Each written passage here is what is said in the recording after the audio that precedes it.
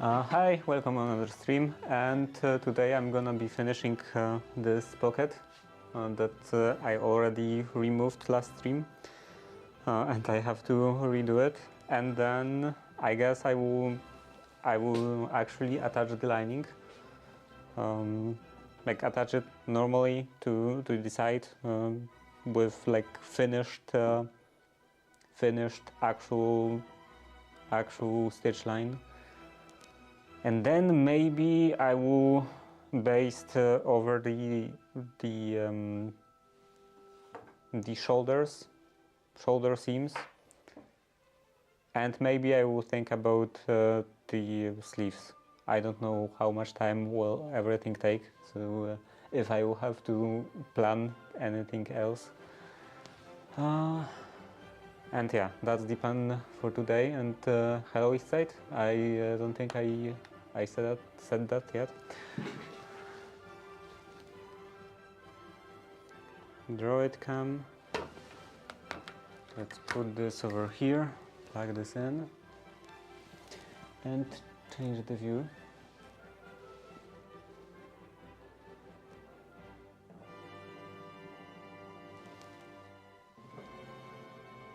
Okay, wait. It has some issues. Yeah, there is the slight stuttering.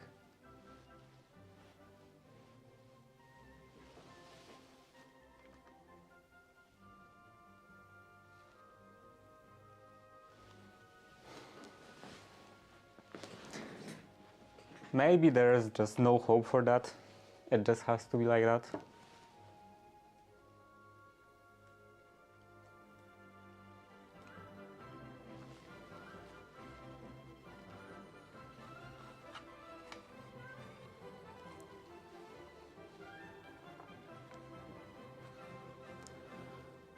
Okay, so now I want to take care of this pocket.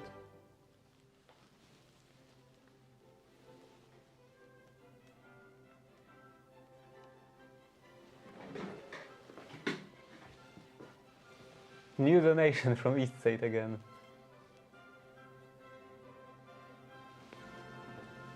From your unlimited supply of money. Thank you.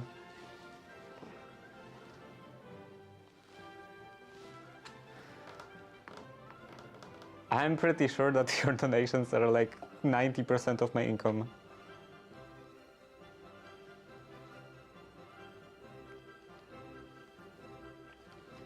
Okay, now I can put this in here.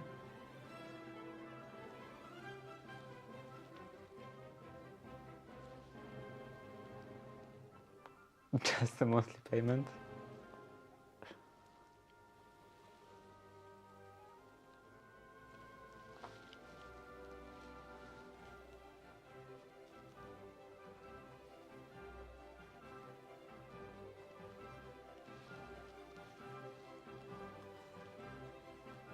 These monthly payments seem to be more frequent than once a month.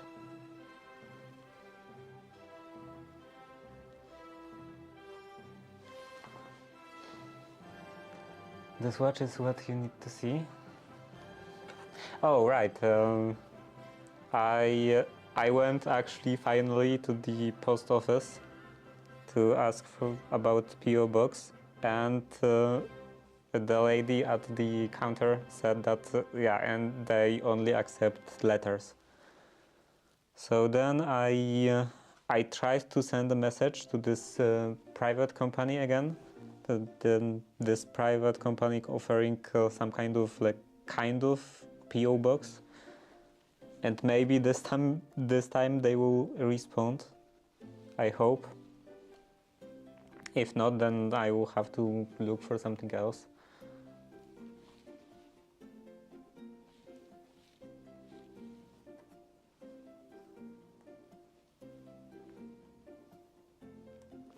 Maybe from even the same company, but at some different location, because I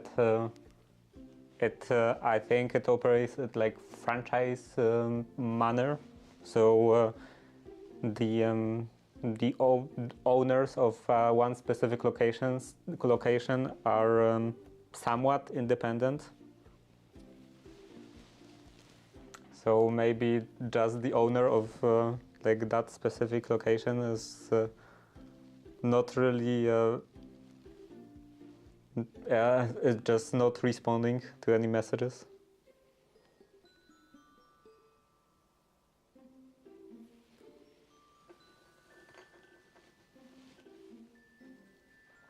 But this time I got the automated response that thank you for your question, and we are looking into it to find an answer or something like that. And I don't think I got something like that last time. Maybe last time my message was just lost or something.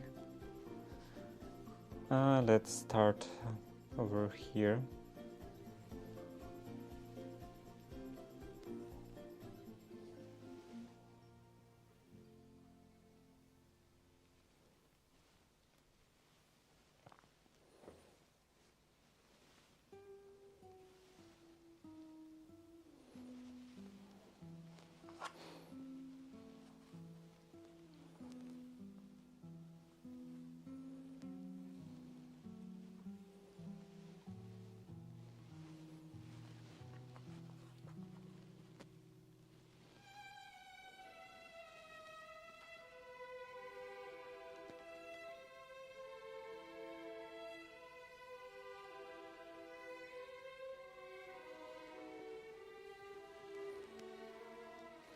I'm kind of sad that the normal post office, doesn't offer packages being delivered to the PO box, because it would give me more flexibility in choosing a location.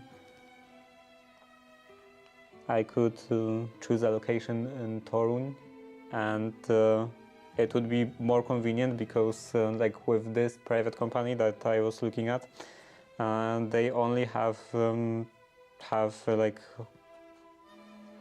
offices or locations in Bydgoszcz, and that's not next to the highway, so it's a bit more annoying to get to.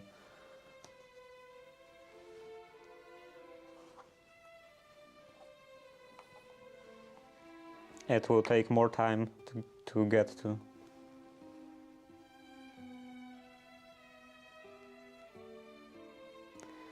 It's fine.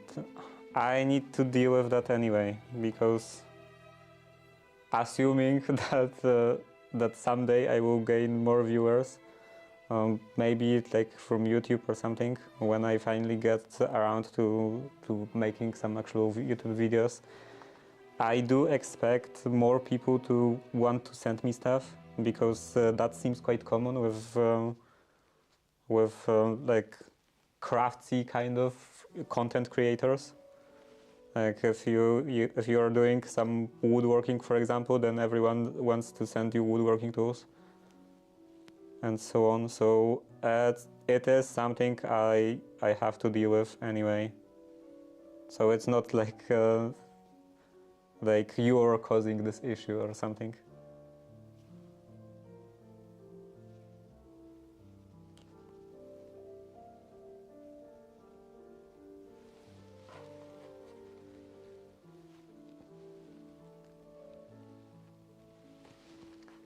We are a weird bunch.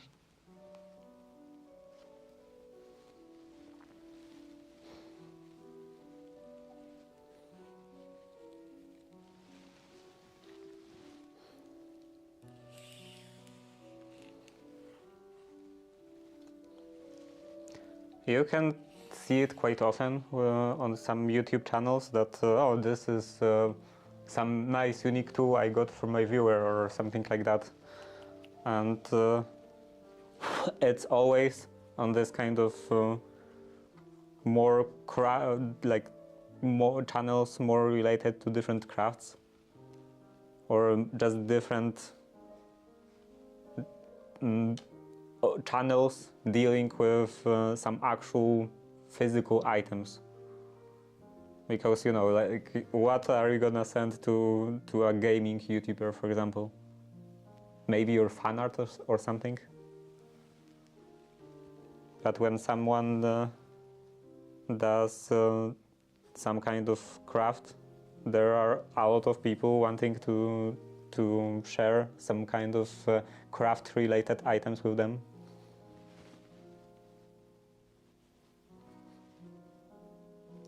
Gatherons hoodies.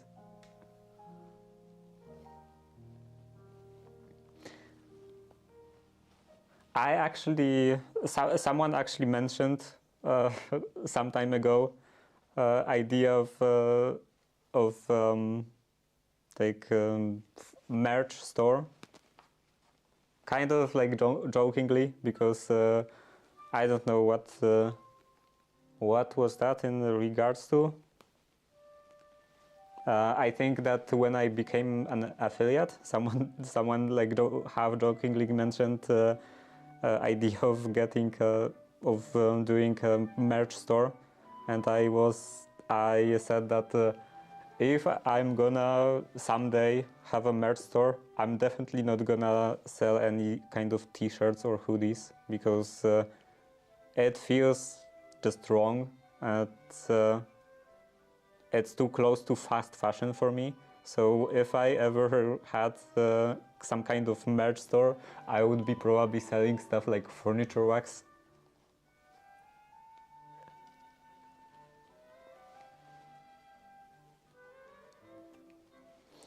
What happened in here?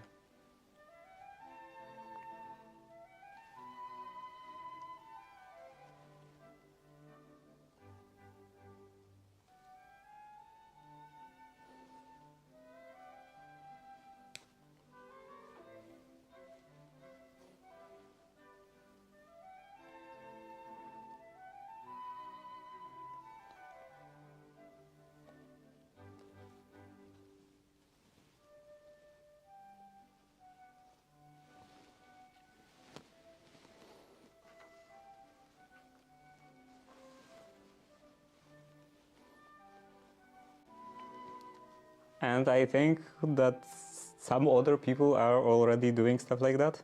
Like, I'm pretty sure James from Wood by Right is selling.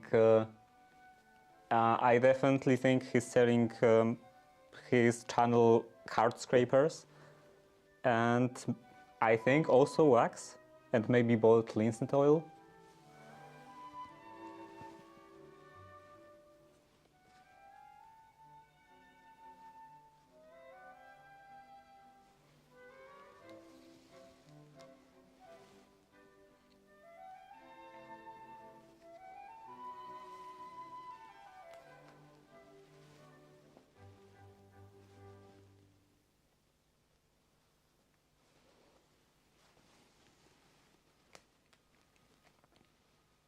I wonder what are the options for selling stuff like that. Do you have to actually deal with everything yourself, or maybe you can make a deal with some actual store with that kind of stuff, some like woodworking related store, and they would deal with everything, with all the sales, and you would just get a cut from your branding.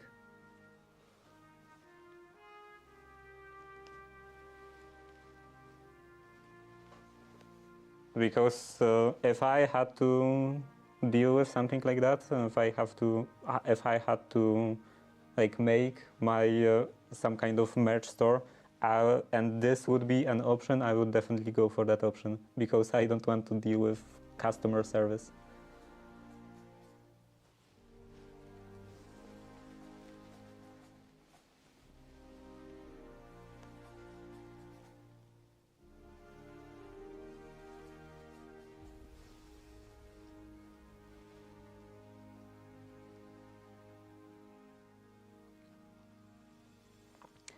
I probably have to straighten this thread. It's tangling a bit too much.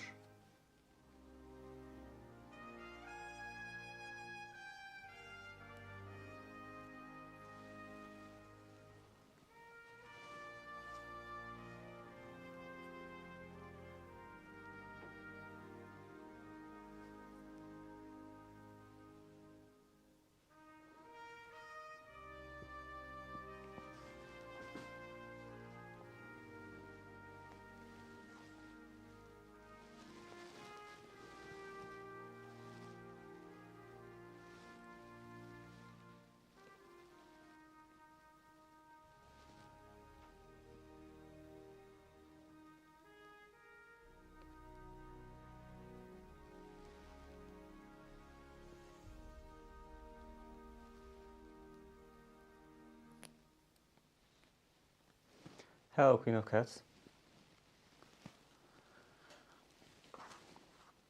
I'm finishing up the pocket that I removed last time, and this will be the last pocket, or last set of pockets, because these are two pockets in one opening.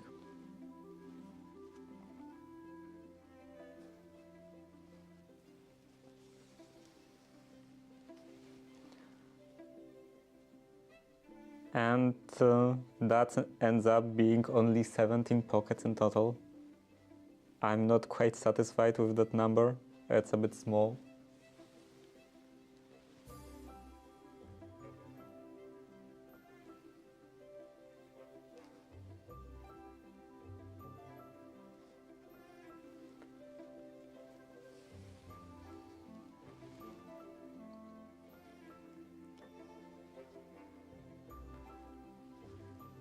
Shame you can't use impost from USA. I don't think I would want to use impost. I would like to have some more permanent address.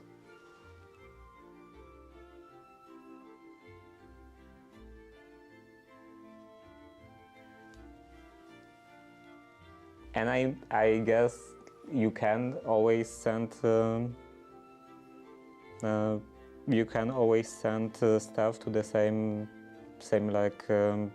delivery box. I don't know how what would be the broad name for them. You can't send packages to always the same one, but I don't know. It feels like this is not as professional of a solution.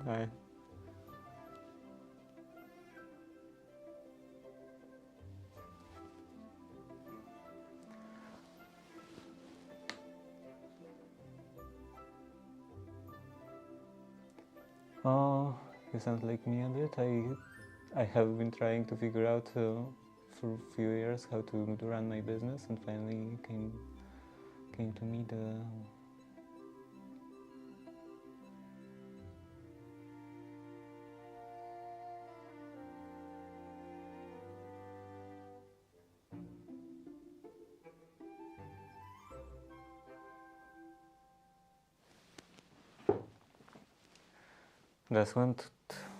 I just want to sell things I make. Yeah, but I wouldn't really want to deal with anything at all. Like if I, in case of selling some kind of furniture wax or something like that, as a merch, I wouldn't want to deal with anything at all. And if I was selling something that would be handmade by me, theoretical situation, I would be selling something like that, then I would also want to just give all of the items to someone else and let them deal with all of the selling.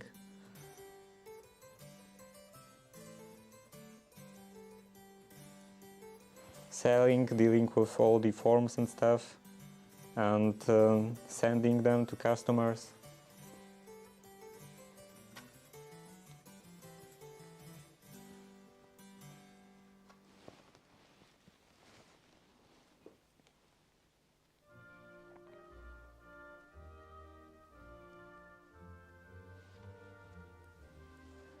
Dealing with all that stuff feels like a lot of hassle.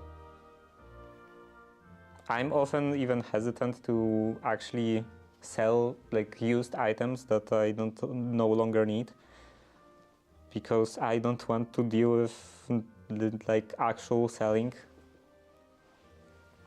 Sometimes I don't give any kind of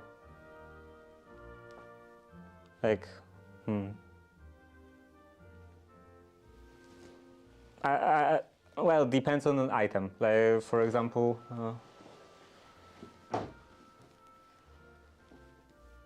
Do you watch Thomas Johnson on YouTube? No, not familiar with that name. So yeah, for example, if I would like to sell an old table or something like that, I would usually just put it on some kind of online marketplace for a extremely low price, and have only don't offer any kind of delivery. Just you know, someone has to just come to my house and take the item themselves. But that's also sometimes a hassle, because you have to meet with those people. Like, you have to actually sit at home when they are gonna come.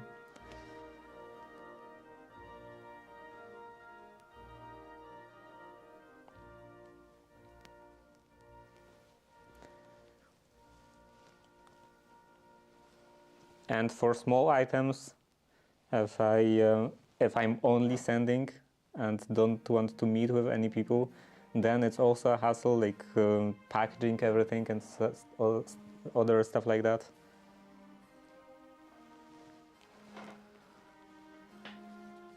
He does antique furniture restoration.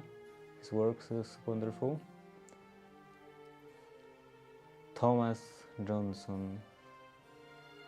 I don't know, maybe I saw a couple of his videos, but just didn't register the name.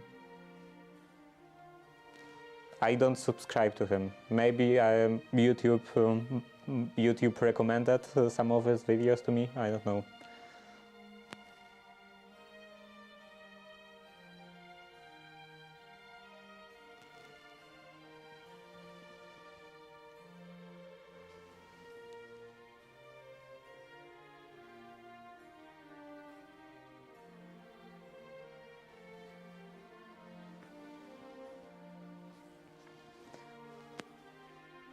Sometimes I watch some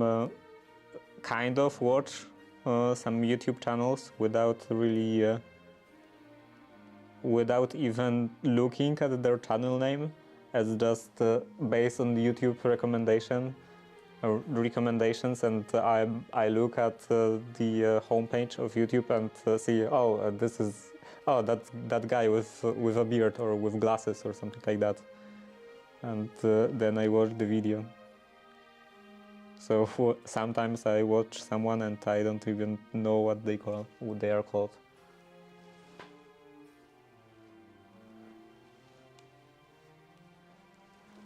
In case you want to see his work.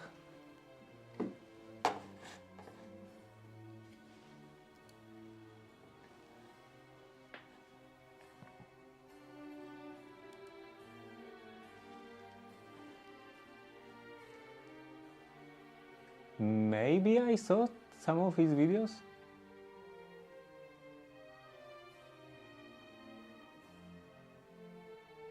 Yeah, his face does seem familiar.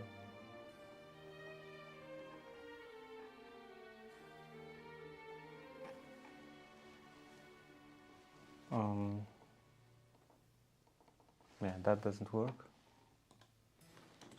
The keyboard.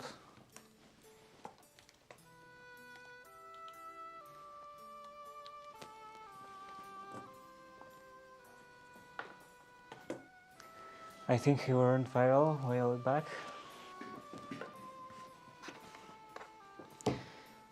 Well, being viral is not really like objective, kind of, not like a global thing. So something that could be considered viral, but by one person could never reach a different person.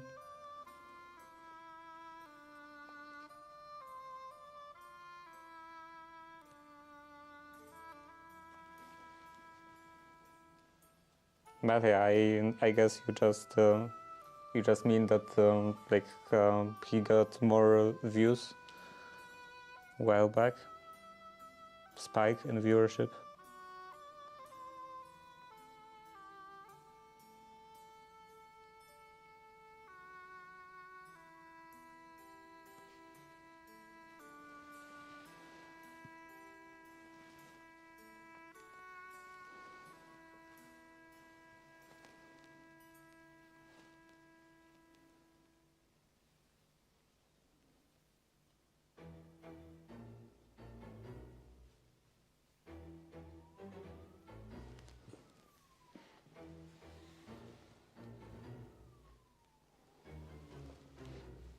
Watch lots of restoration vids. I don't think I watched that many restoration videos. Ad starts in 40 seconds.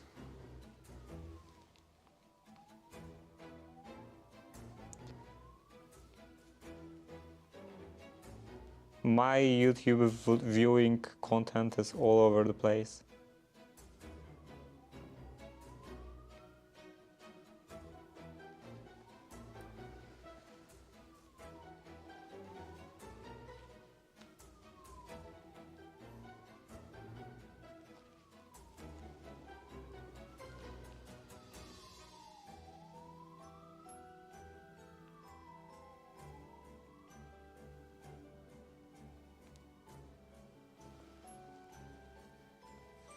I watch whatever I'm interested in any particular moment, and over the years I've been interested in quite a lot of things. And the number is constantly growing.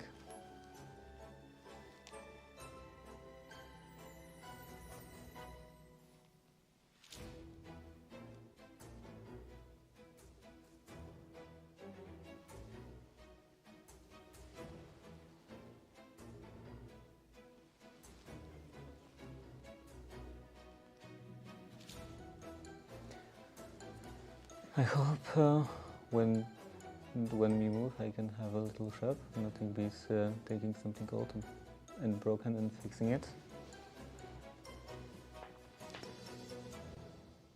Yeah, it's nice, very sustainable. Saving something from and the I forgot the word. You know, this place that you dump your trash into.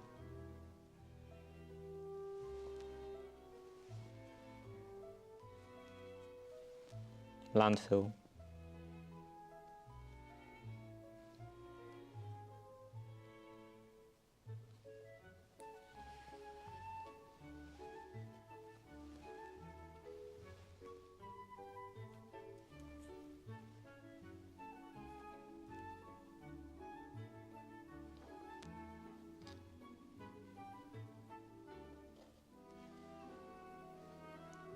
Hit the button too quick. Huh?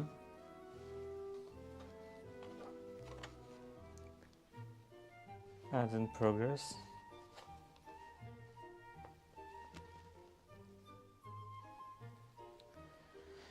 Okay, now I can turn this.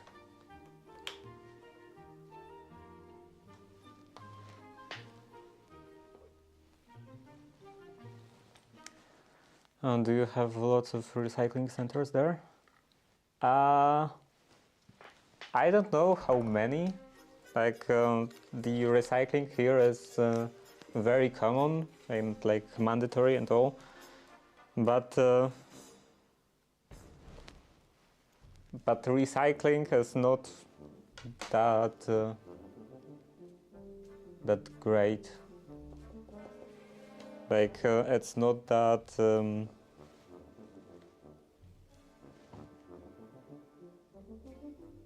How to say that? A lot of things that are like sorted to recycling are not actually recycled because recycling stuff is not that easy. Like you can't actually just reuse some plastic bottles indefinitely.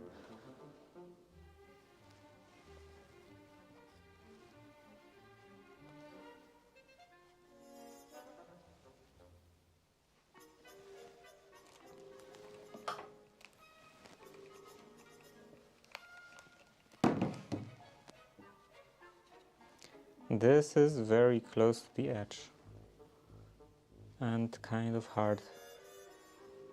I can't push this plywood close enough.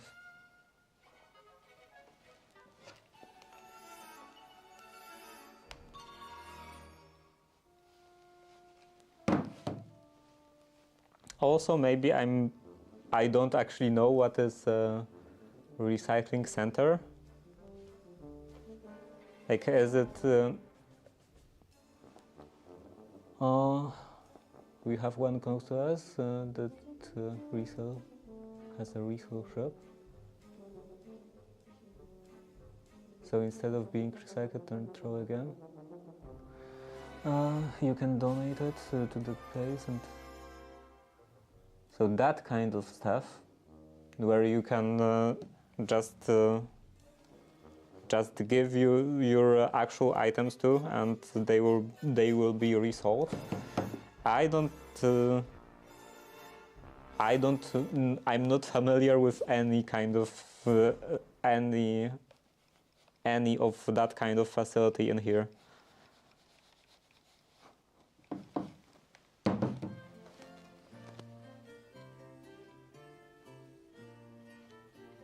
Maybe there are some, but I never heard about something like that being in here.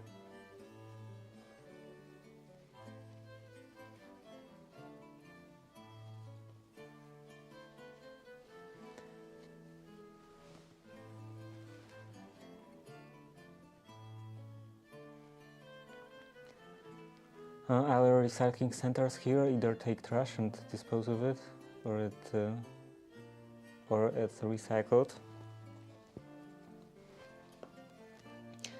So in here,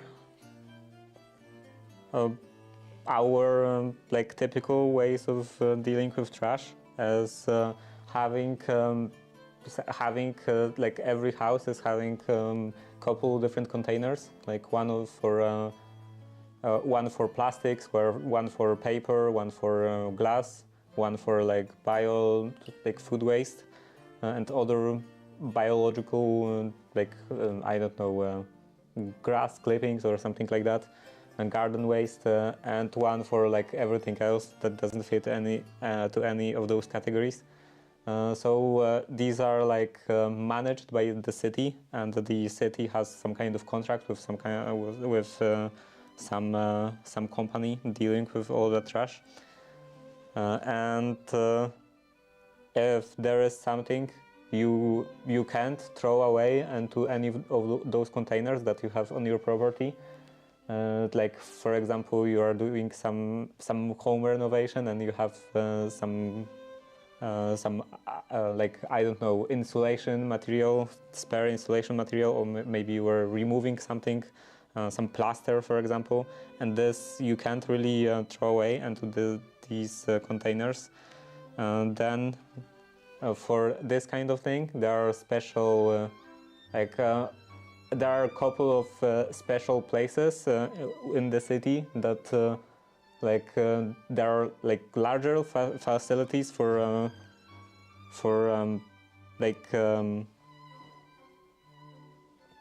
that you would just take your weird trash into, and they dispose of it. But yeah, they are just getting rid of it, like and like whatever kind of way. They are not reselling it. I'm not familiar with any way to actually give your not needed items to some place that could resell them.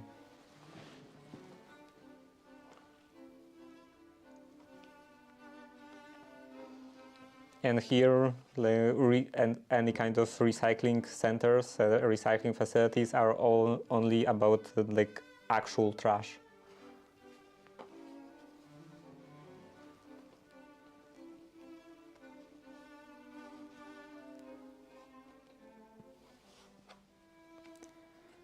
This didn't come out very even.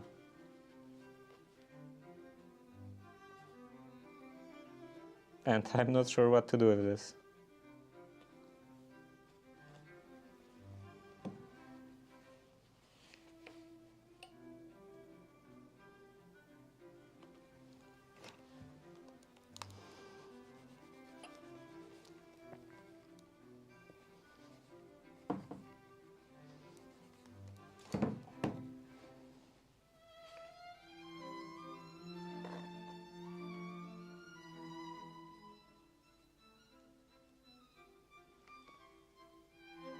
Okay, I guess I will just push it together.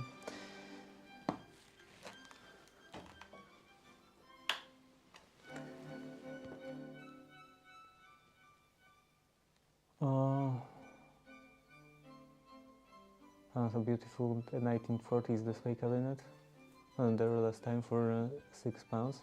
We have one bin for glass, paper and plastic, one for the yard waste, and then one rubber bin. Yeah, there are some stories about like one of some of those companies that different cities have contracts with. There are stories of them not being actually very good with their recycling. So they have like all of the separate bins for paper, for plastic, and for glass. And then there is this company taking those bins, and they just dump all of the contents of all of those bins into one big container. So in that case, what's the point? But most of them, like they are like very shareable stories, but they are not very common. So most of those companies actually do recycle stuff properly and keep the trash separated.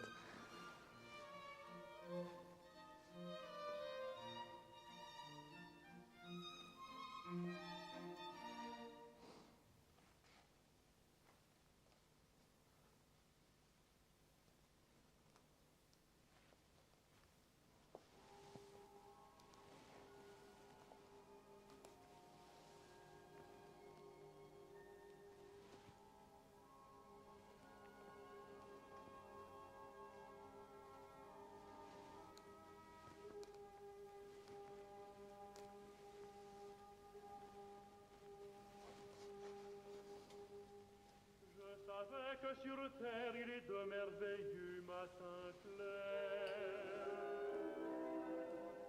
Je savais que pour moi ta chanson chanterait notre joie. Et quand tu viens vers moi, le vent la terre. So yeah, the trash in here is like sorted and is recycled and as not really resold, but recycled in the typical fashion, I guess. And it is better than just throwing everything in a landfill, but it's also not a perfect solution because stuff just fundamentally cannot be recycled indefinitely. Maybe some items can, like metal, for example, could be recycled indefinitely, but things like plastic, it can be recycled, I think, at most 2 times, and most of plastic trash doesn't get recycled at all. So it's better to just avoid throwing away stuff, avoid generating waste, than expecting that recycling would be a perfect solution.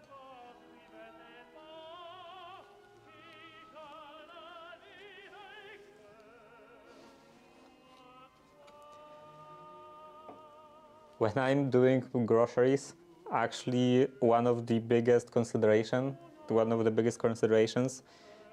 is not really the taste of something, but the packaging. Like if I can reuse this packaging, if it would give me some value by itself. If, like, for example, I'm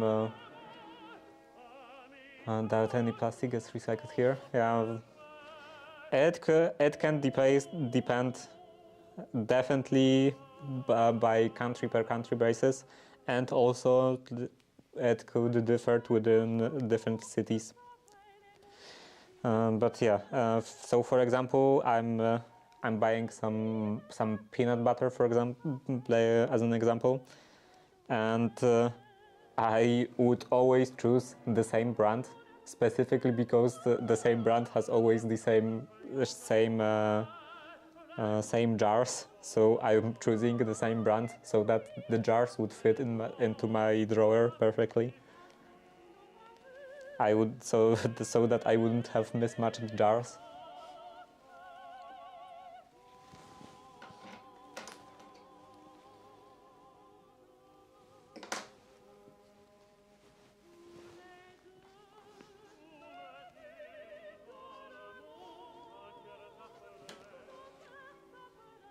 And sometimes I'm choosing some food specifically because it has a very useful packaging.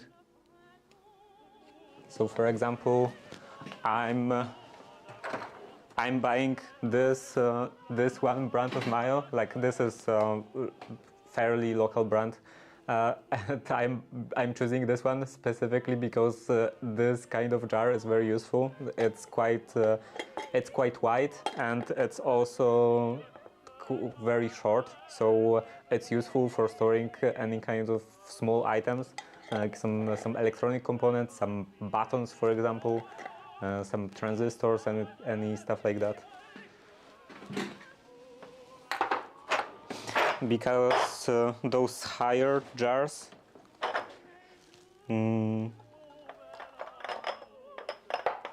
let's say in here. So in here, this is a jam jar, and there is a problem always. Well, maybe not always, depending on specific content. But often there is a problem that I have this huge jar, this very tall jar, and the contents reaches up to here. Because I'm not gonna have like 1,000 transistors. It's like I don't know, 30 transistors in here maybe. So this is fairly large number of, well, depending on your use case. For just a hobby use, it is like fairly large number, 30, 40 transistors of that one specific kind. And it's still taking barely any space from the bottom.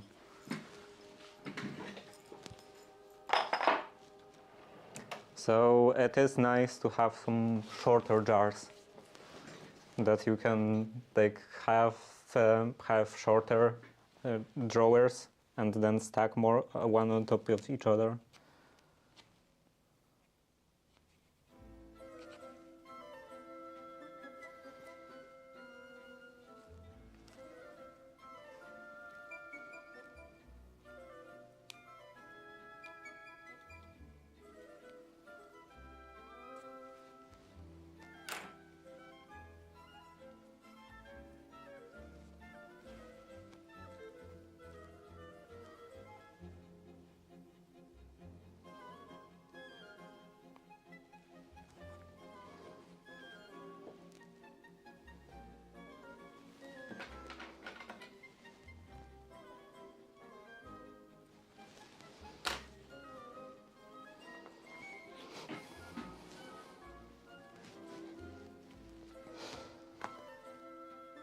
I keep pickle jars for storing or using chemicals.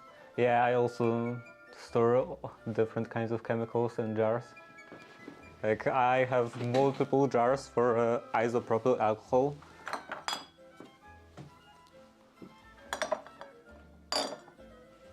So I have like multiple jars of used isopropyl alcohol at different stages of filtering.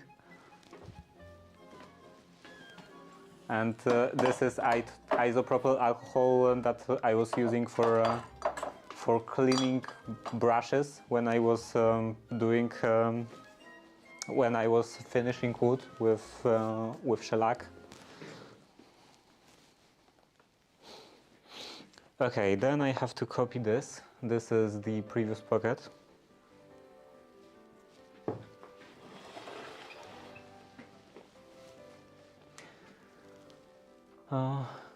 Like it in a spray bottle. Yeah, I always have a problem with spray bottles. I don't know, maybe it's a issue of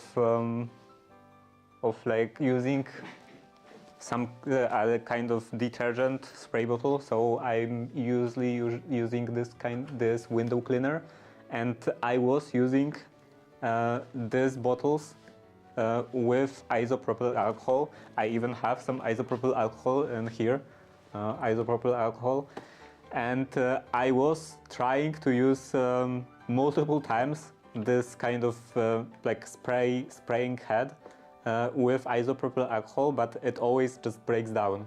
I'm not sure why, but after some time, I don't know, some kind of reaction. Maybe it's melting some.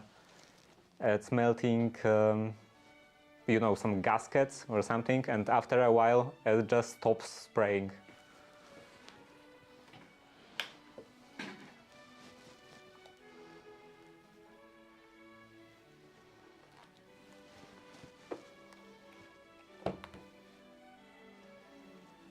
So maybe it's just this specific kind of spray bottle is very cheap. It's not designed for usage with isopropyl alcohol or any kind of harsher stuff.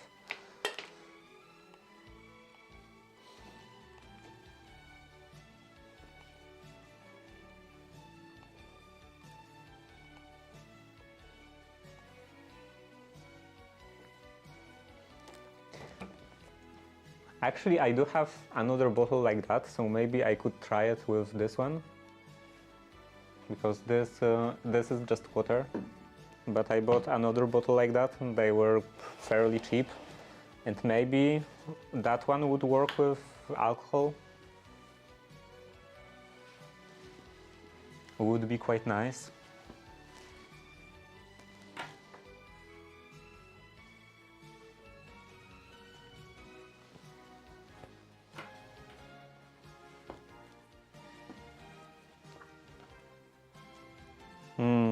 This is just barely too narrow.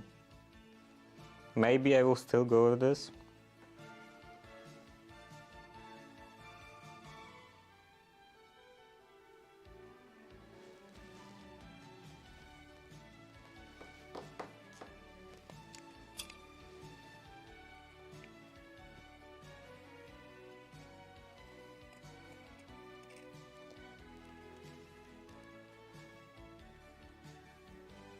And in terms of percents, I've been always using, I have no idea how many percent. I never really bothered or looking at that even. I don't know what's up with those shears. They are rusted again. Even though I was already oiling them. Maybe I wiped them too clean.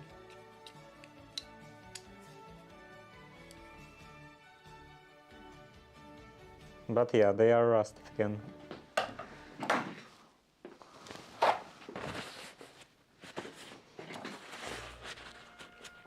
They are not that rusted, so for now it should be enough to just wipe them with some clean towel.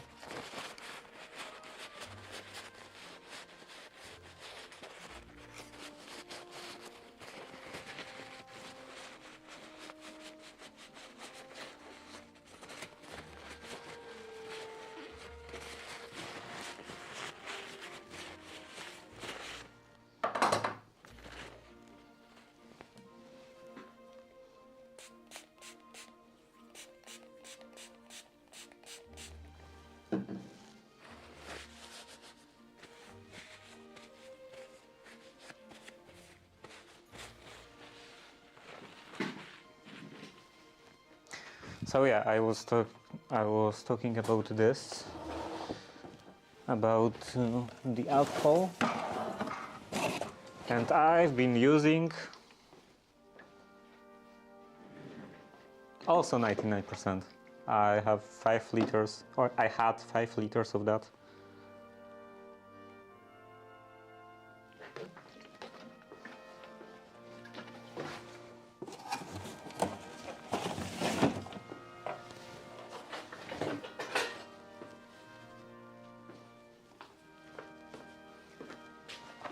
I will take the paper towel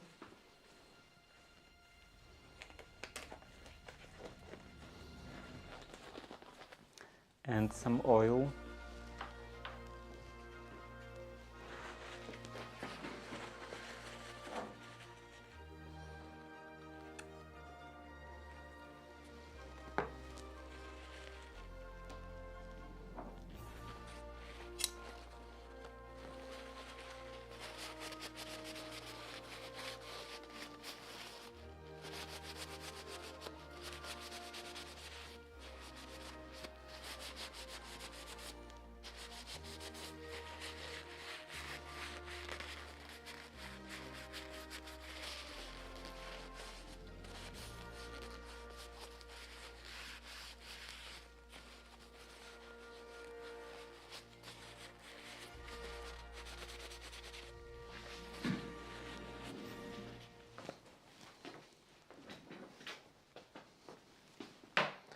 This can go in here.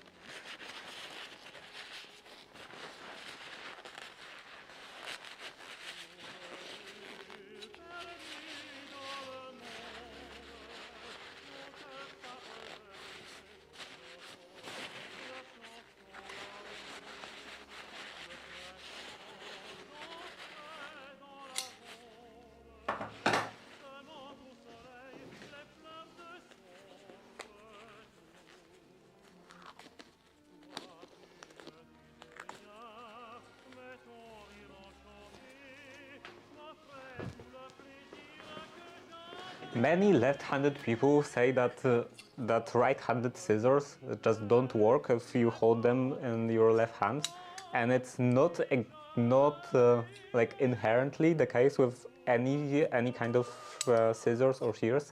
It's just because many modern scissors are so flimsy that they actually depend on you pushing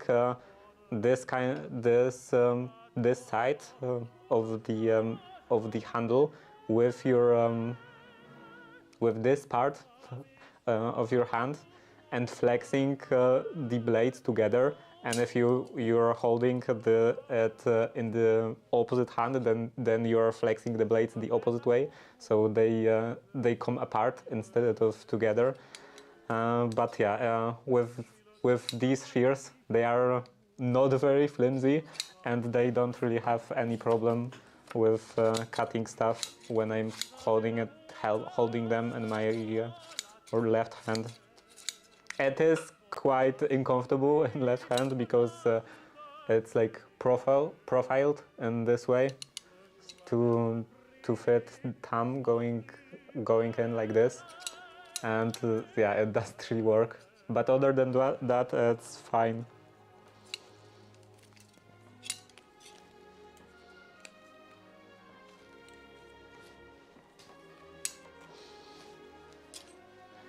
But yeah, it is kind of interesting that we all just accepted modern shears modern scissors being made so cheaply, and nobody even noticed that. It seems that nobody even noticed that. Nobody just cares.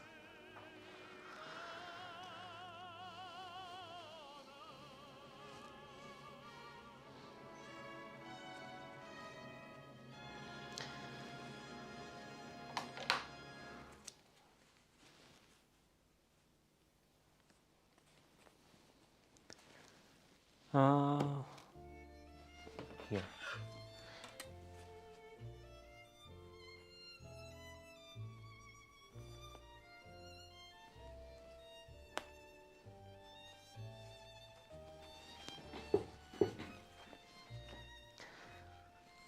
But I guess that's the case with a lot of the items, that now everything is made horribly and everyone just accepts that.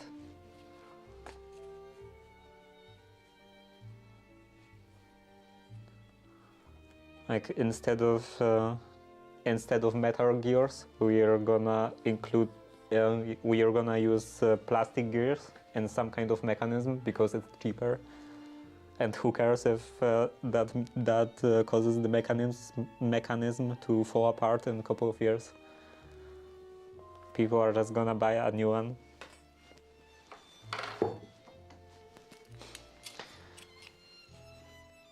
Add in 30 seconds.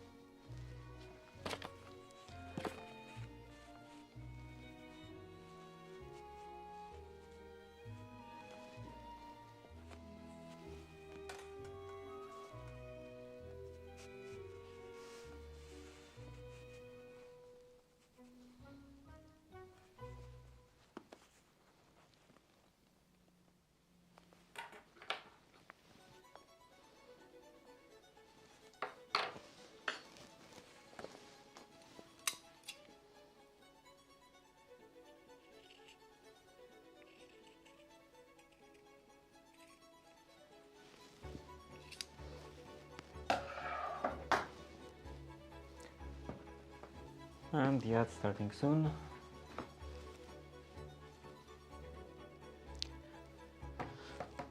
Okay, now I can insert, first I will press this,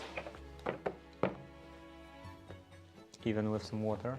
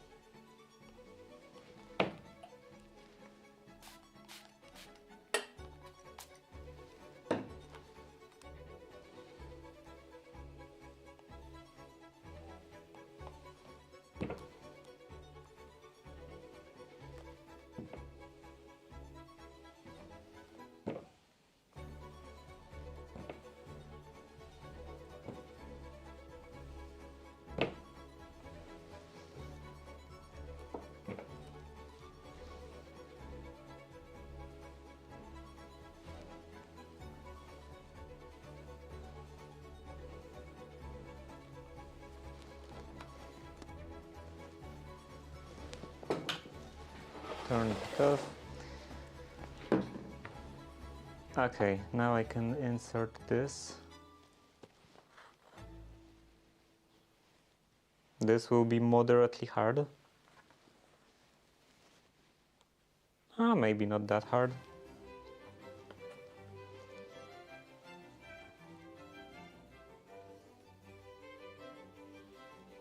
It bends quite nicely.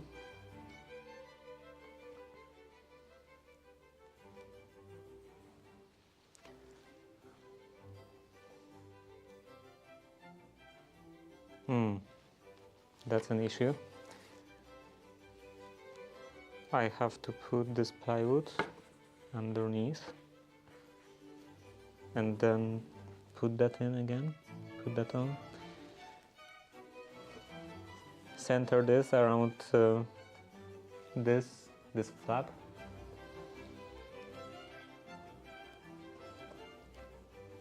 That should be fine.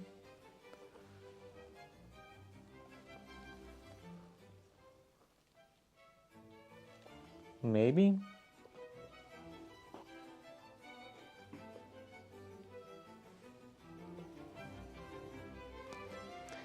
Okay, then some pins.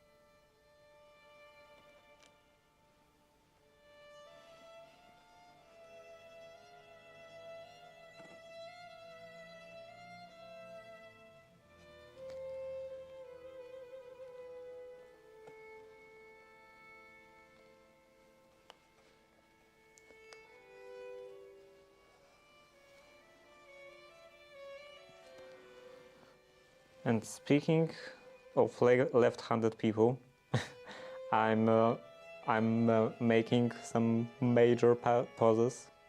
Like when I say speaking of something, it should usually, I think, come like immediately after talking about something, not 5 minutes later.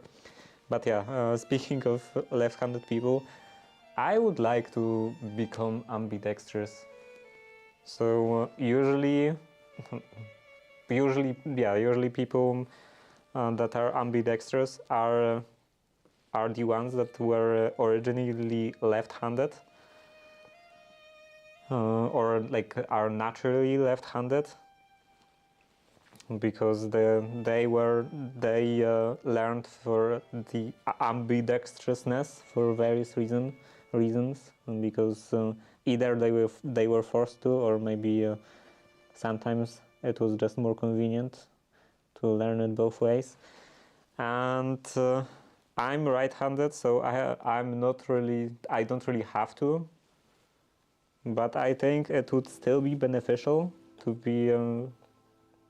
be ambidextrous, or at least to have some improved manual skills in both of my hands. So when I was researching the whole writing with Palmer's method, because I wanted to improve my handwriting, and I still want to improve my handwriting, and I'm still planning to do this on stream, because like I already started doing that in my spare time, and that didn't work out. I always had other things to do. But anyway, I'm going off topic really bad. What was I talking about? Oh yeah, I was researching the writing with Palmer's method, and like kind of accidentally I ended up with, looking into writing with Palmer's method with left hand, and it was quite an interesting method of writing. Like the author said that it's easier to write this way. It's completely superior to write this way, and it looks like it is superior to write with this way if you are left-handed, but it's very much outside the box, so nobody gets taught to write like that. And the way of writing when you're left-handed properly maybe, or superiorly, is to actually hold your paper horizontally and write up from top to bottom, like this way. Then you don't have a problem that you are smearing over your freshly written text with your hand. It's like basically the same way that a right-handed person writes. You also have like your arm starting at the right bottom corner, and you write across the page like that. So it doesn't really have any like drawbacks in comparison to just right-handed people writing, but it is a completely different way of writing. So if you want to learn to write like that, you have to like completely relearn how do you write.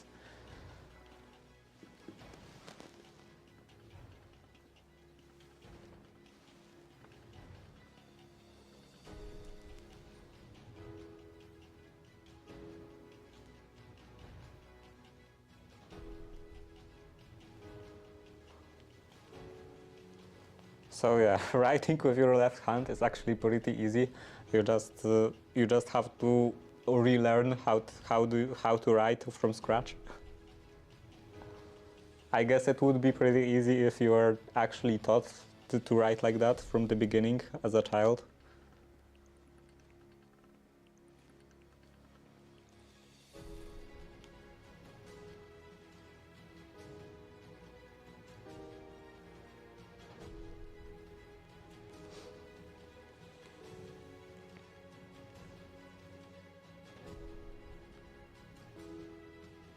And it seems that it would be a problem with actually reading while you're writing, because all the text is sideways. But I'm pretty sure you can just train that. You shouldn't have any problem just getting used to reading stuff that's written sideways.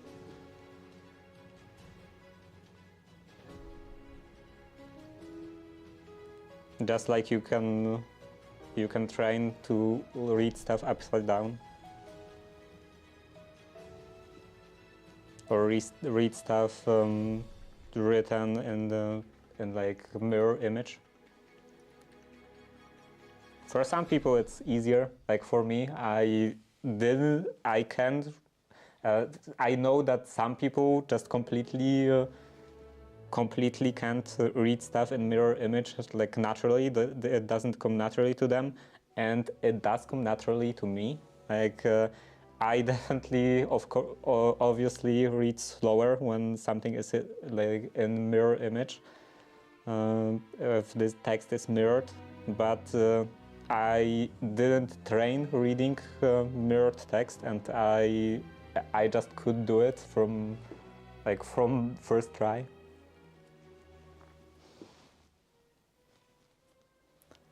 But I'm sure it is something that everyone can learn, even if for some people it's not as easy.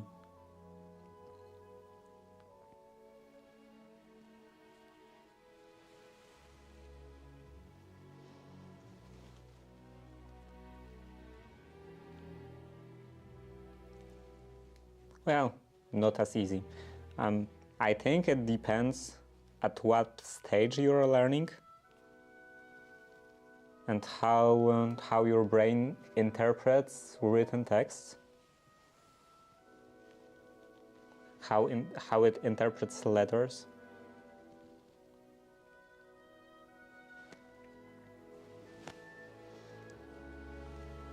Because if you're just learning how to write, then it should be equally easy to read sideways and to read normally, or equally difficult maybe.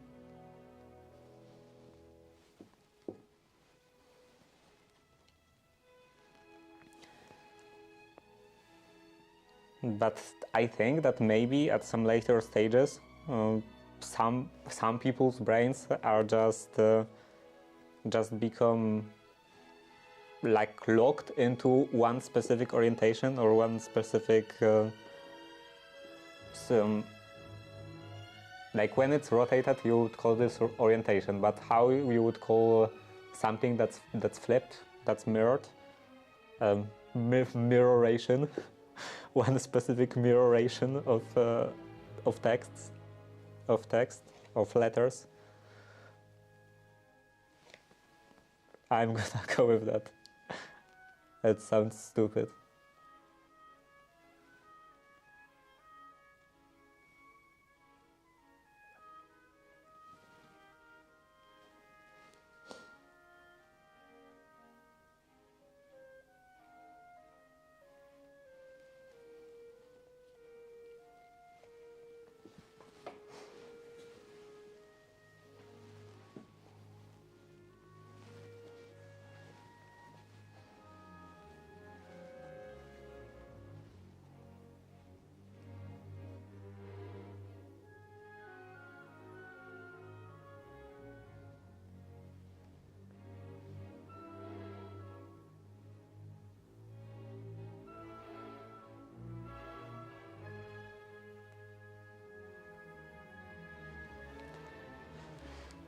So my brain is not locked into one specific way of letters being letters,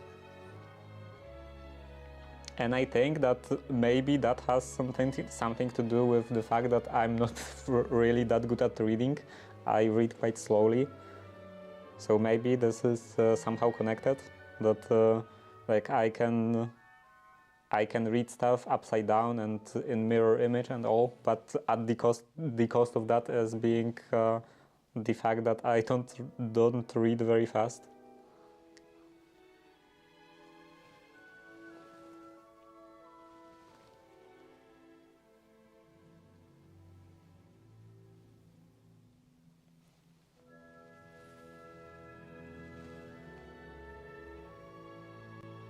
Or maybe it's just completely unrelated. And it's just a coincidence that I have both of those properties.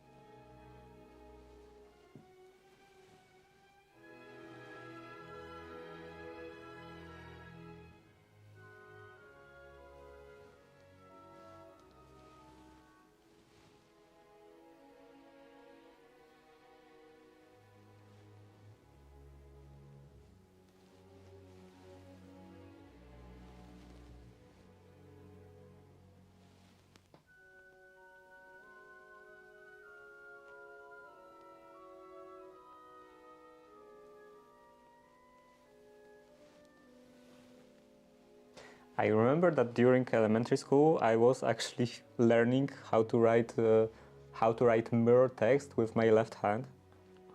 And after a while, after a couple of days, I think, I just got bored of it, and I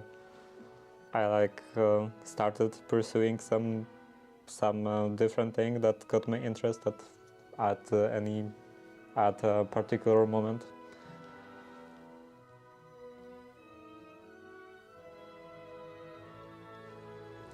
But maybe I should go back to it.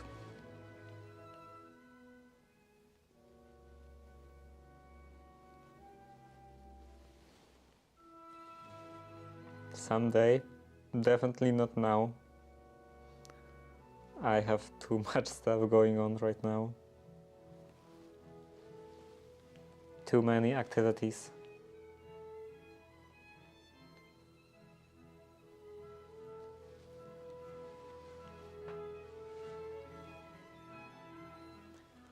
Learning the billion different languages, doing home restoration, doing streaming.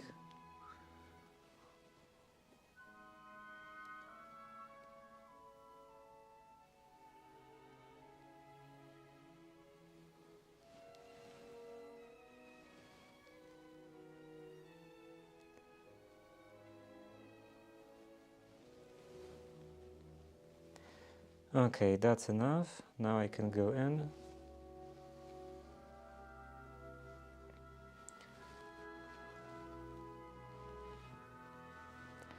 And I can put that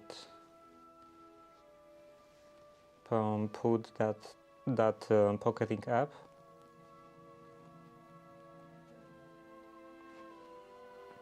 Like this, pin this together.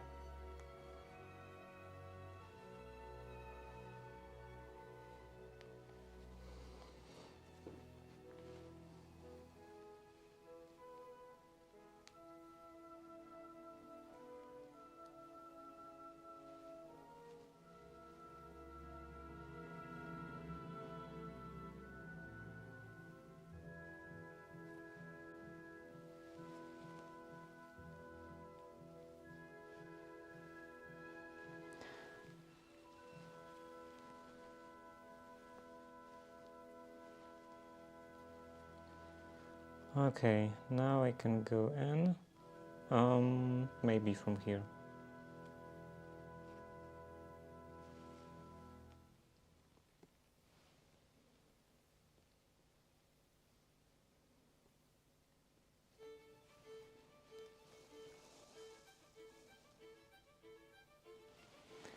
Go in here.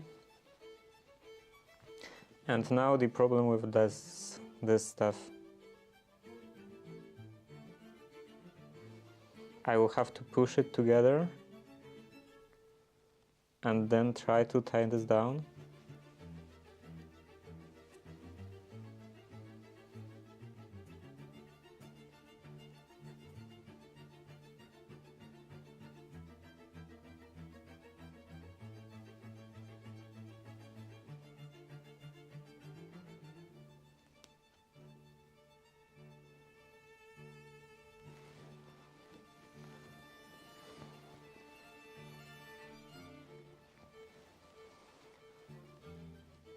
And I will have to go up and down like this again.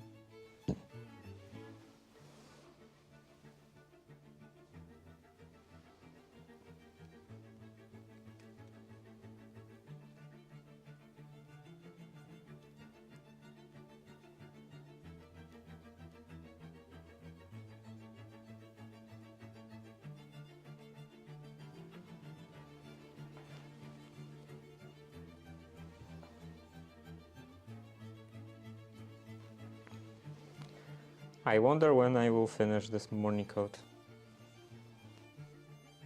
I already have so many things that I want to make, so many other things. Like I have the stuff over here, the next projects. But also with like various kinds of garment making. I want to try out some knitting. Try to make my own socks. because socks are too expensive. And I would also like to make some kind of sleeping attire. I would like to make a dressing gown.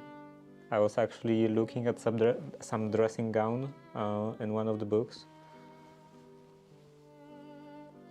I think maybe I have one of those books in here.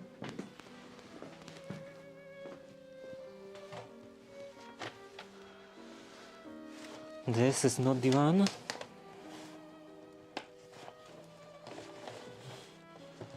What is this? This is, I think, for waistcoats. Yeah, for waistcoats. So maybe I don't have one of them in here.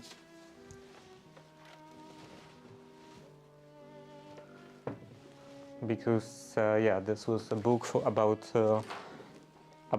cutting the like shirts and the different kinds of lighter items. And there was this sketch of nice dressing gown, and I definitely want to have something like this.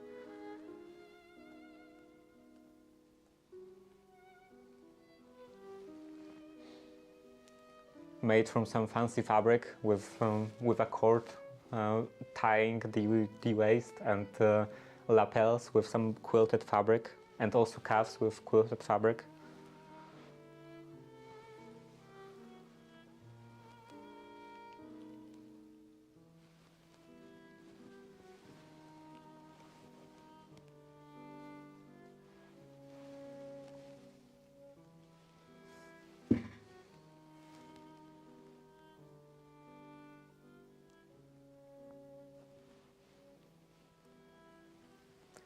Right now I'm using just like my everyday not everyday stuff. I mean, I'm using just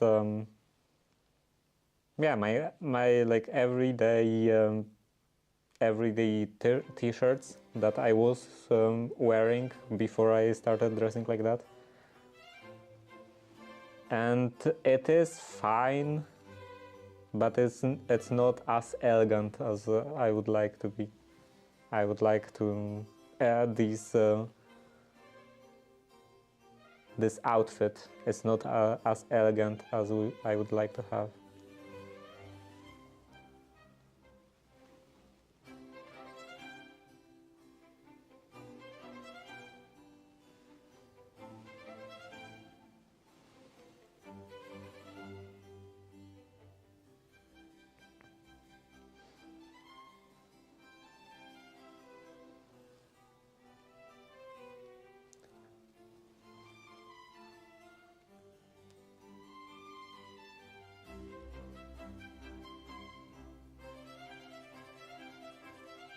It would just feel nice walking around the house with in some Edwardian dressing gown.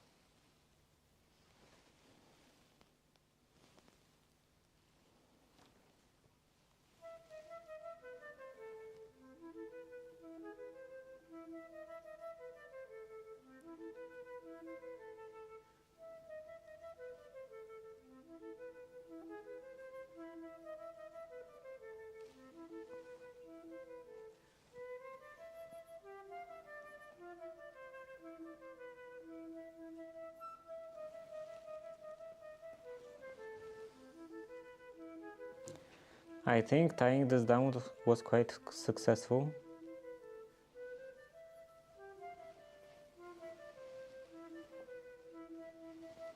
You can't really see, at least not that easily, that there was quite a bit of surplus of fabric.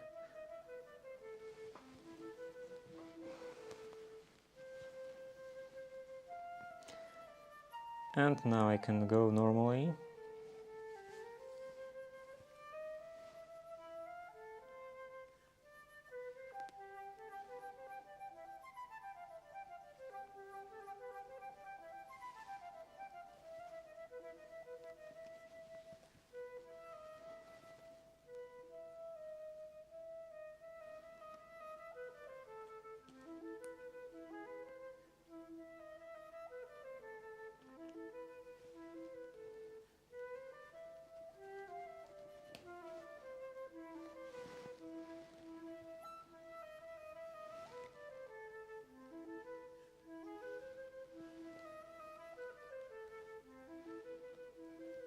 Oh, it broke completely. Okay, there is no mark in here, so let's start from this side again.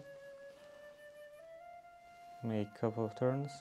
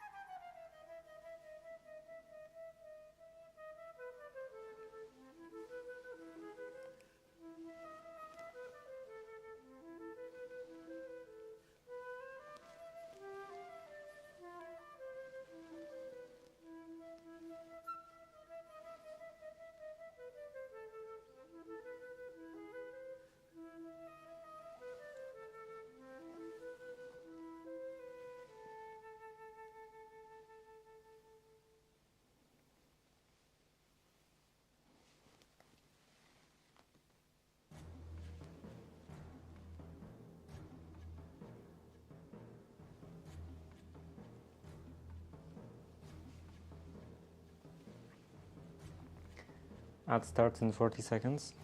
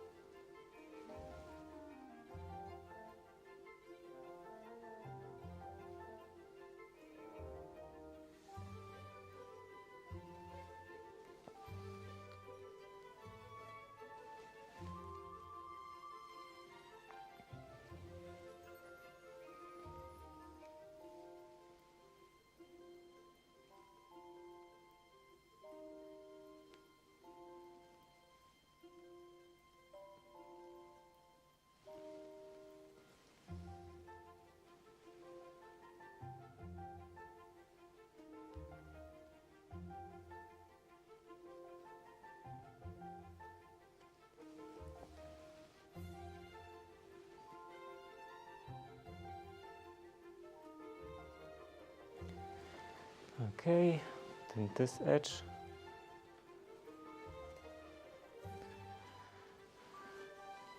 So I have to go up and down again. Up.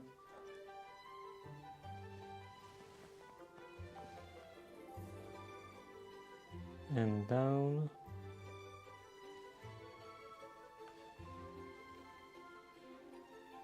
There is some old thread in here.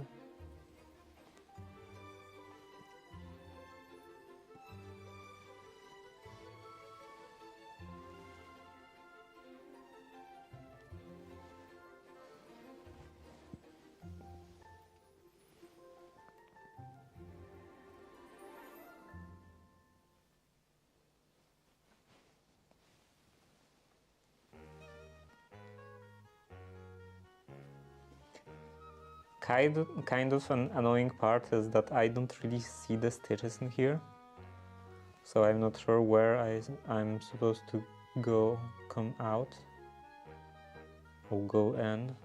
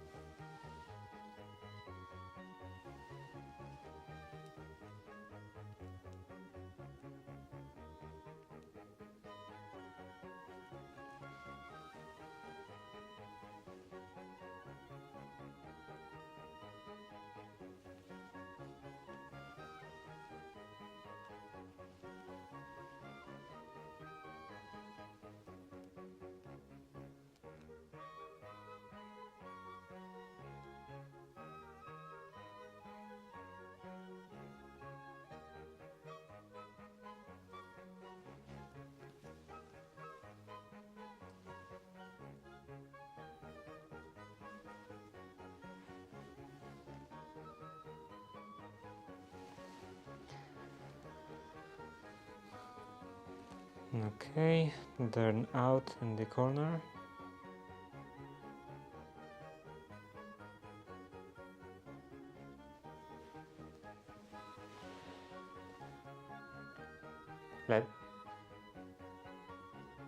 At this minute, let there be night. It didn't work. Well, what happened?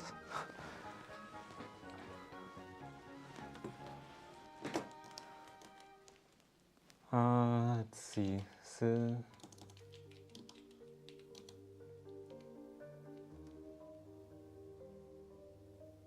wait, this is not a system D, right?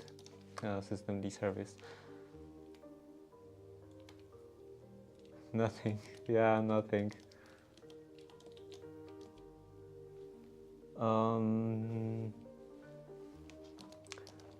In what file this is defined? The config. There should be some script.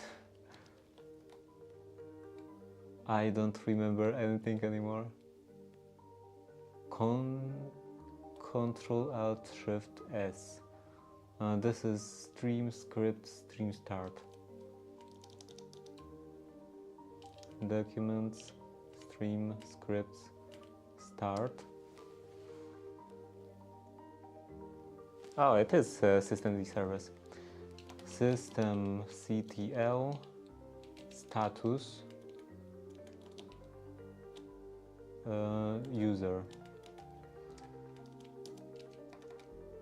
user status this failed.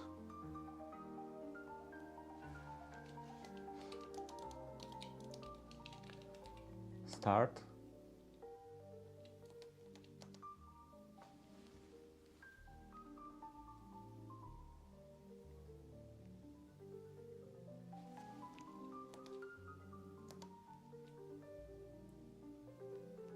It doesn't want to start. Where is that file? CD documents. Projects probably.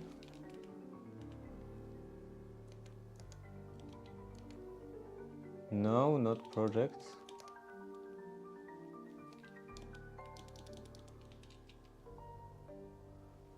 Do you program in Polish? Who in their right mind would program in Polish? And any kind of native language?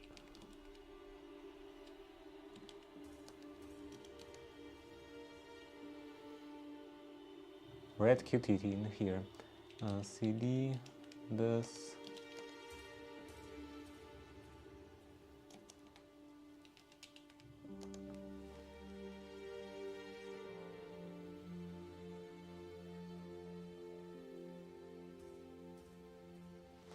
Unauthorized, invalid OAuth token. I think it expired. My token expired. I have to deal with this. And I should probably... I don't know this stuff. Like... Programming in Polish would be problematic on many different layers. Like, if you're making something open source, then it's...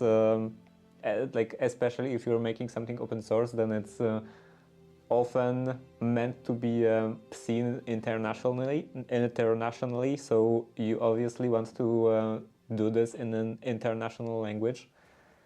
And also, even if you are not doing something for the public to see,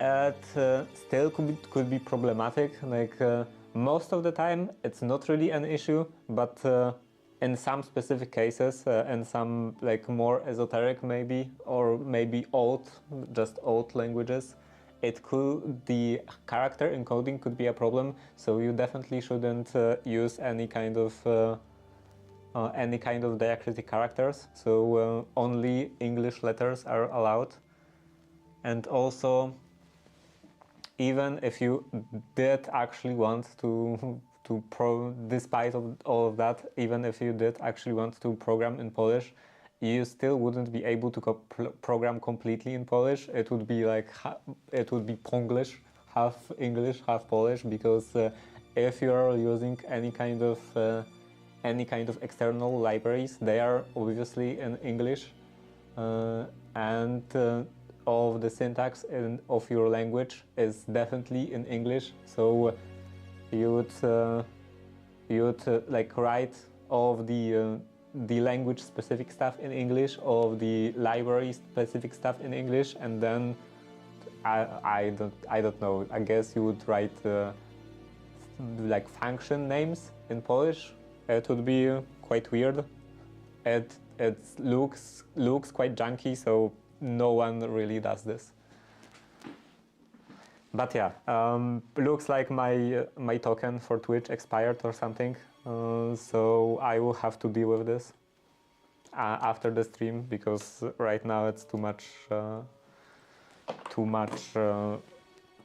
of a hassle. And also, I should probably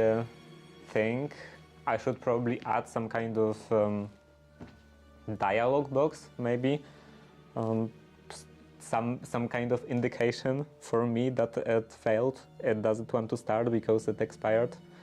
Because like right now, I don't really know when it expired. Maybe it wasn't working for for a month or something, and I just didn't notice.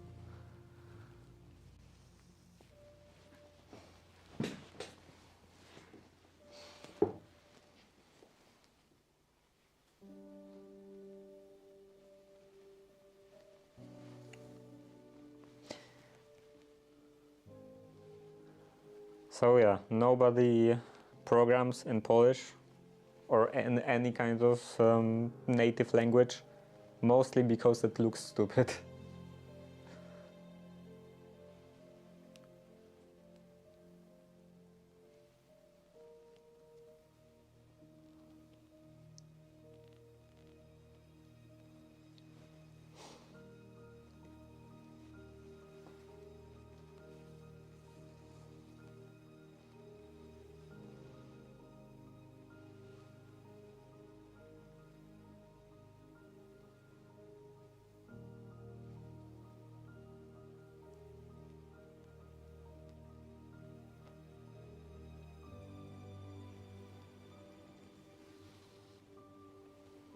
sometimes you can see some usage of a native language and some kind of learning resources. If you're taking some course, for example, not a very professional course, and like some kind of course you would take at school, or any kind of like formal education, then maybe you would encounter some native language stuff in programming. Like someone is talking about I don't know, interfaces, and they would show as an example how you would write an interface for a printer. Printer is drukarka in Polish, and they would have like drukarka interface.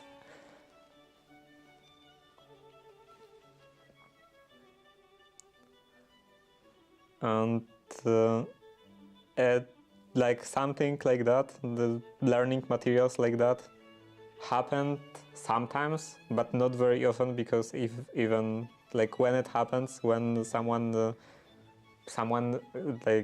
does their course like that, all of the participants in that course think it's stupid.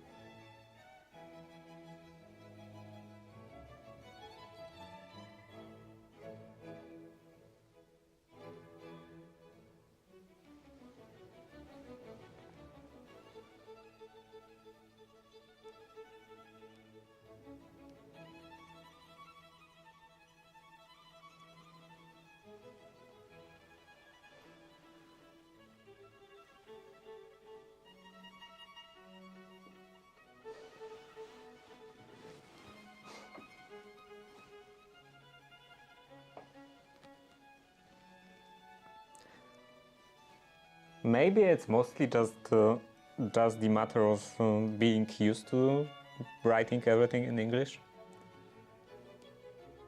because programming is just inherently international thing. Like if you're learning something, if you're reading any kind of documentation, it's gonna be some documentation of something from another country, and when you're writing some foreign documentation, some international documentation, it's gonna be written in international language, so in English. So practically, when you're doing any kind of programming, everything you interact with is in English.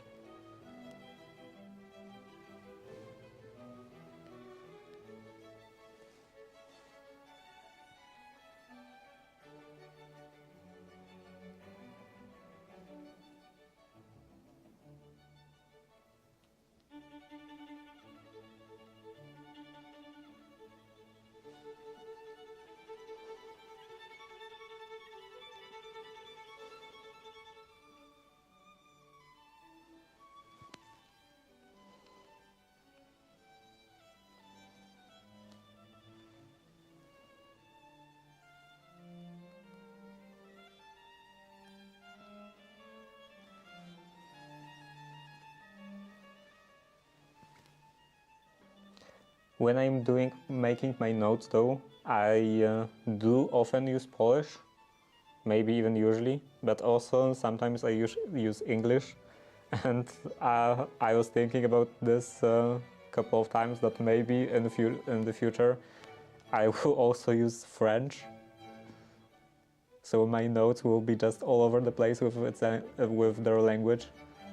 Like I have Orgrom set up, so this is like a knowledge base type of app.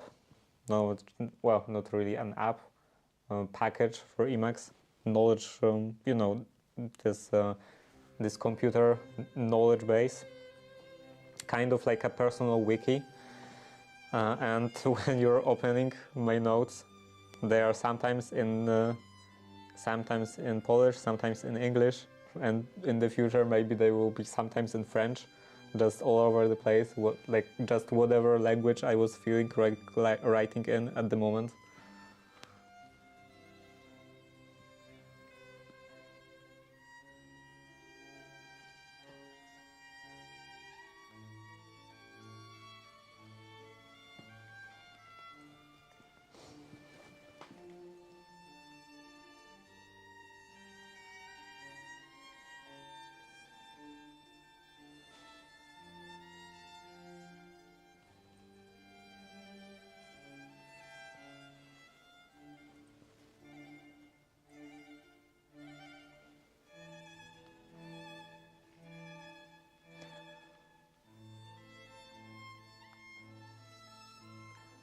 I think with language of notes, it's mostly dependent on the source material.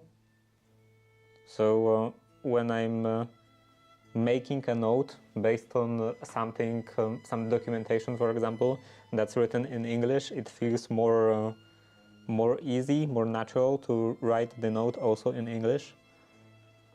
So I guess, and it could be the case that I would write some woodworking stuff in French, because like the source for woodworking knowledge is L'Art du Menuisier, and it's written exclusively in French. And wait a minute.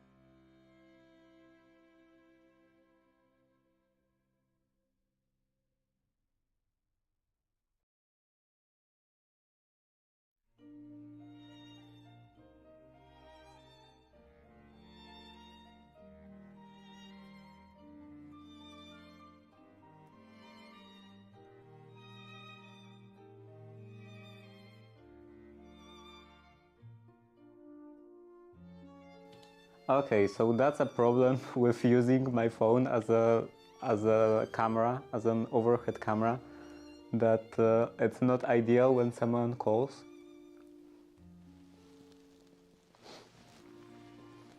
And I was talking about something, but I completely forgot. What was I talking about? Notes. Right. I was talking. I was saying that like L'Art du Menuisier as the source for, as many people call it, the woodworking Bible, and it's written exclusively in French. It doesn't have any like actual translations. Like there is a translation, but it's not a full translation. Like it's the book or the series of books is, I think, like 2,000 pages or something like that, and the translation is only a couple hundred pages long. That's only like the more interesting fragments, I think, got translated. So if you want to actually read the whole piece back to back, you just have to learn French. And that's one of the main reasons why I started learning French. Yeah, it's a very popular book. Very, well, maybe not very popular. maybe not very popular in the sense that a lot of people, many people are reading it, but very popular in the sense that many people are mentioning it.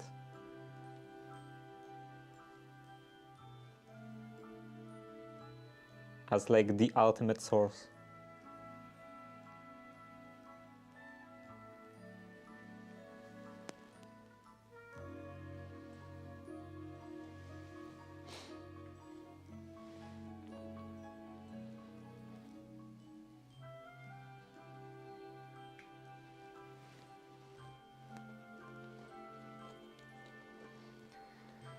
And it's not only exclusively in French, but it's also 17th century French. So I'm not sure how different is that. I'm not sure what was the evolution of French. If it's like completely not understandable, or maybe it's just something you have to get used to. Because with Polish, for example, the like stuff from this era, from the 17th century in Polish, to me as a Polish speaker, feels weird, but it's not something that I couldn't understand. It's just something I have to get used to reading.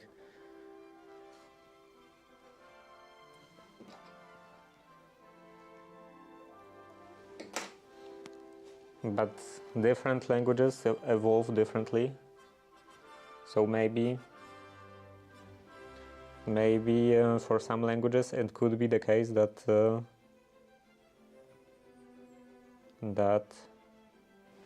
on the way around. It could be the case. Oh, I can do it like that. It could be the case that it wouldn't be so understandable by modern speakers anymore.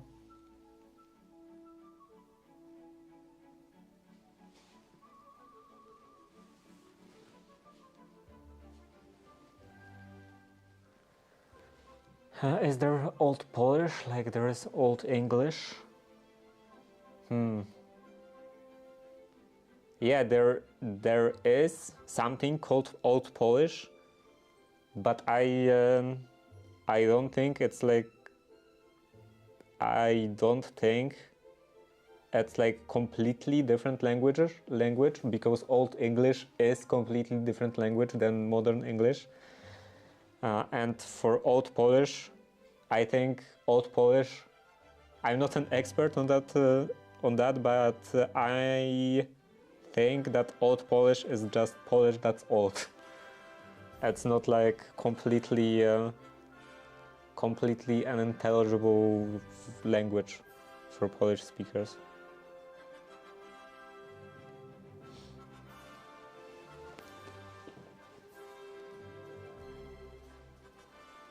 I think that the evolution of Polish was more gradual,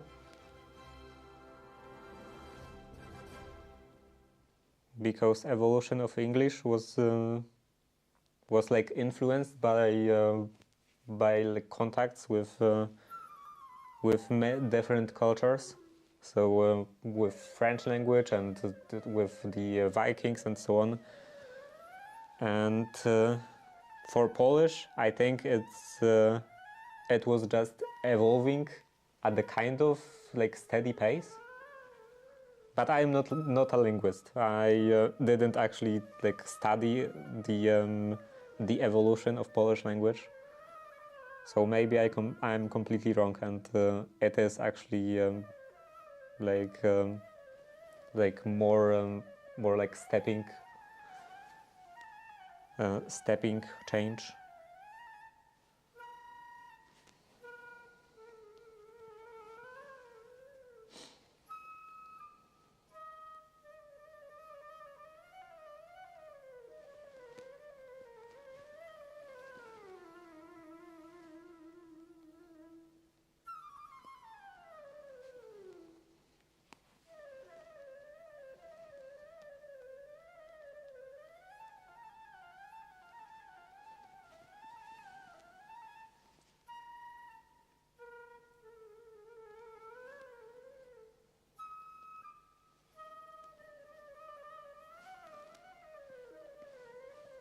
Now I think about this. I have to check.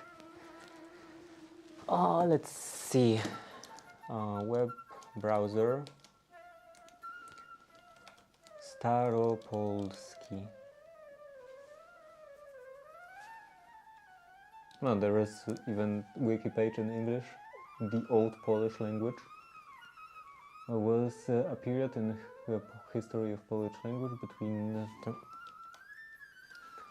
10th and 16th century. It was followed by Middle Polish language.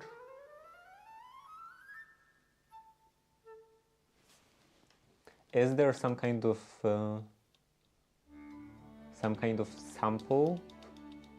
sample text in Old Polish?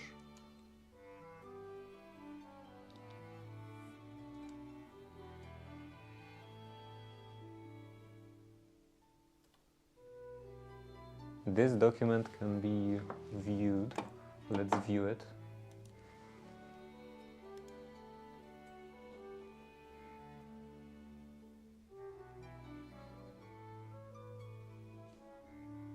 This is the what? This is in Latin.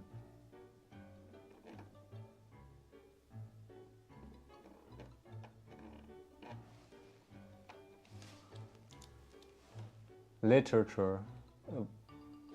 Papa written Polish names. I don't care about names. Yeah, this. The original. Yeah, so this is Old Polish, and like usage. So Old Polish is Latin? No, definitely not. Polish is not even related to Latin. I mean, it is related by both of them being like Indo-European languages, but Polish is not a descendant of Latin. But yeah, this is Old Polish, and it is not easily understandable. Like usage of some words is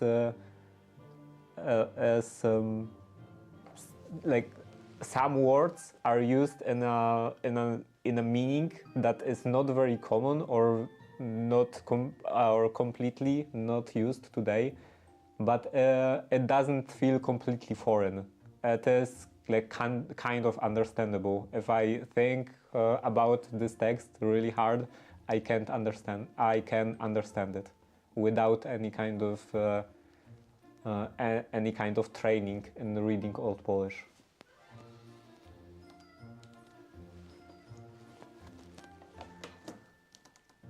And the ad starting soon.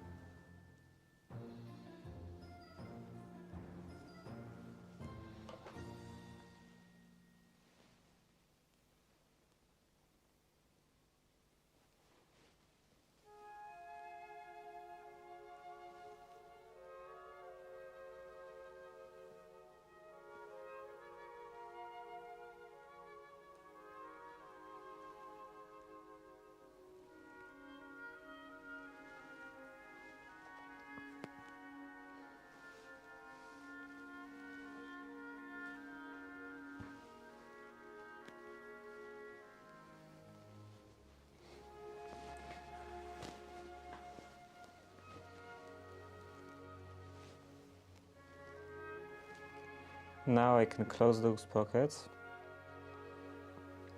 and also make this kind of divider. Where is the original pocket?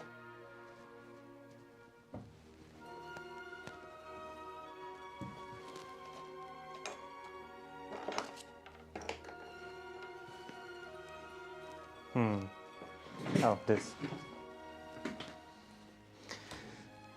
So this is the original pocket. And I want to copy this divider.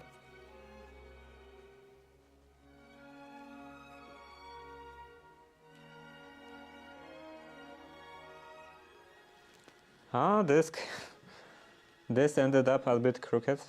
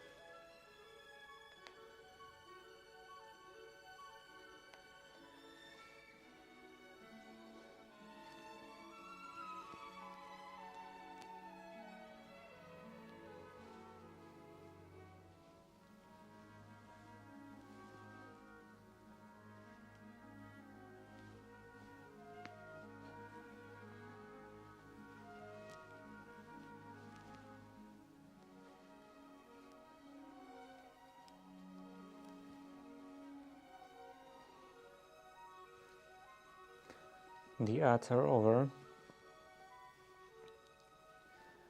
And yeah, I remember the seeing I think some kind of YouTube short about Old English and saying that something is not Old English. It's very much I think Shakespeare, and that Shakespeare is not Old English. It's very much modern English, and if you want to read something in Old English, you don't need any annotations. You need a translation. So in case of Old Polish, you don't need a translation. You need just annotations.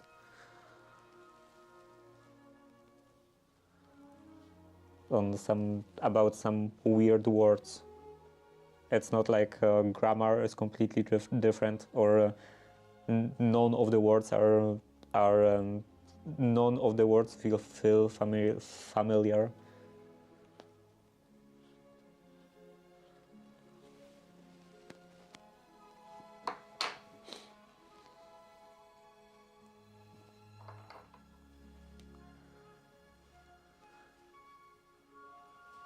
This divider goes in the middle.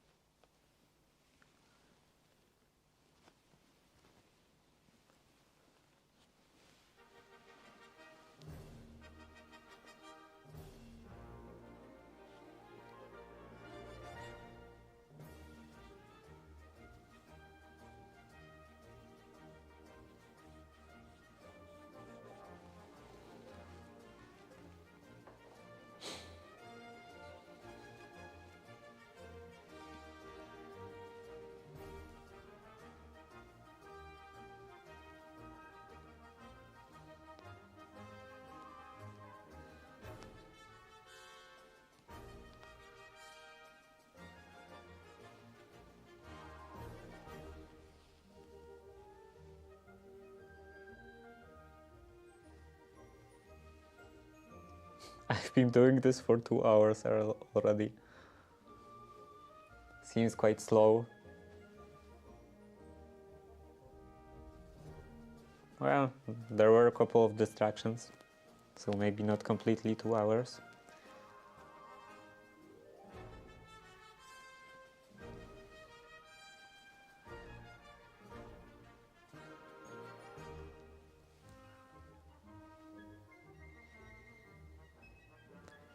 But that's just the nature of streaming, and it's better to stream and get distracted than not stream and not come here at all.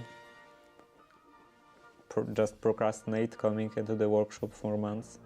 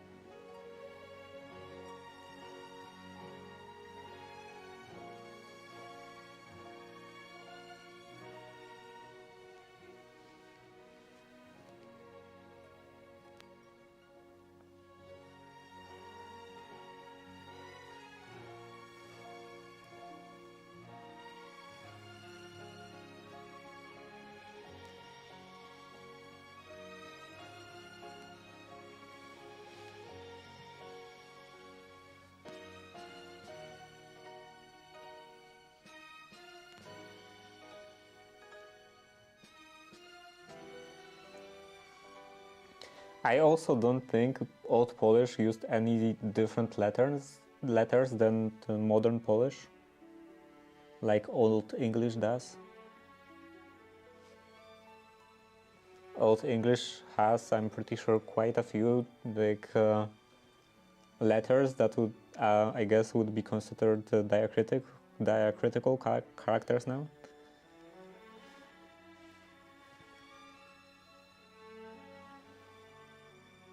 Like, for example, the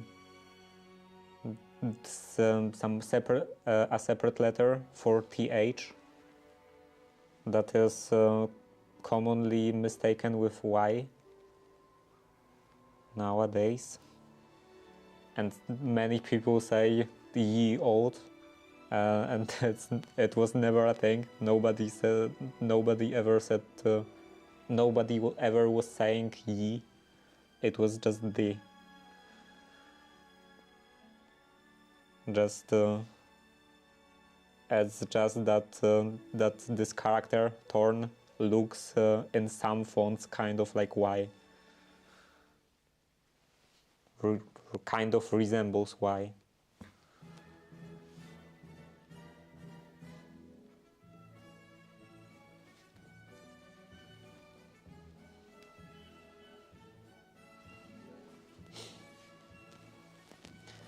Okay, now I can go around in here.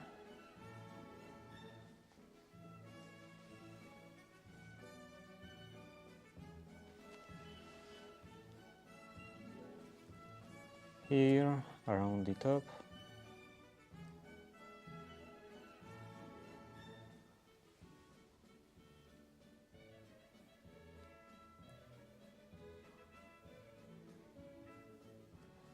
And I guess here I should go down. Down, make this divider.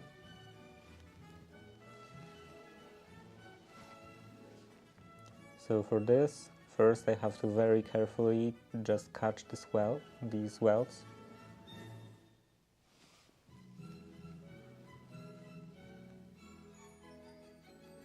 Catch almost all of the layers, but also not being visible from the outside.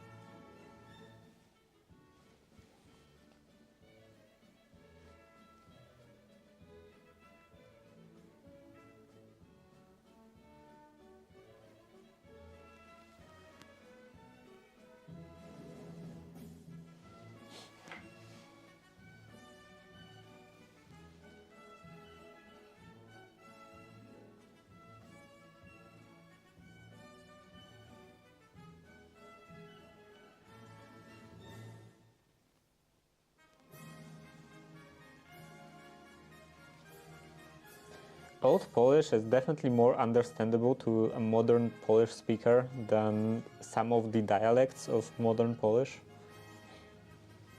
like Kashubian, for example. That's probably why it's kind of debatable if it shouldn't be considered a separate language.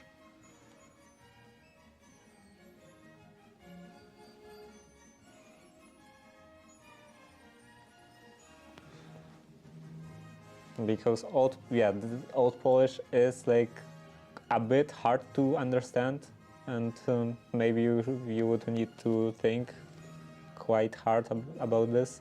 But Kashubian is like completely not understandable. I need a translation for Kashubian.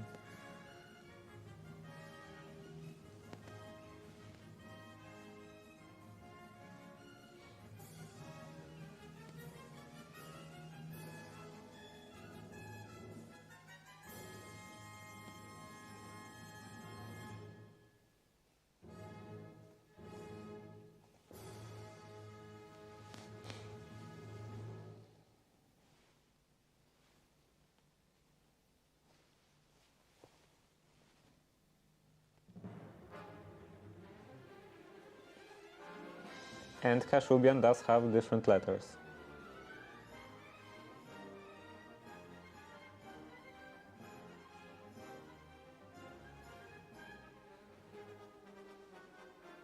I wonder how often is that the case that that some dialect of main language has different characters that this main language.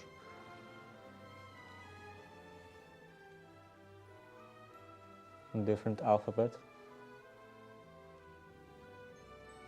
Well, not completely different. It's still Latin alphabet, but like different different diacritical characters within the same alphabet.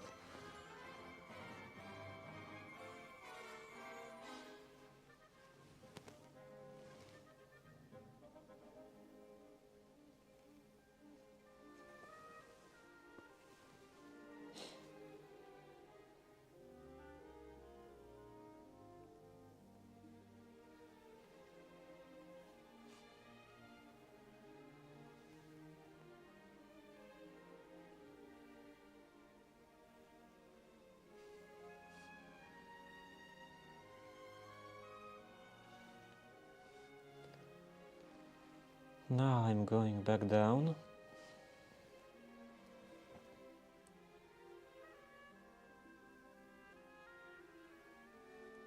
Or back up. This is the top.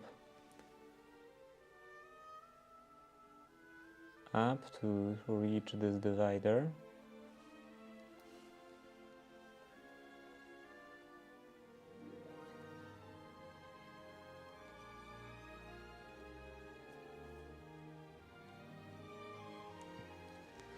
Then into the divider.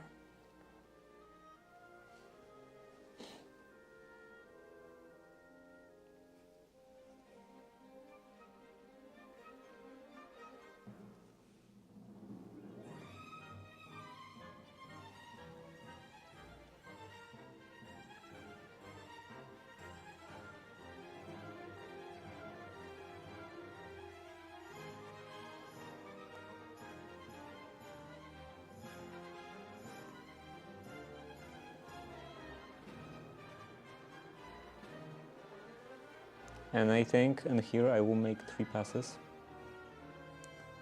So go back again.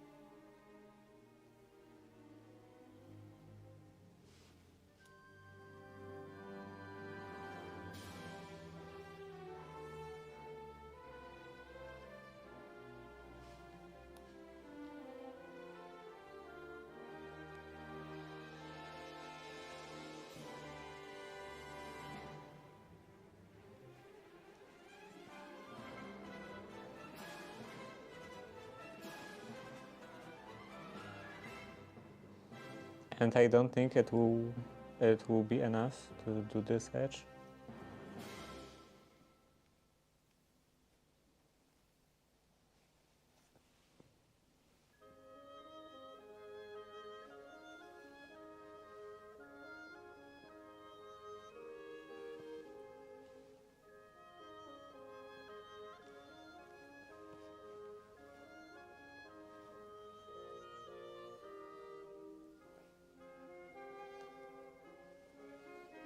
It will soon be 2.5 hours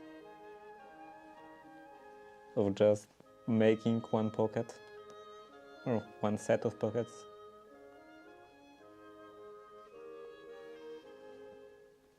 When you consider making, it's practically just one pocket. Okay, so I will finish this thread in here.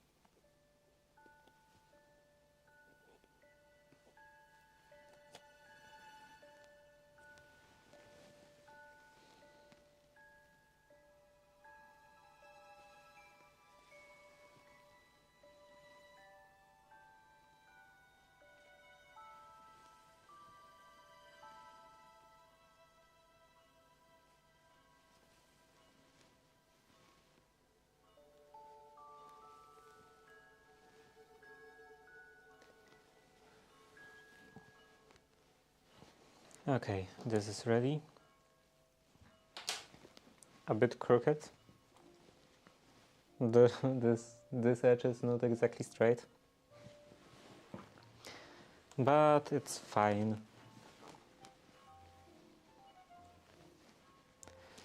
And let's see. Oh, I can take this. Turn on the iron.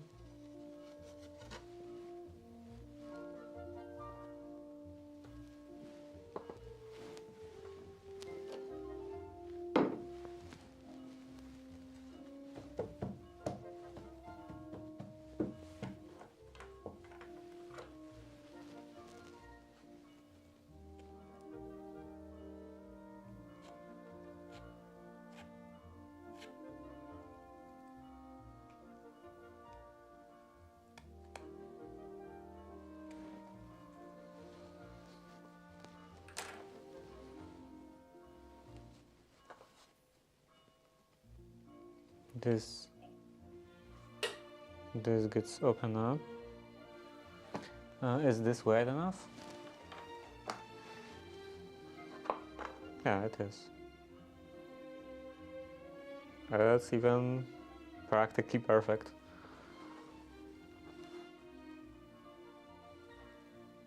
Maybe I could work a bit still on this connection.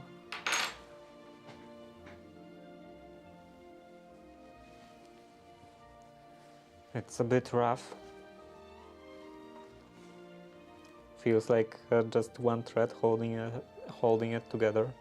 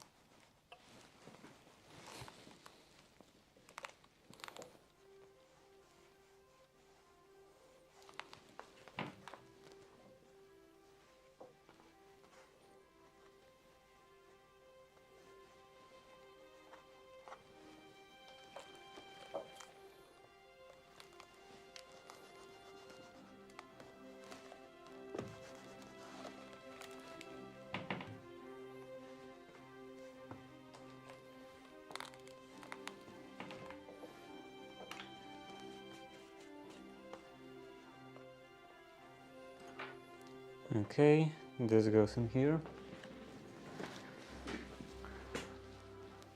And then this goes in here.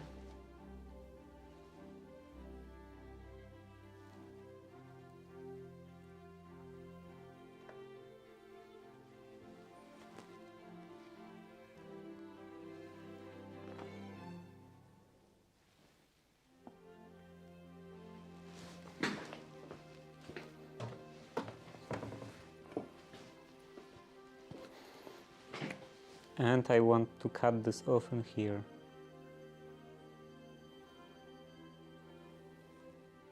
Something like that, like angled on the edges.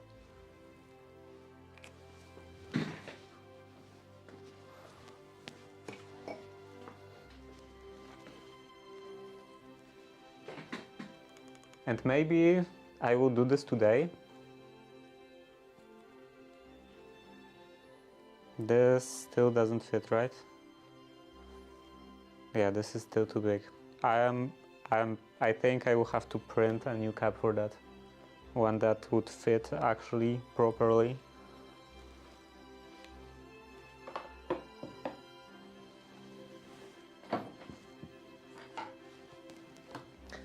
But yeah, that's done. And then I can take care of putting everything together.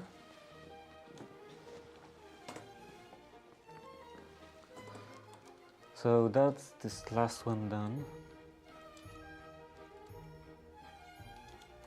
Projects.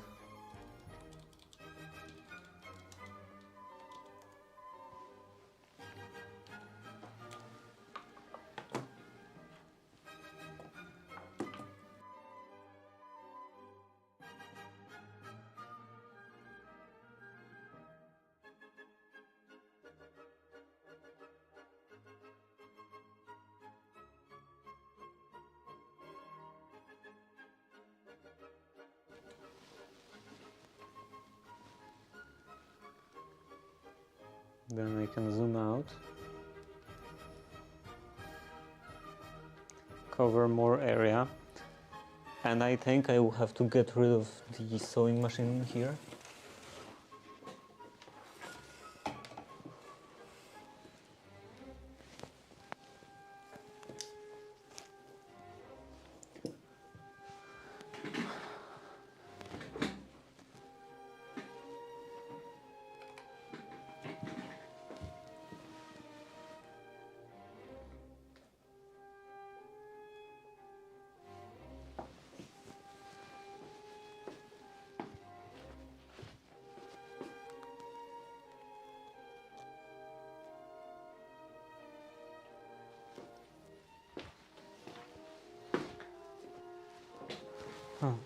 Something like that should be okay.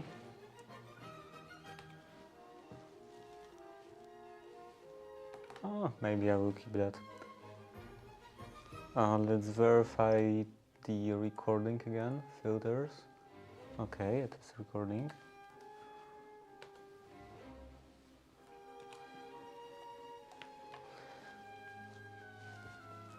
And yeah, then I want to attach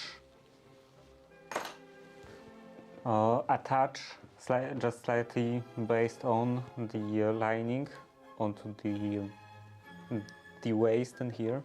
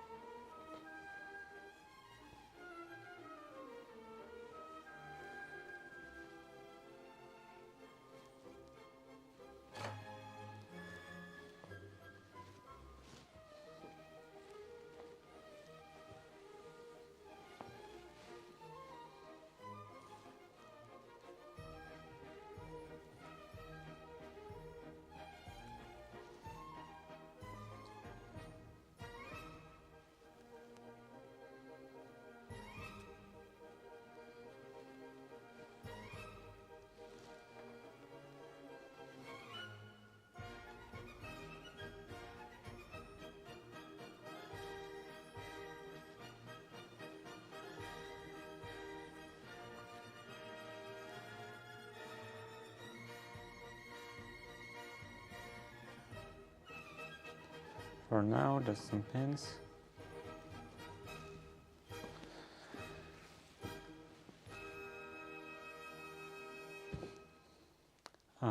This is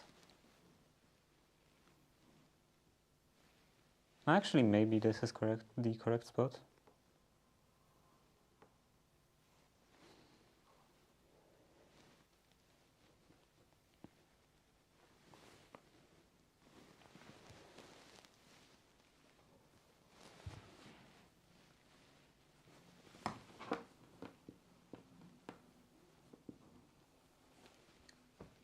I have to straighten the outer pockets.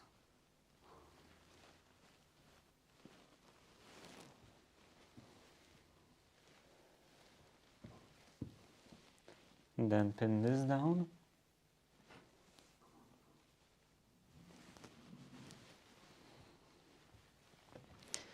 And maybe I will baste somewhere in here. to keep it together.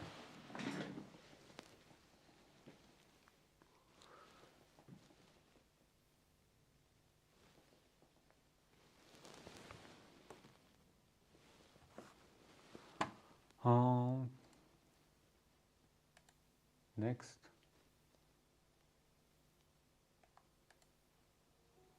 Okay, now it's playing.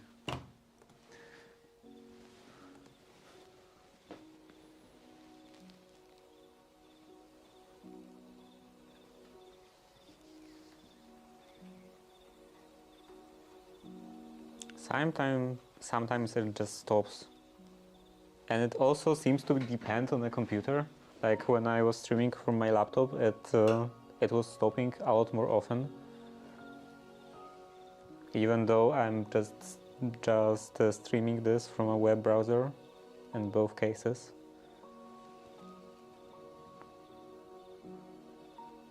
Sometimes it just stops, doesn't want to load the next song.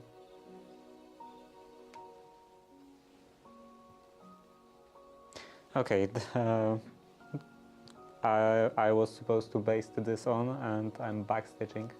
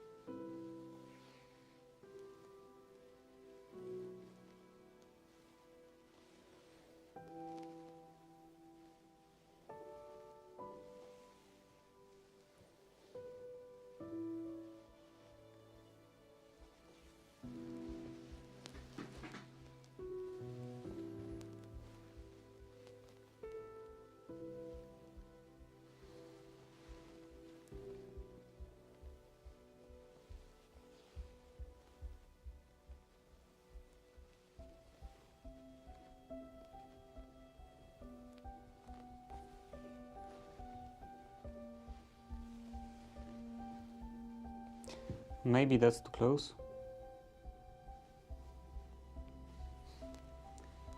Yeah, I should be doing this further from the edge.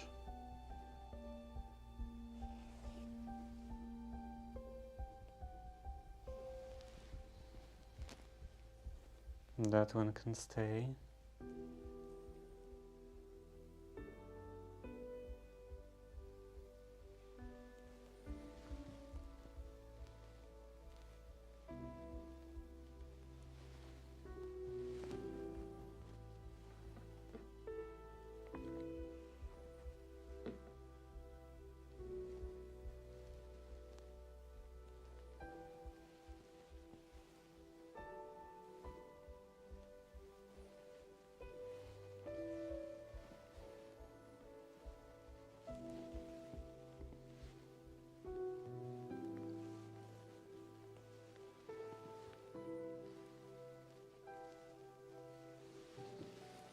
Oh, I forgot about this.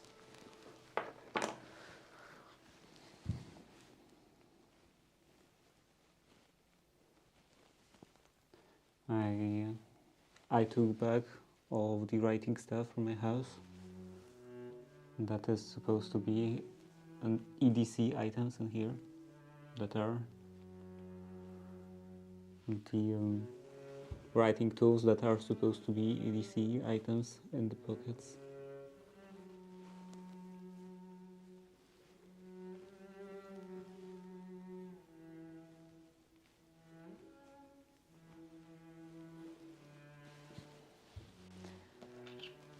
Okay, this is enough.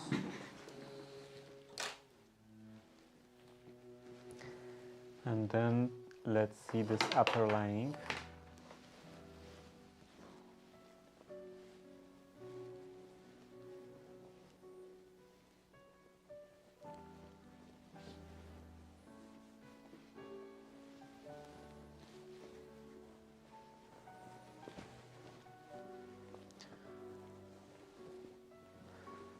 So this is the center of the back, and it should line up with the edge in here.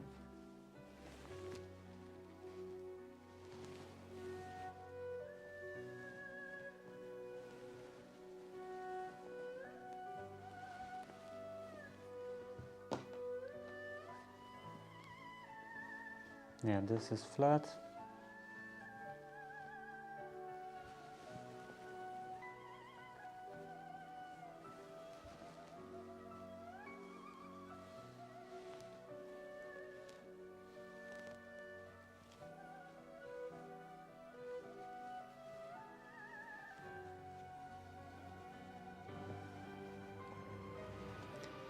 And then I also want to align this seam, the side body seam of the forepart.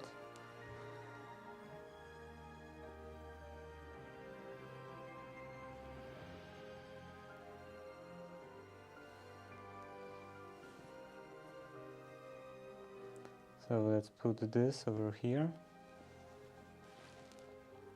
with a pin.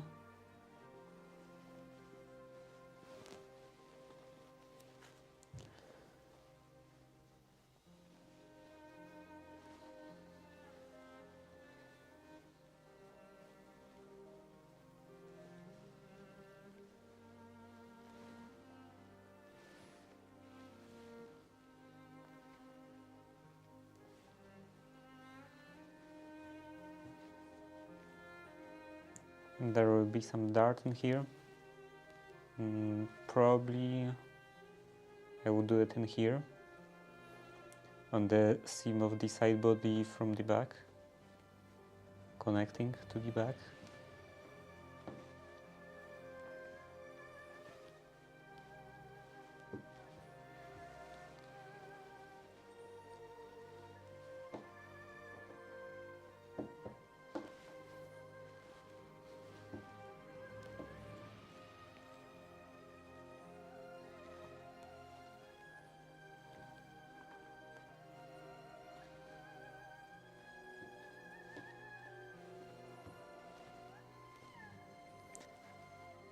It is a bit difficult because there are so many curves that nothing wants to sit flat in here.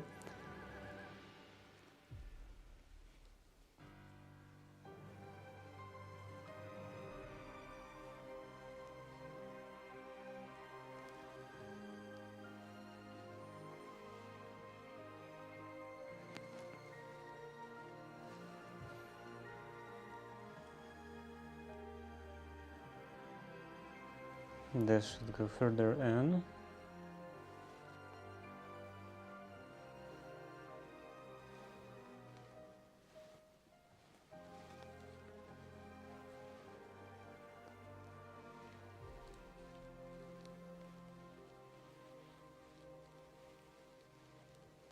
Okay, now this roughly aligns.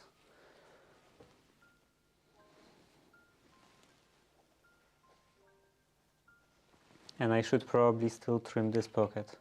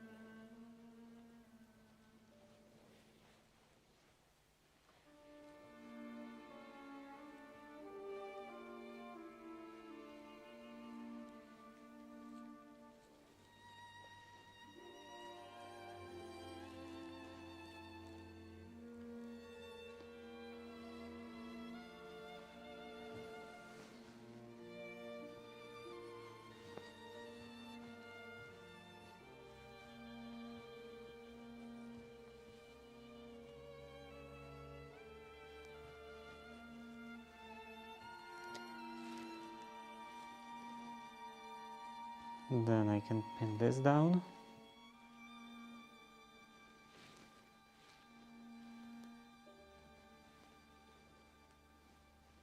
And I'm not yet sure how I want to connect this. Maybe like flip it like this and sew it like on top of the skirt part.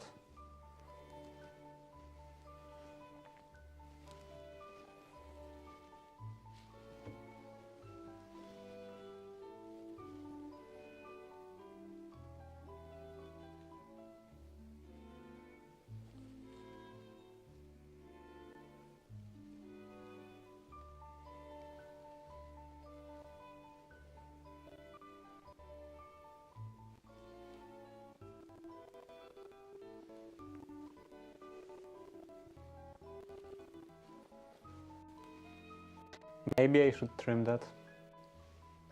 Oh. This part in here. I don't think I need this much inlay, if you can all call it even inlay. Ah, yeah, I should definitely get rid of that. I think this much would be enough.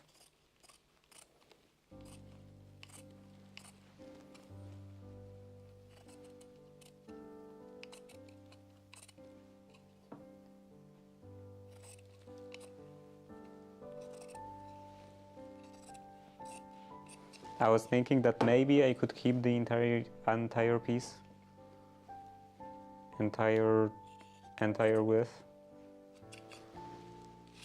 but actually it's quite pointless.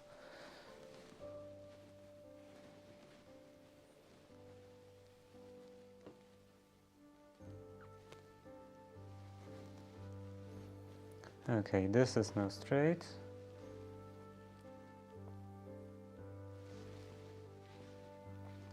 Let's pin this in here,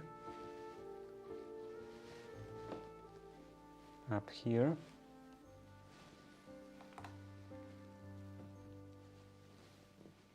Can you see it?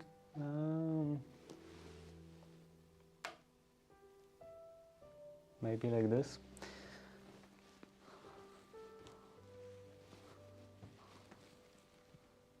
Then I can fold this.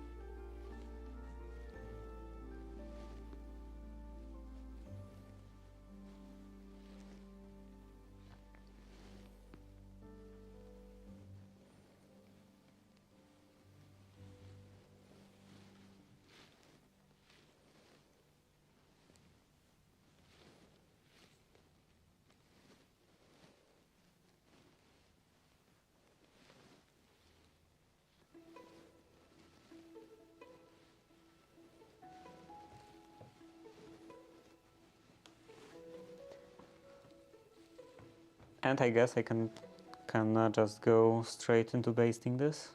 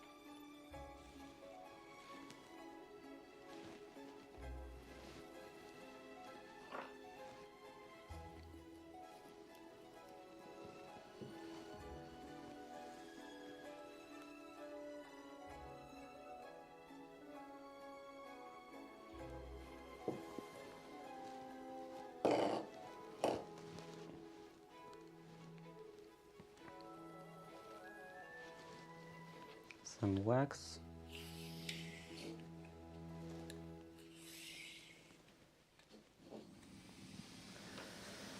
And then I can base this on, or I will start from here.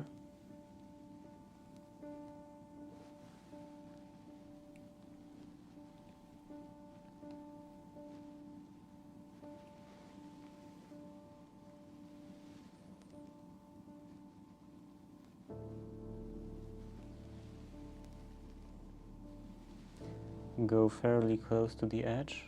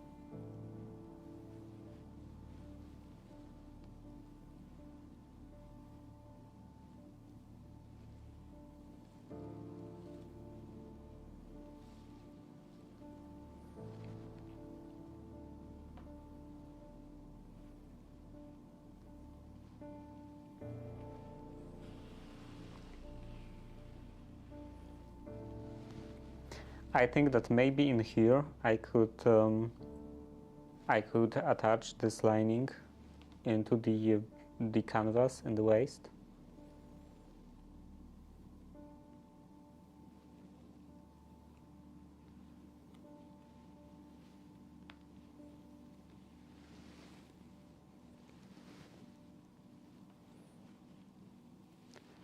Then across the front.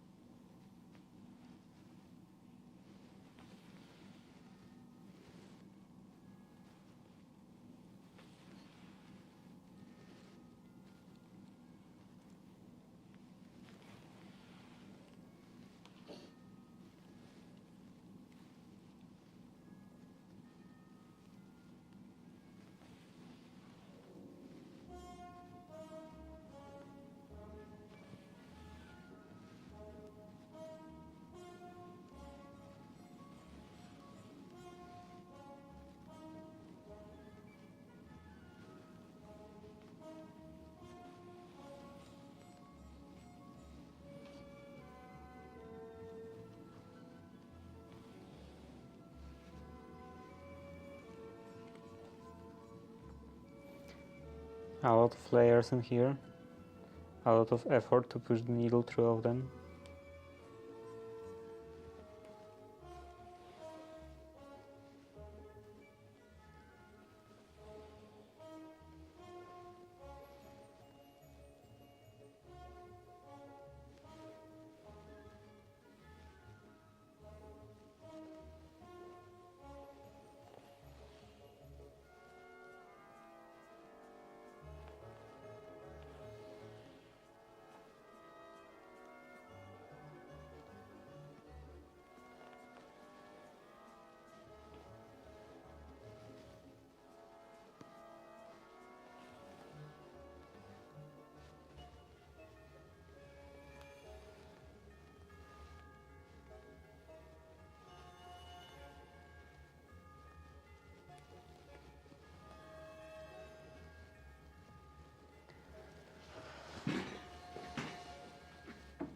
Then I think couple of stitches just all over the place.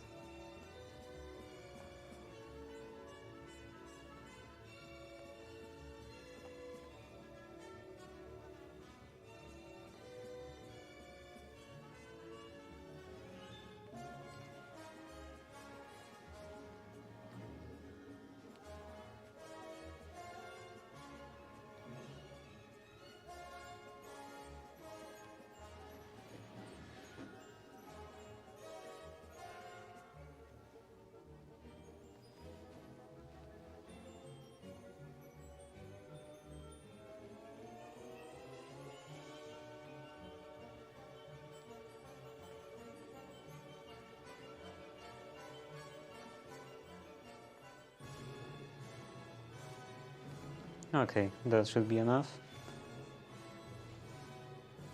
I can pull out all the pins.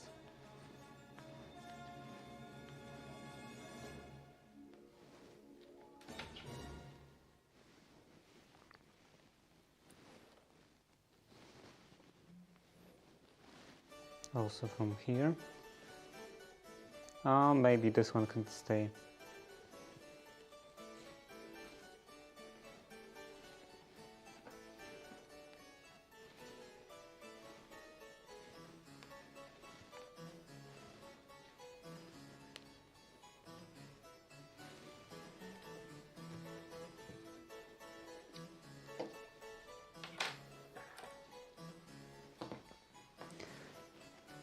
Okay, then in here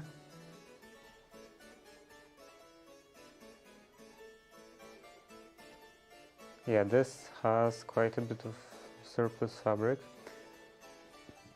I think it's supposed to go like this. So let's pin this down in here and somewhere in here.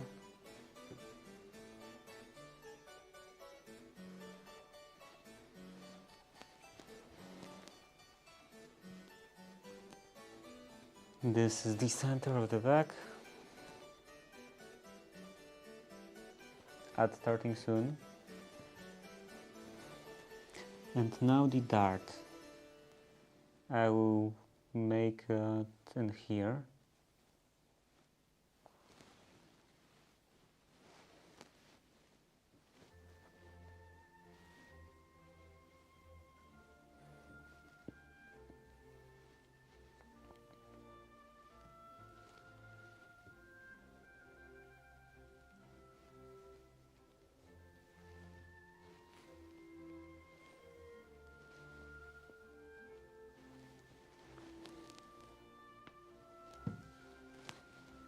I think I should first turn this up. Or first make the dart, then turn this up. So I can already turn this up in here.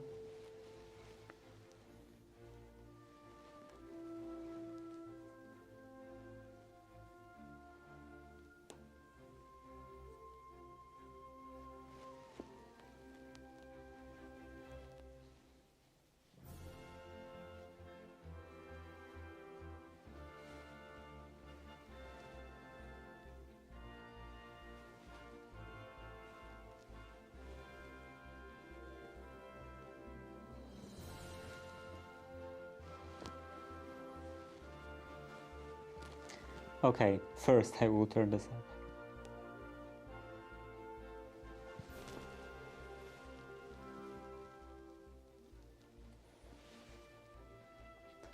Like this. And in here.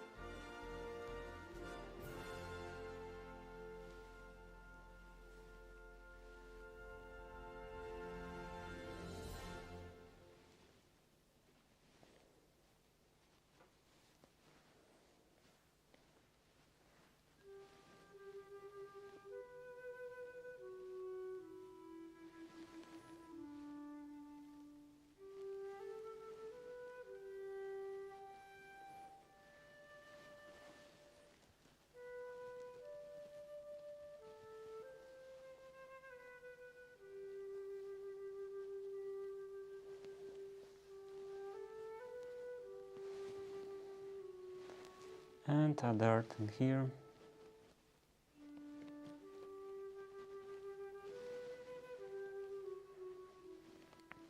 Okay, then I can press the upper bit down.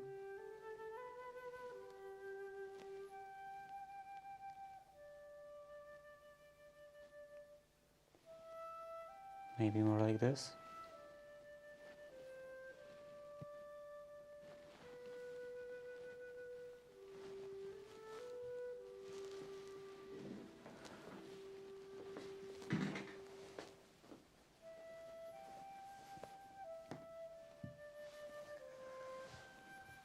It is kind of hard to match everything on this uneven surface,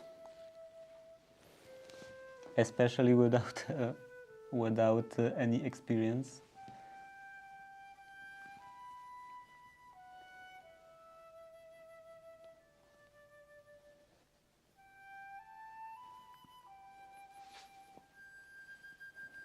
Should I leave it like this, or is there anything that I still have to do?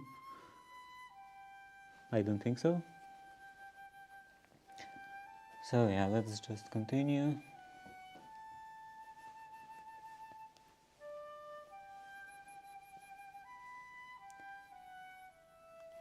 Put this seam onto the corresponding seam of the outer layer. Then the same down here.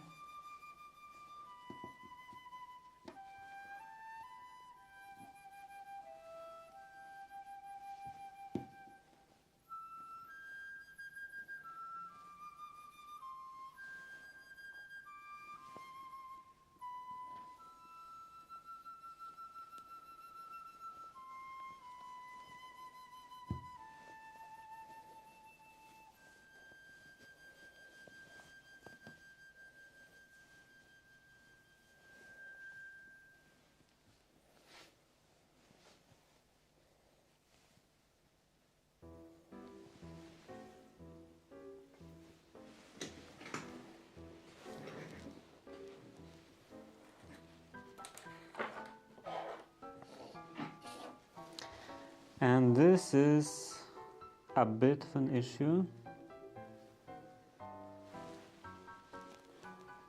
Seems like there is slightly not enough fabric in here.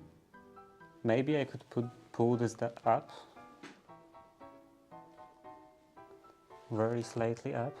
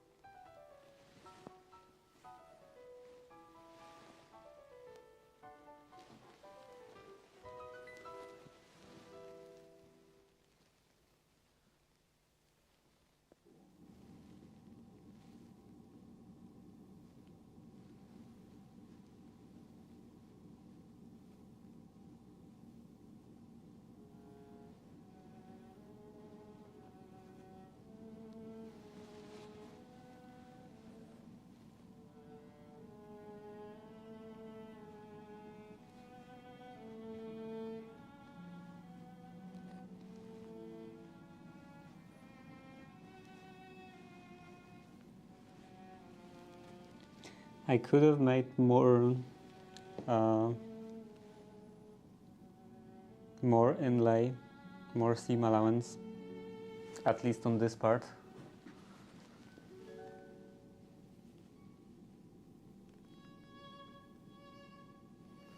Now it is a bit too late. Also, this part should go in.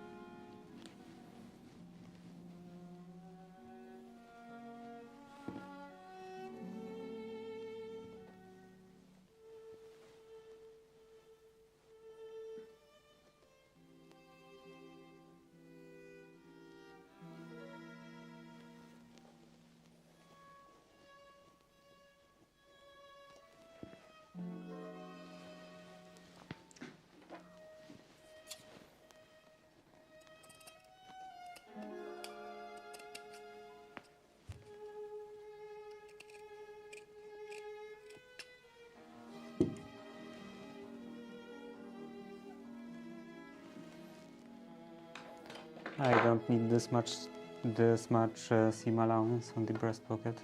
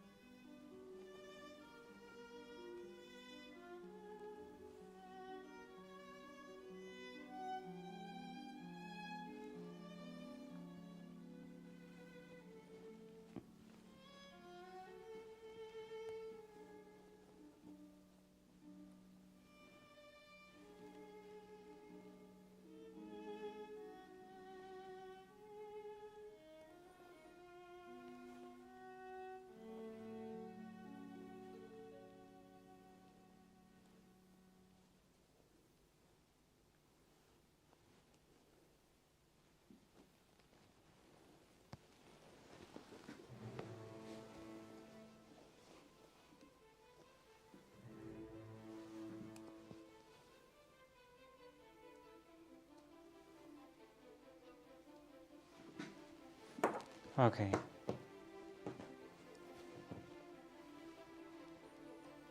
Now this can lay flat.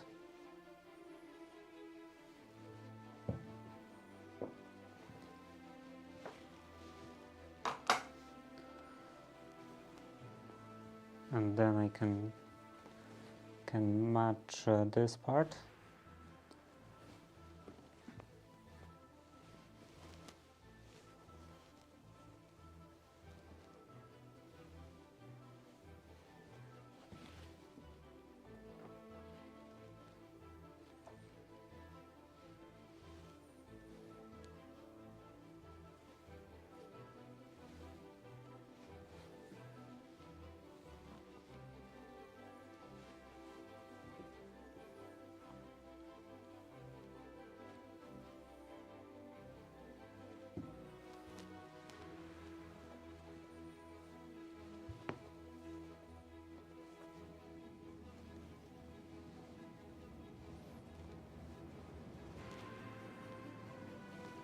Looks like it's a significant amount of time that I will spend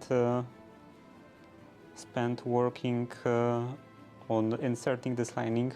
Will not actually be any sewing, but just trying to match this up.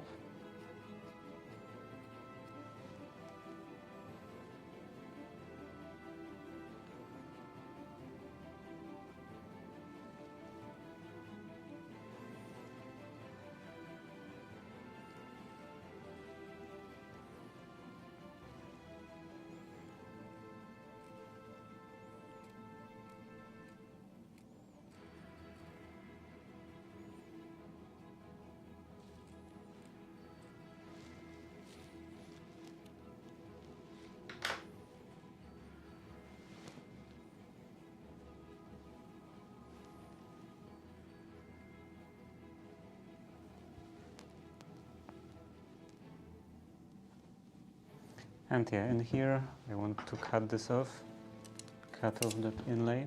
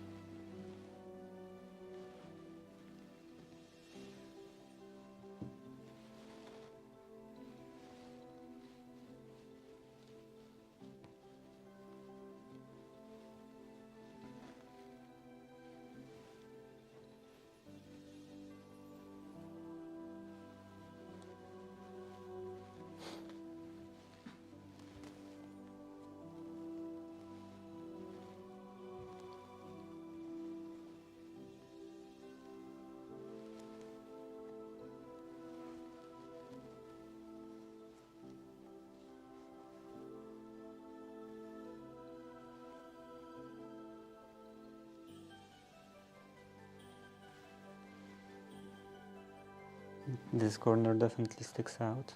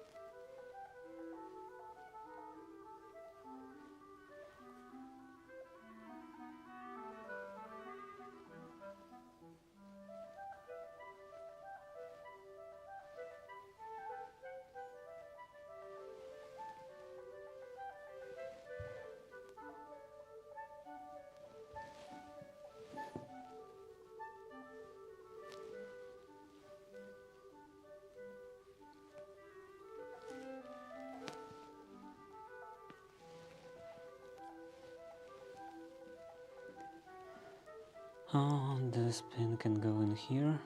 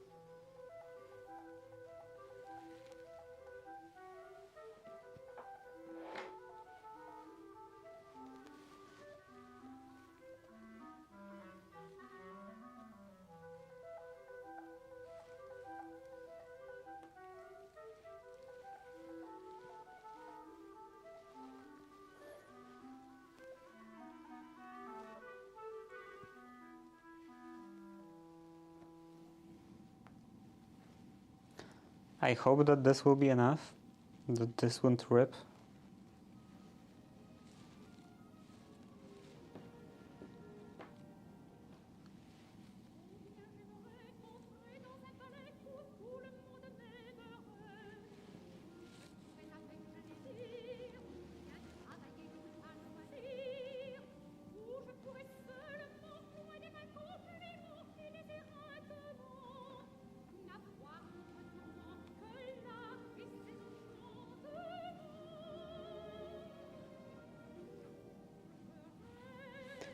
It looks like I can move this down just a bit.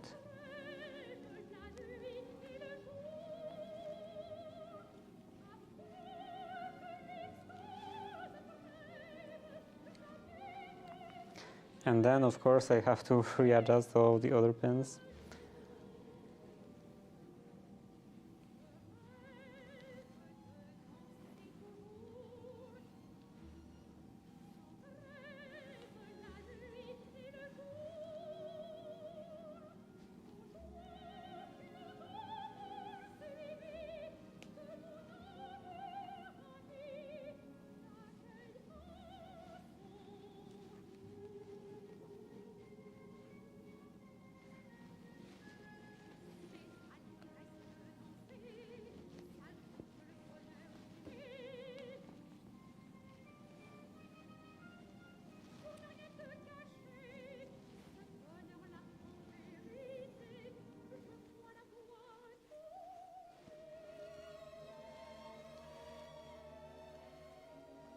Okay, this is a bit better.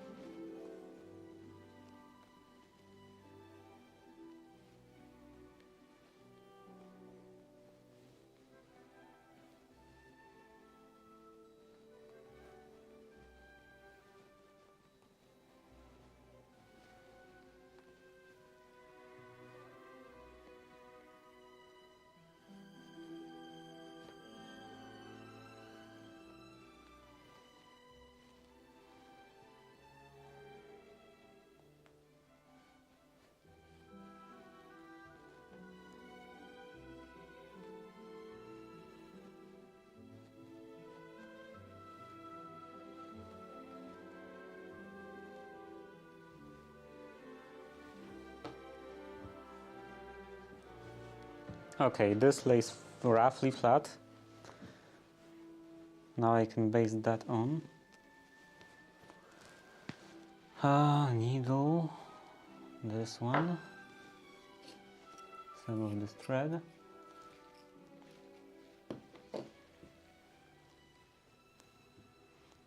Yeah, this is definitely good.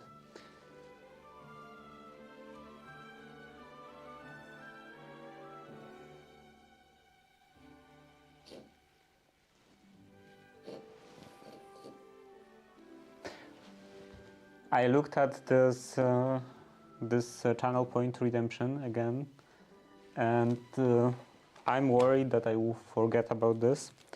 So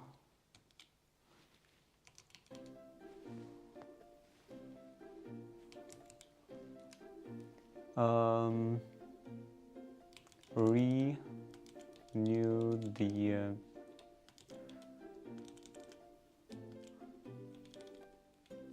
Twitch token. Yeah. So now I won't forget about this. Hopefully.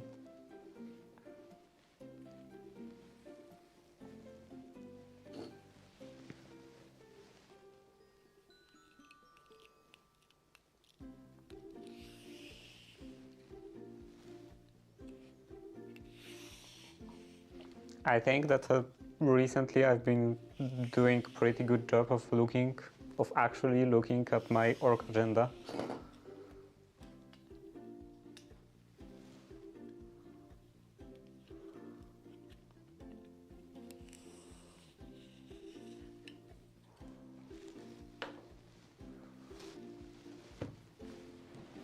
And it's quite good when you are actually looking at the fancy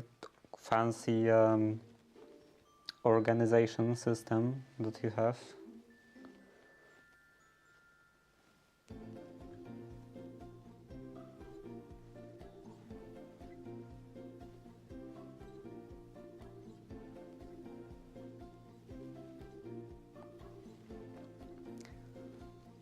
I'm pretty sure that's like the most important thing.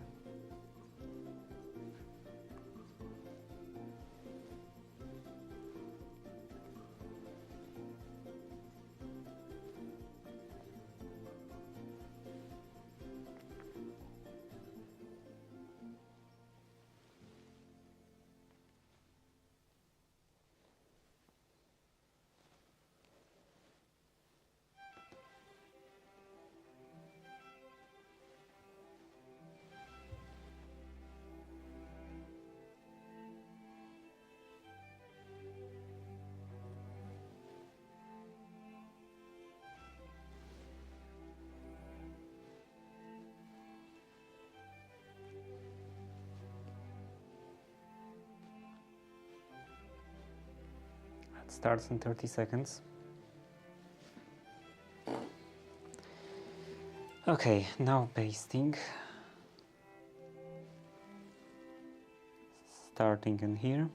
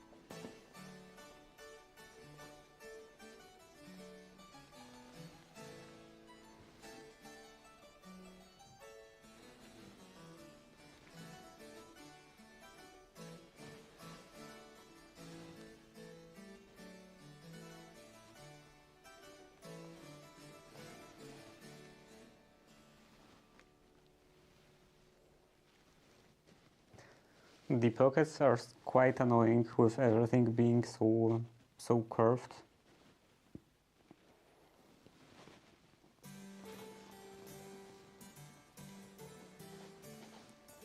I can pull out those pins.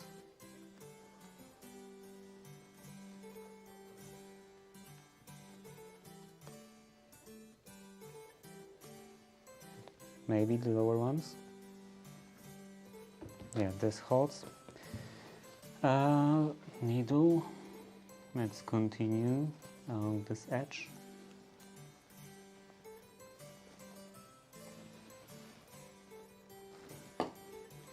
And cut that off.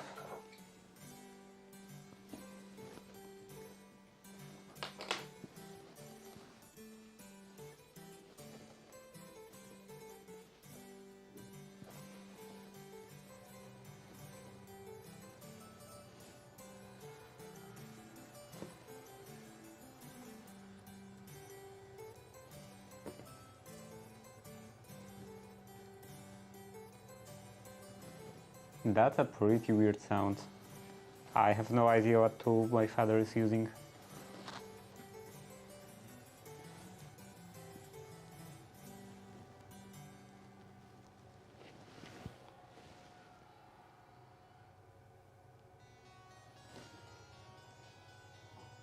Sounds like grinding, but I have no idea on what.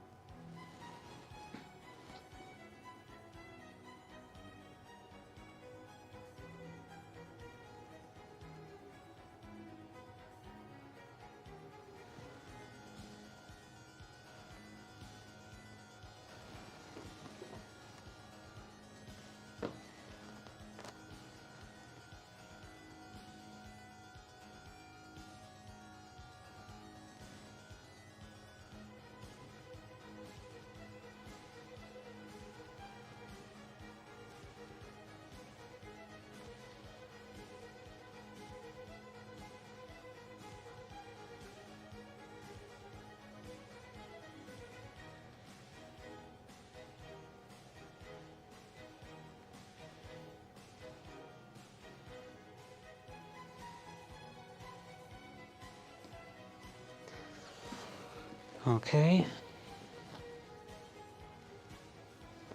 And I think that before actually committing to this lining position, before making actual stitch along the edge, I think I will baste the shoulder seam and put that on, see how it looks. If the lining doesn't make anything look weird, hang weird, something could curve, for example, because of the lining.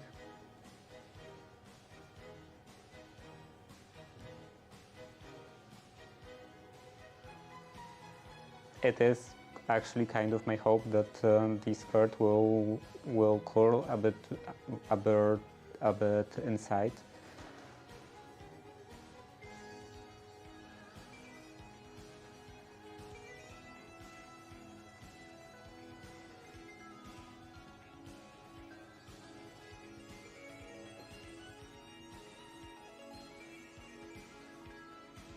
A bit inwards. Yeah, let's take another piece of thread.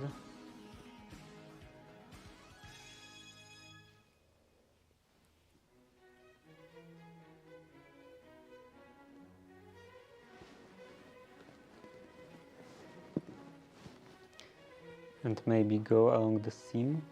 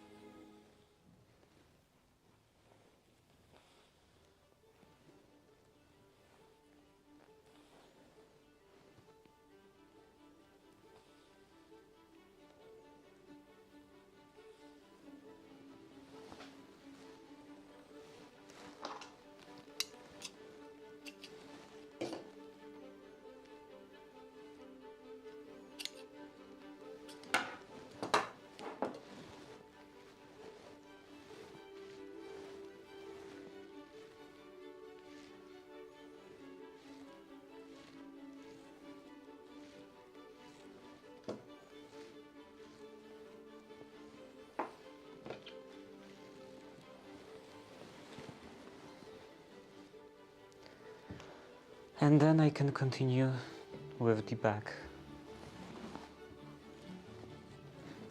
Both sides are now secured.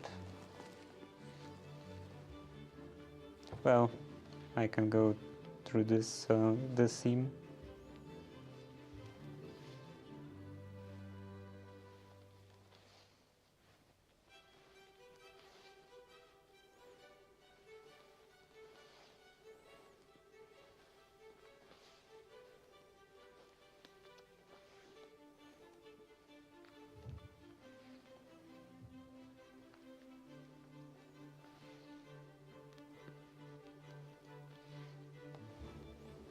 And then remove this pin.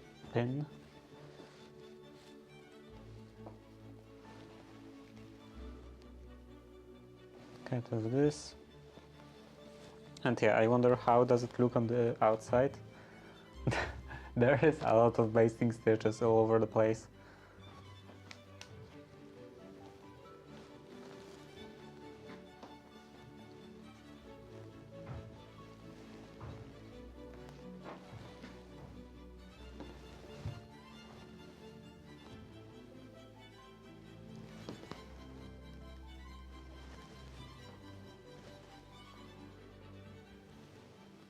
Okay, just a bit below.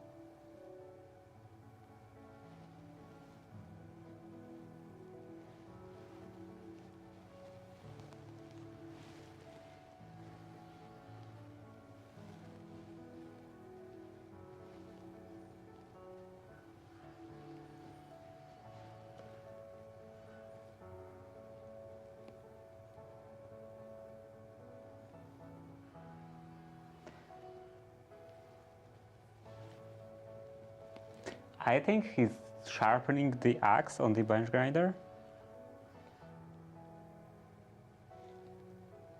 And also sounds like, and I expect that he's not very competent about it.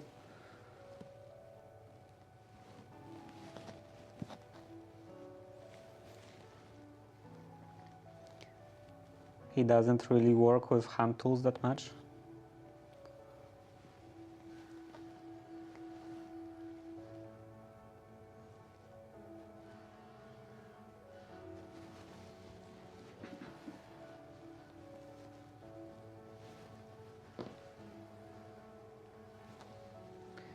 Okay, that would be fine.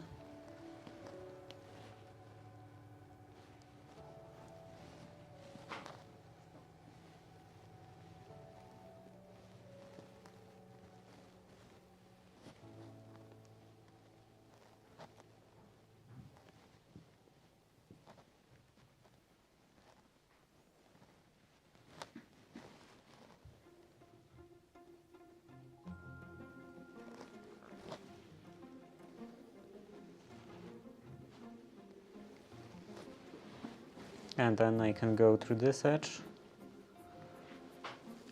And maybe along these seams and over the top.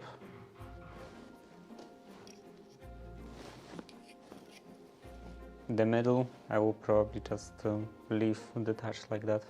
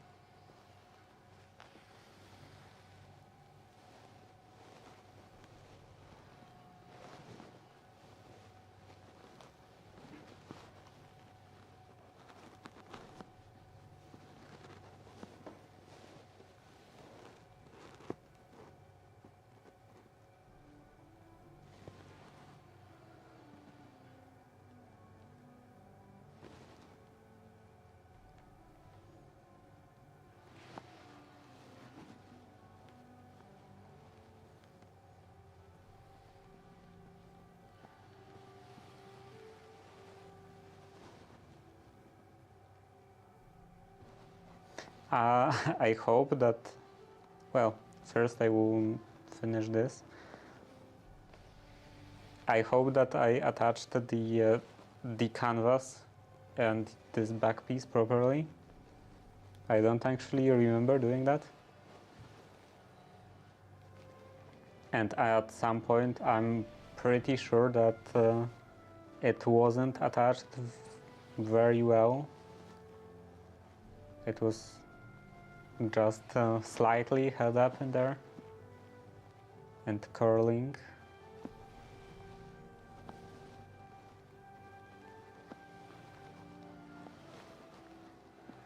Okay, now I can pull this out, pull out all of those pins. Yeah, and this is too low.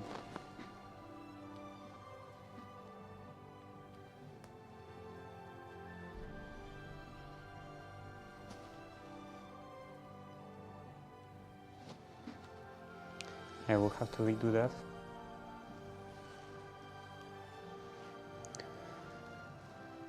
But first, can I check it from here?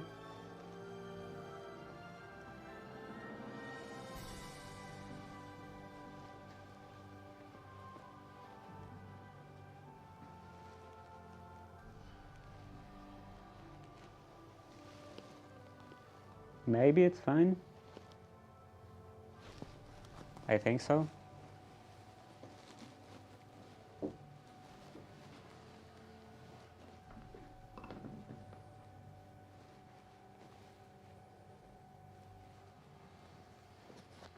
But yeah, this will definitely have to go down. I should probably just remove the thread from this needle and pull it out. It broke.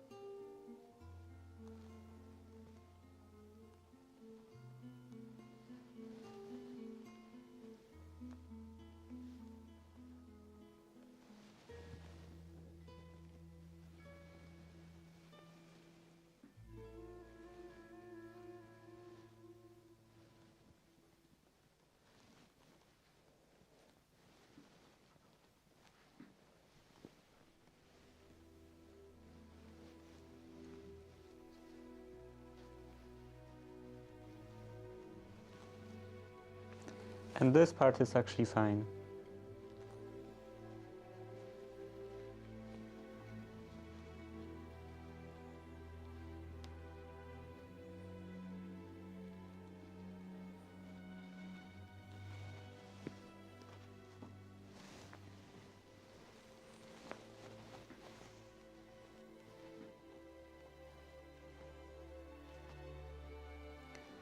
So let's put that thread back.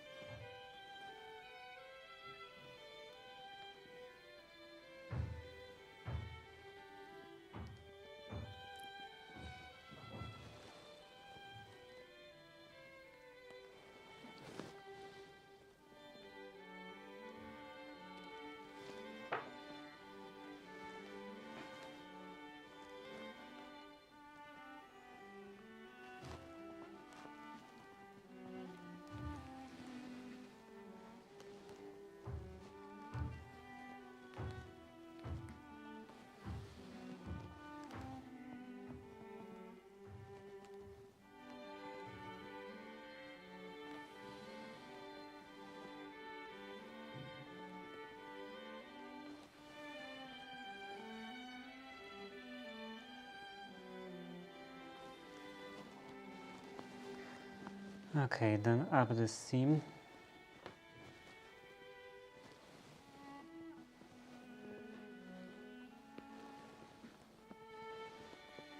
Spread this a bit.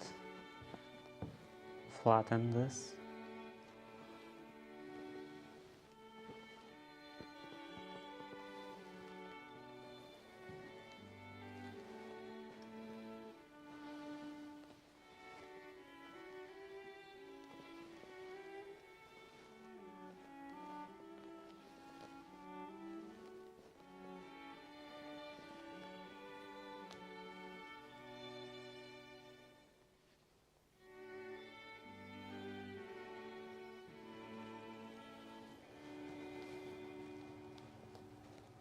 Then all the pins can go in here. Again. And this time it seems good. Okay, then I can go around the top.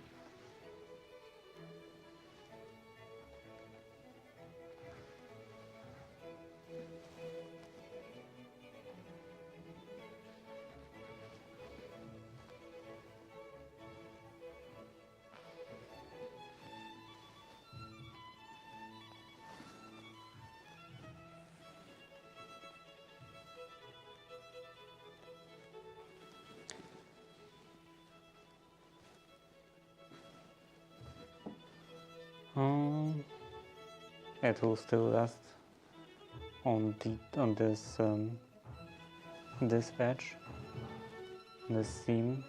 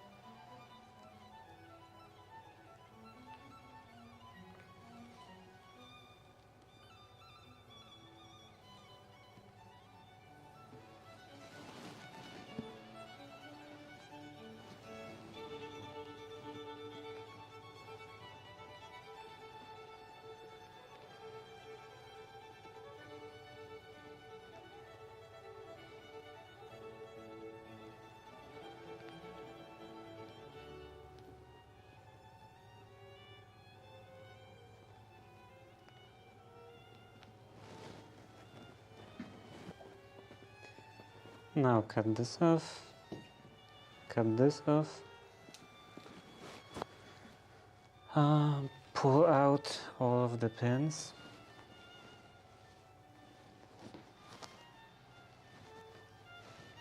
And then I guess I can close, well, baste together the shoulder seams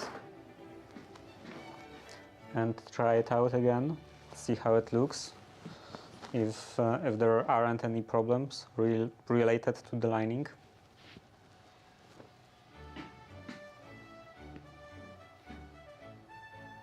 Yeah, that should be the edge.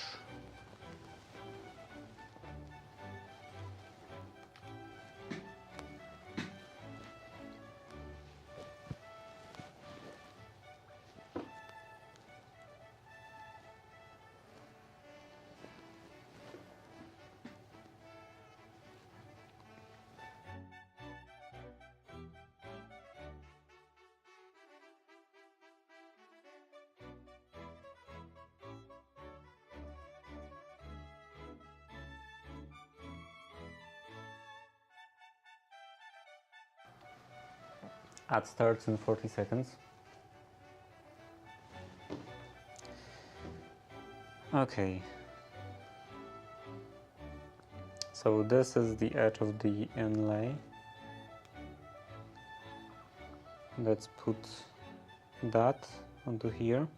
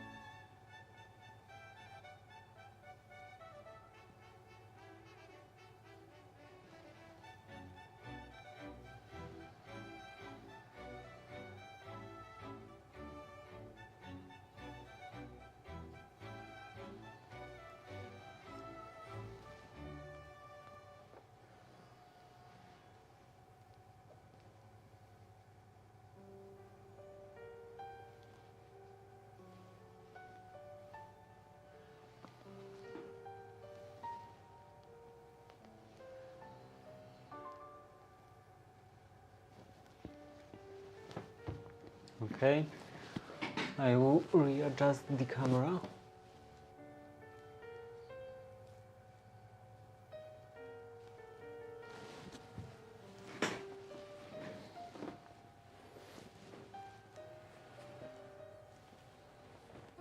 Everything is getting quite thick,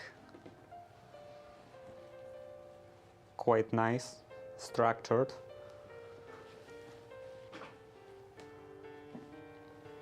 Let's take the needle, this light thread.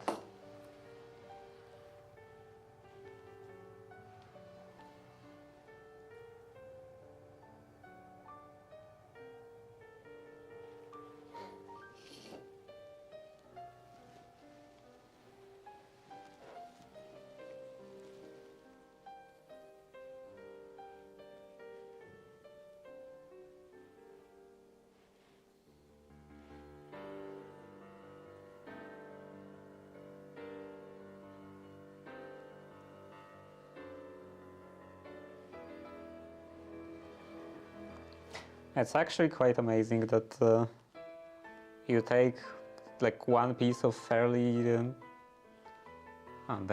there are ads.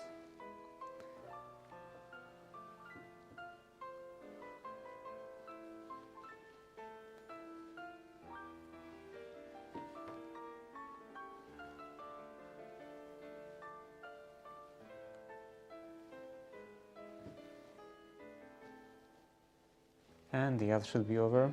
So yeah, I was saying that it's actually quite amazing that you're taking this this one piece of fairly thin, fairly flimsy material, very flimsy fabric, and then you take another piece of fabric, also fairly thin, fairly flimsy, and then another one, and you don't even you won't even notice it, and suddenly you have this very thick, very warm, very structured piece of garment.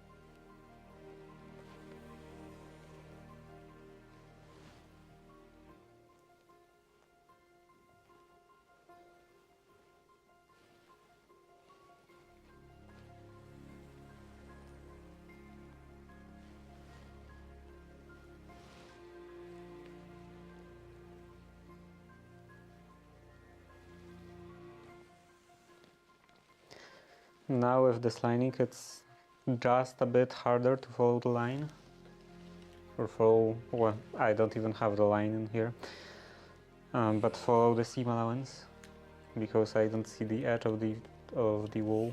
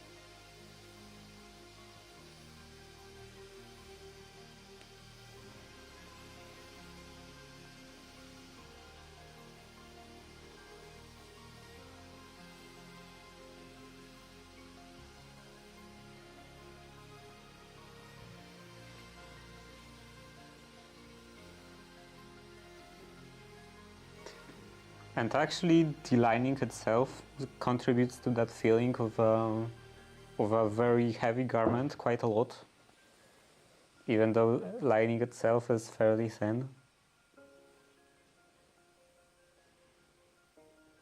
Somehow, when you put it on the wool, on the rest of the garment, it somehow magically gets super thick and heavy.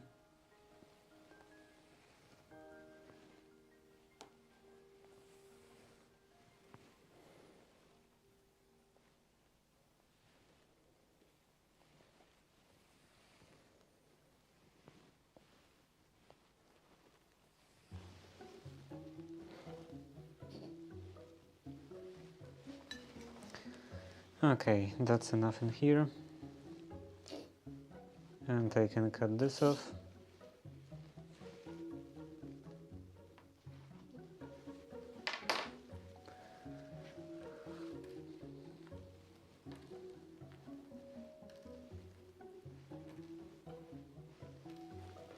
And let's do the same on the other side, other shoulder.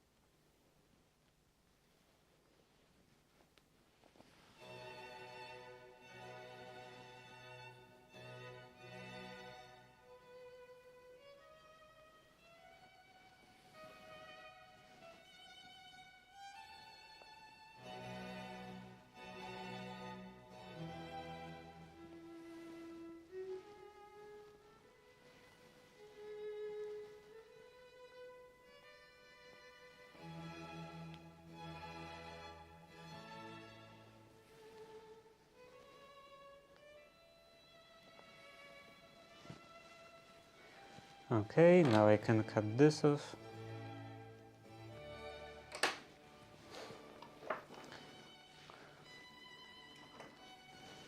Pull out all those pins.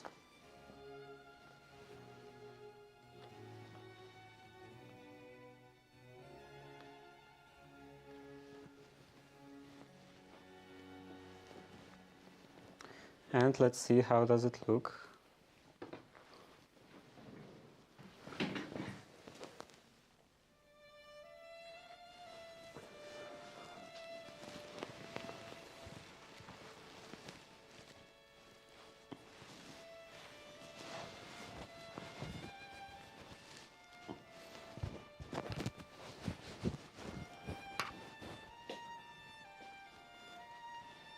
Okay, doesn't look like there are any problems on the top.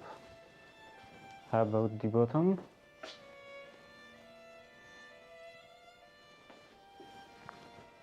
Bottom also seems to be quite straight.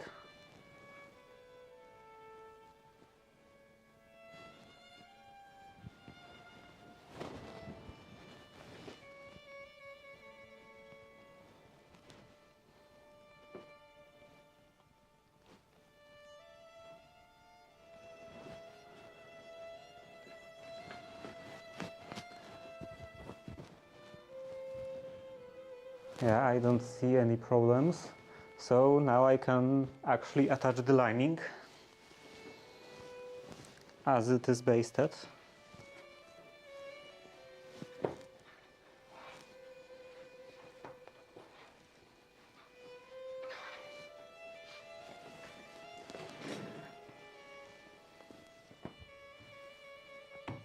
And what about the camera? Maybe I will take camera in here.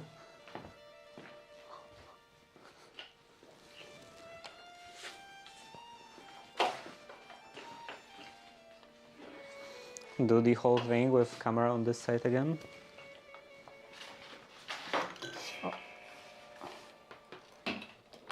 Which is not so easy with the length of the cable.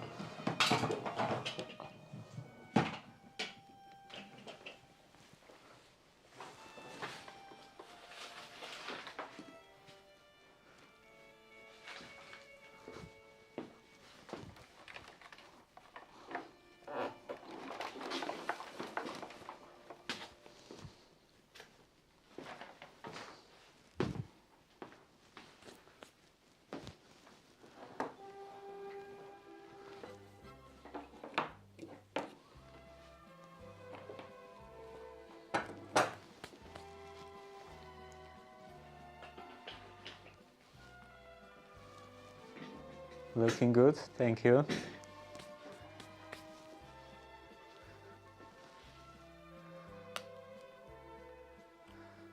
I also think it looks quite good, and most importantly, there aren't any issues on the bottom, so I would be worried that this bottom would curve in a weird way, curl in a weird way, but it seems to be quite straight and seems to nicely like go around the legs. Because yeah, there could be an issue that it would want to do this, for example, like curve slightly like that and hang weirdly like that, but it doesn't, luckily.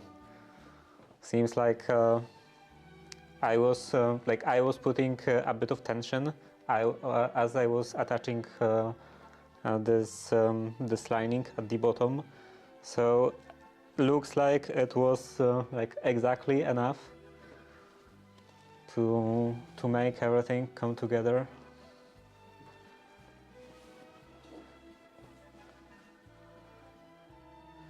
Come together well.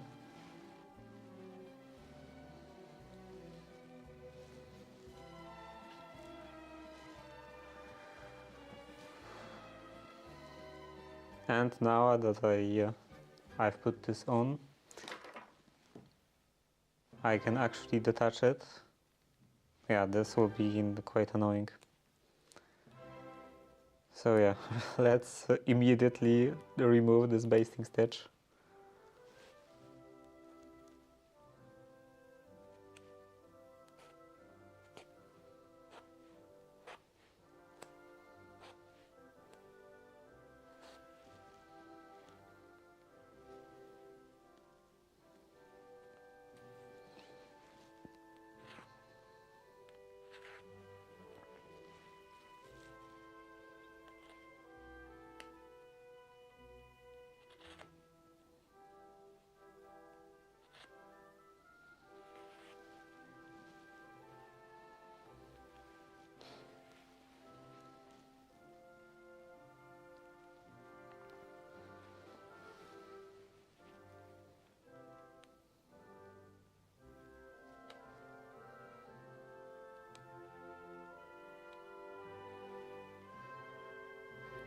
Yeah, this top one.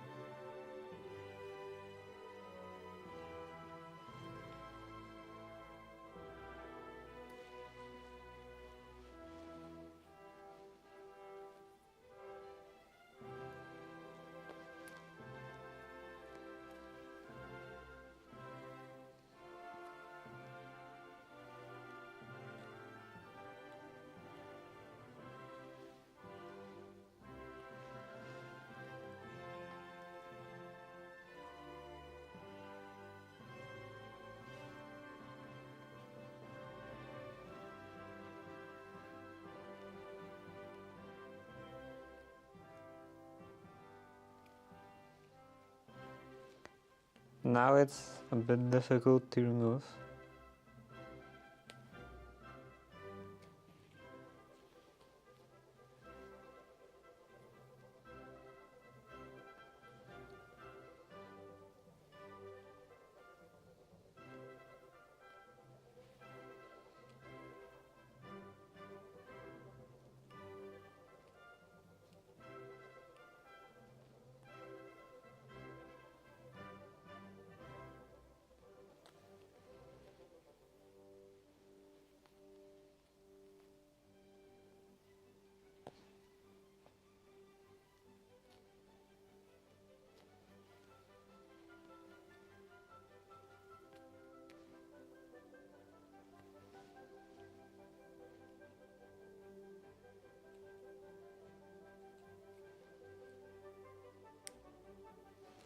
Okay, this is gone.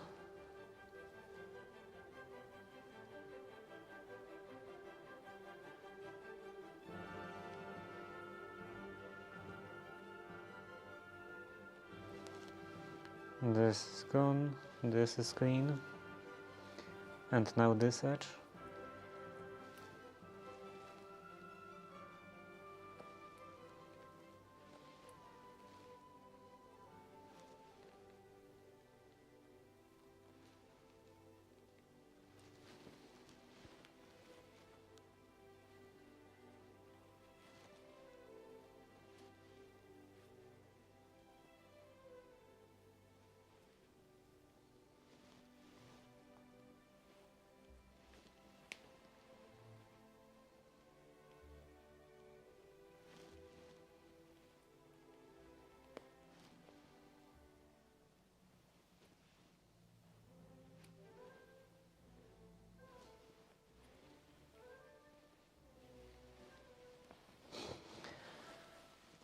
Okay.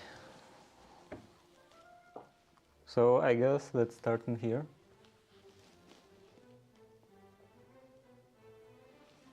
Like this, and then I will have to do the manual focus again.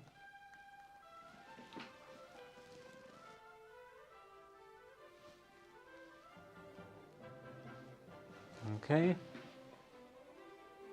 And it works.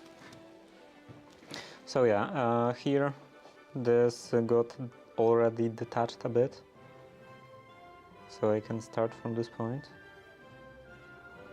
Also, maybe I could pull this back in, do something with it.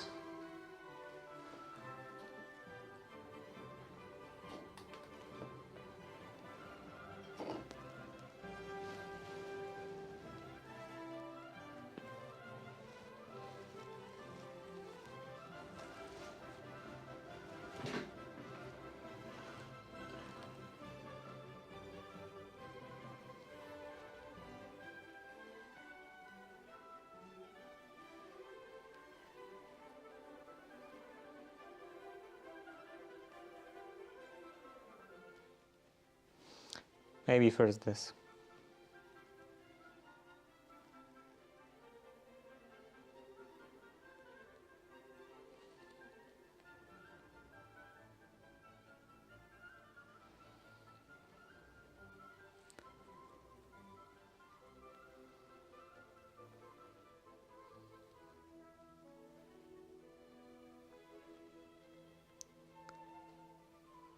Let's go a couple of times in one spot.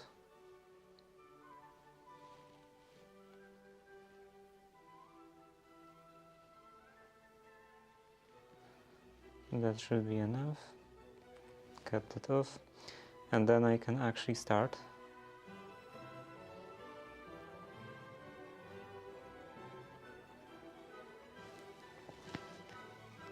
This is a bit awkward. Maybe it wouldn't be really an issue. Well, this is a bit awkward that my hand goes in the way when I try to hold something in here. Maybe more like this. And also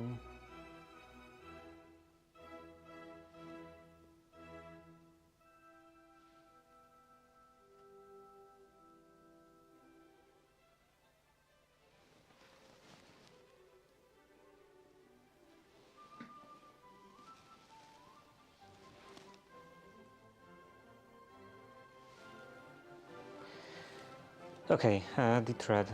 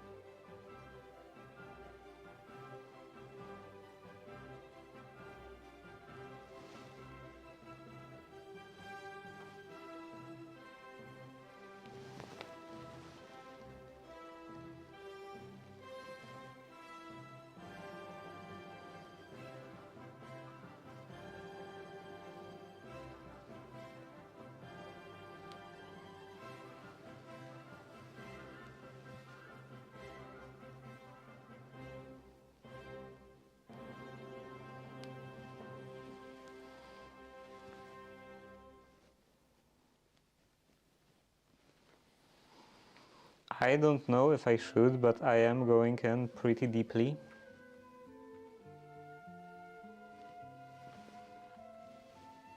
So I'm catching multiple layers, not just the lining to this layer, but also I'm catching the canvas.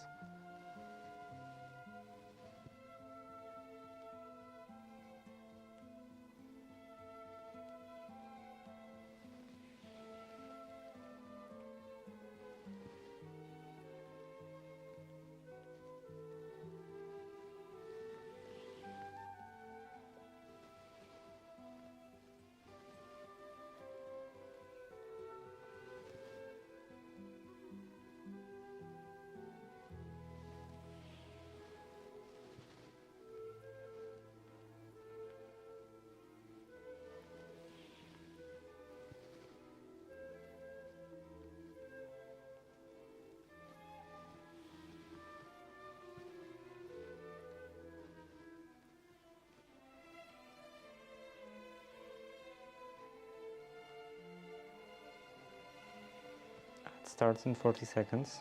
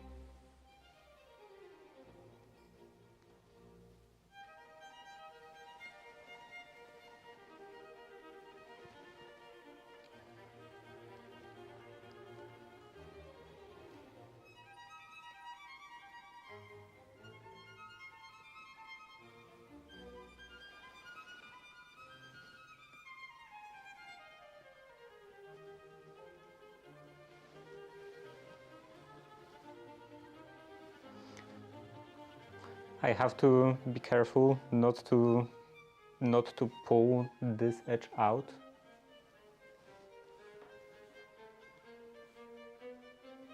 Because then when I like run through this edge with the machine, I would get a bump in here.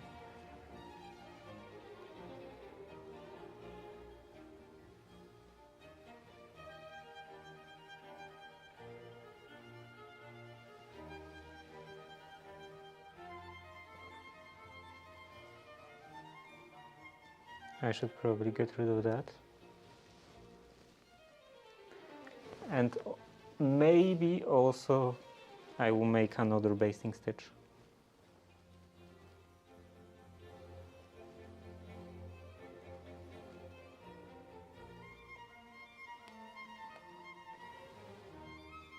A bit too short.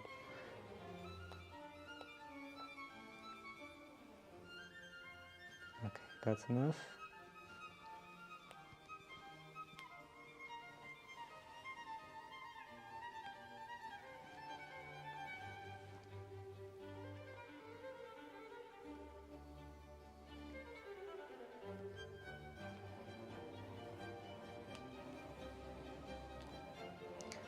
So I'm pushing this edge in.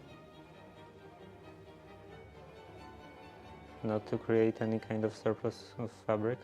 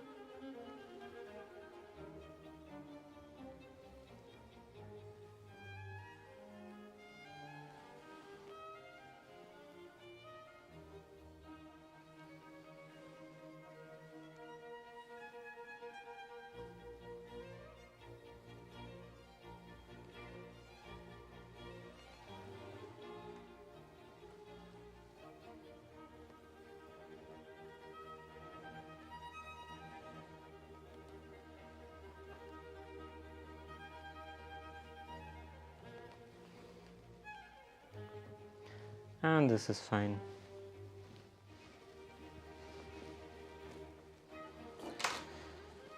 So that's enough. Let's continue with this.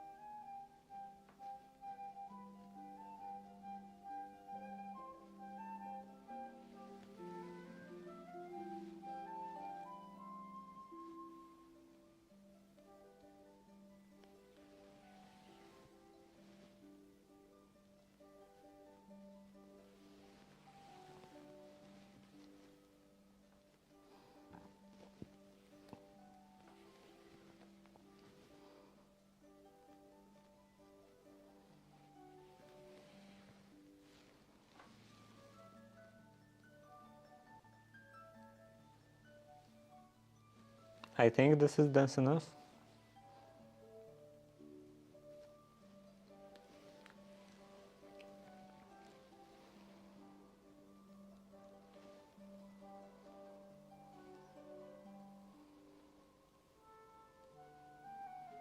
And now I can take care of this edge. Make this a bit nicer, rounder.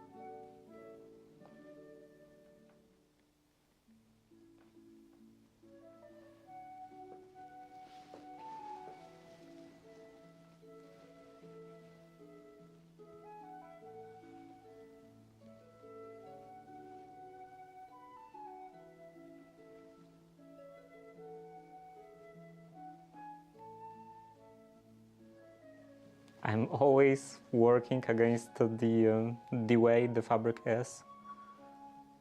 Like when it's curved, I'm working into making it straighter.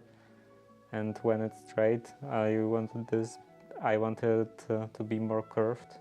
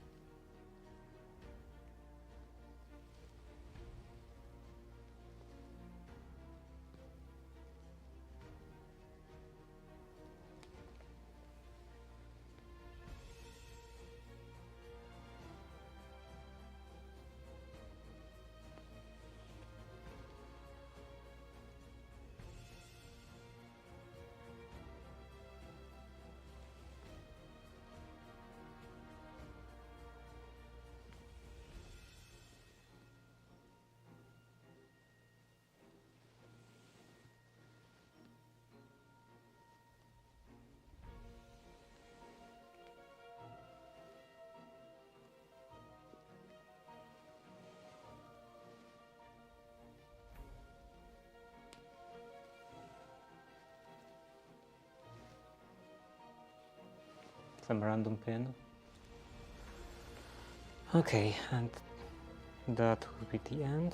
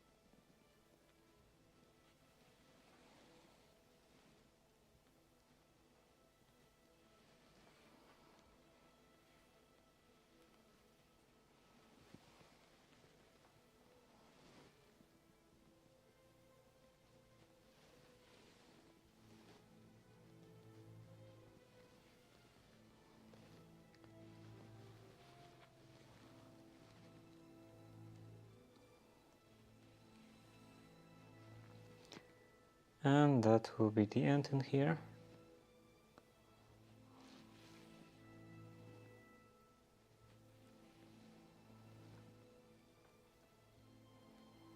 Let's go to the other side.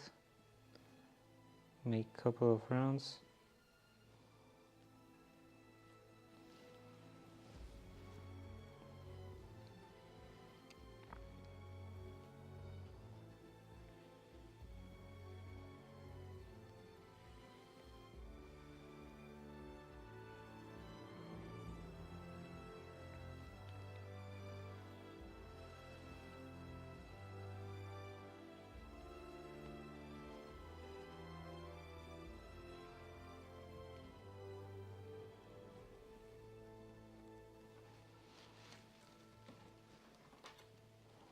Cut that off. And will that be enough for this edge? Don't think so. But maybe for this edge on the other side? Just maybe.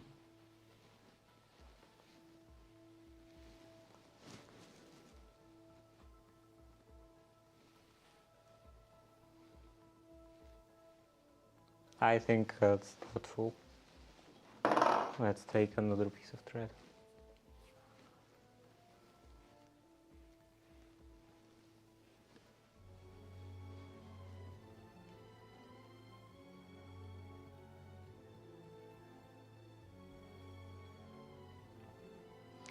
And also this seems to be attached quite well. Maybe in here I won't need to do the other basting line, basting stitch.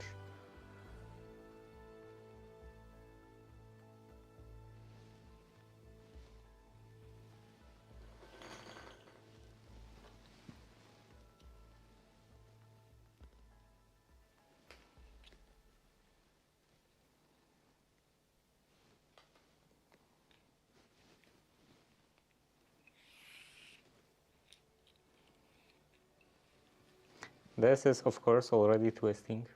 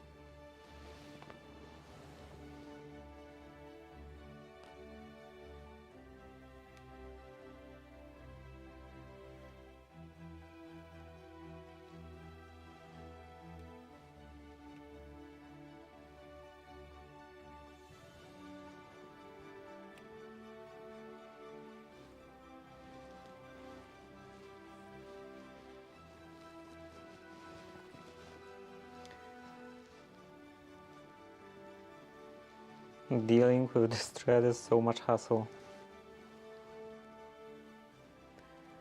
Okay, now it should be fine.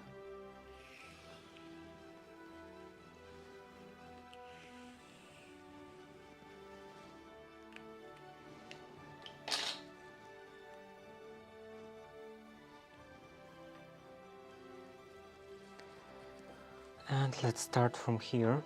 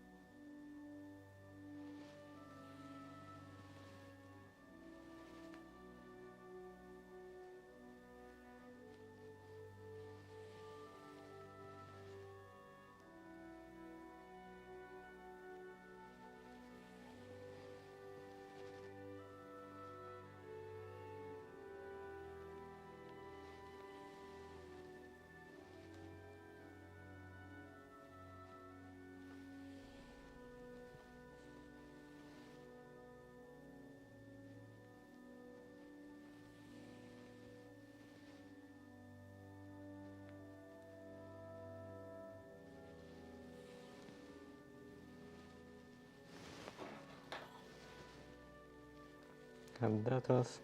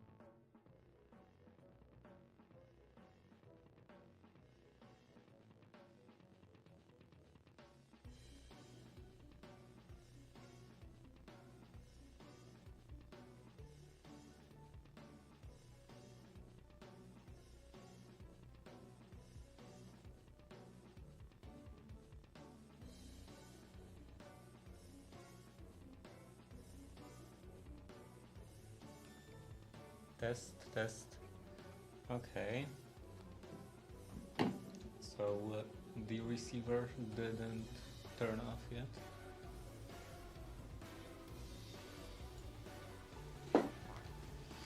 Okay, let's continue.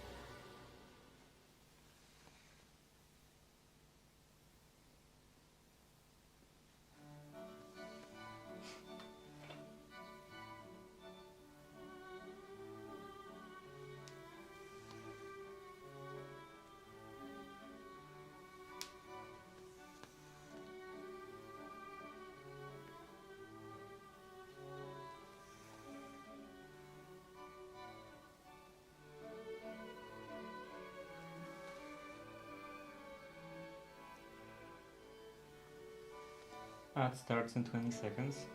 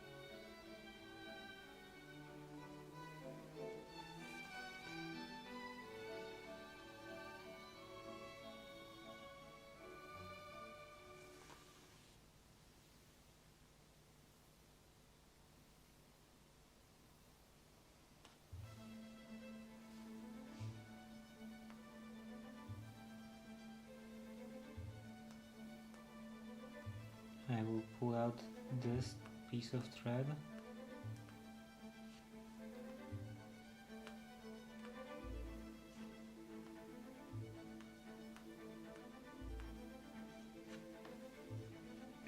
And then I will need another needle.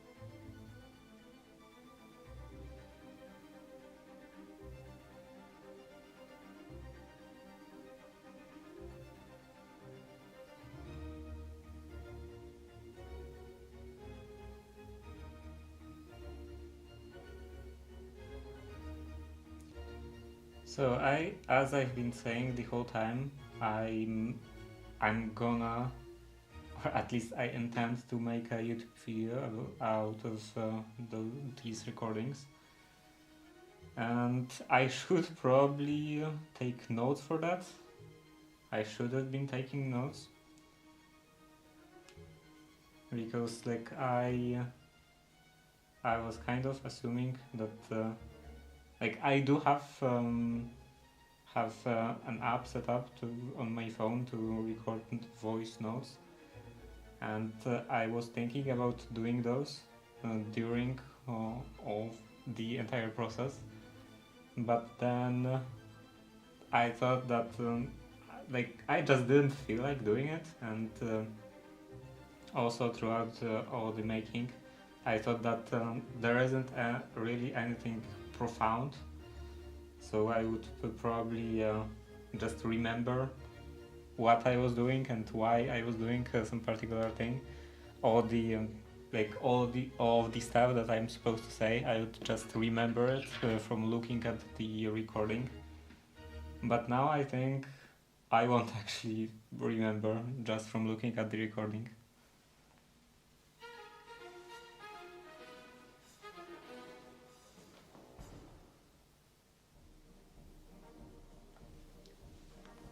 So probably I should actually take notes of everything. But maybe I should be taking those on the computer.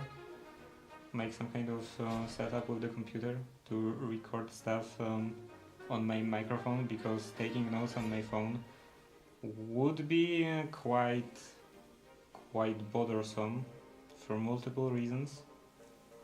First of all, I would need to use my phone, so like I would have to reach for my phone specifically to make a note, and I usually don't use my phone on the stream. And also another problem is that I do actually use my phone on the stream as a camera, so I don't think that would be very convenient.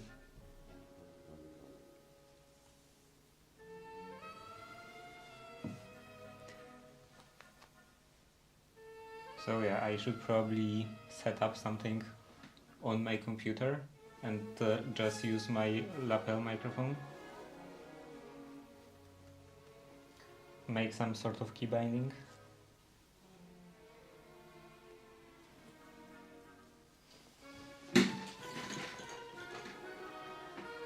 And now I can go through this edge.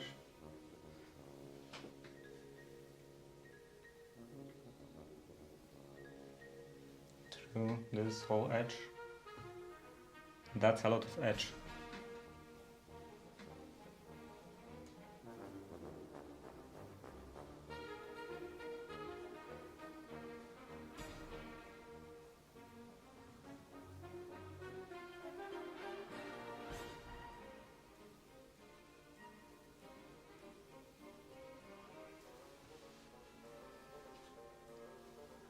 Is this focused?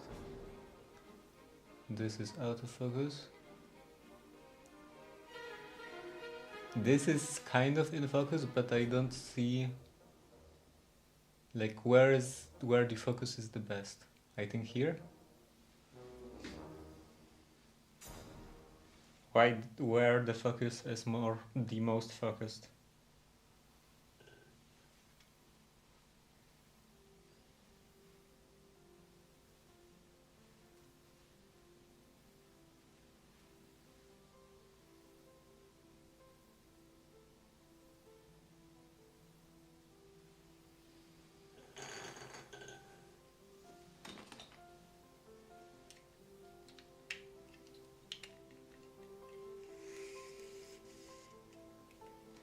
And of course this is twisting again.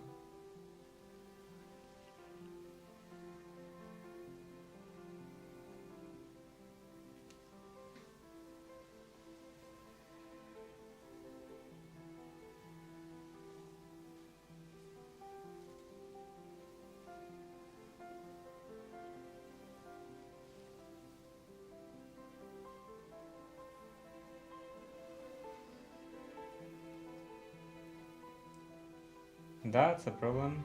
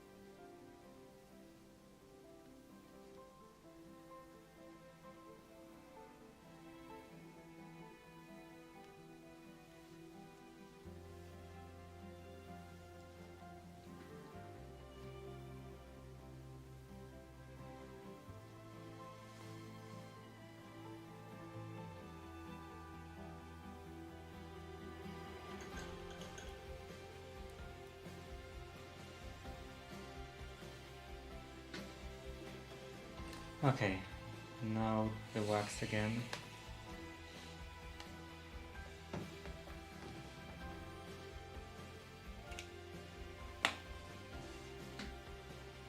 And let's get started at this edge.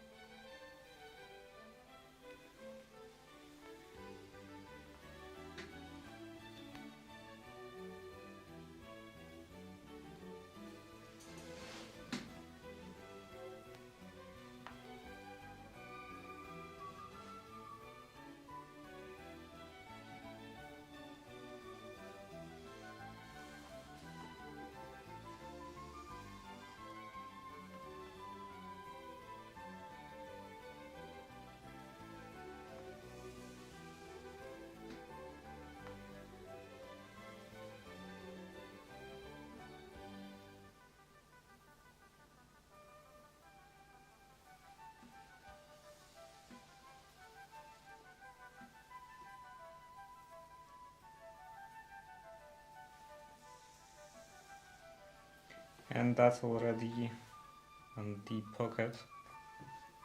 So let's pull that out.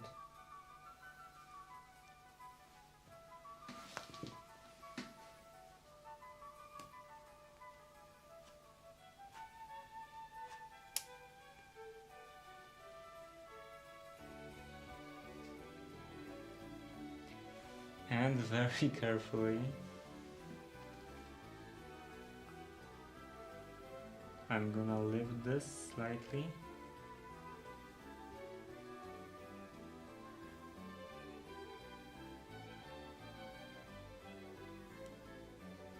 And try to catch only this one lining beneath.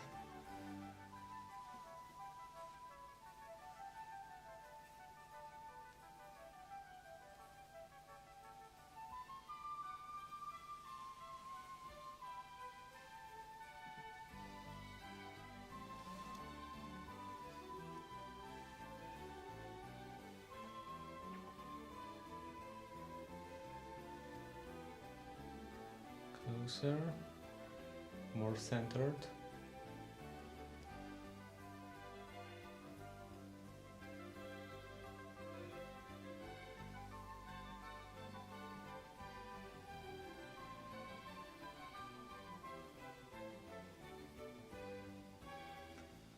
Dealing with manual focus is quite horrible.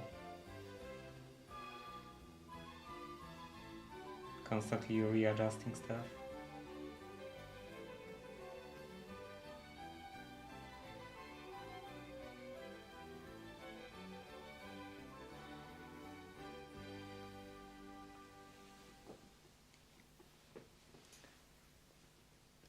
and hunting for this one correct setting.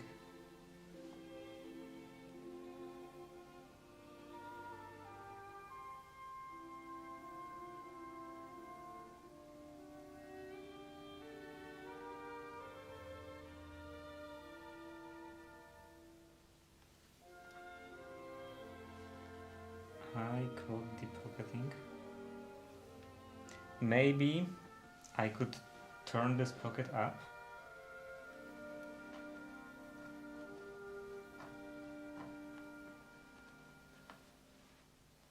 No, that wouldn't work. Probably it's already caught in here.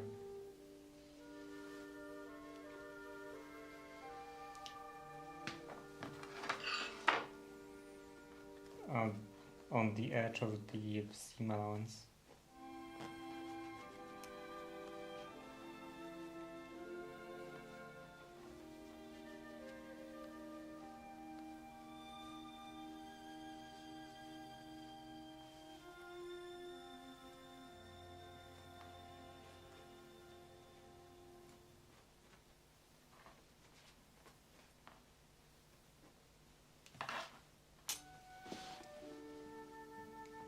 Now everything is terrible.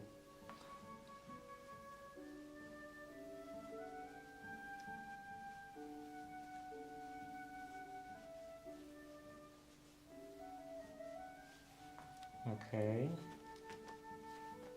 Then I can straighten this. Push it into the corner. Or at least try. I'm failing.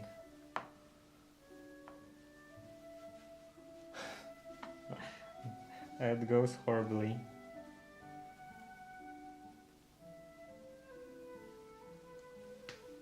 It's probably just too close to this edge. Because the seam allowance is practically right on this edge. Right on the seam.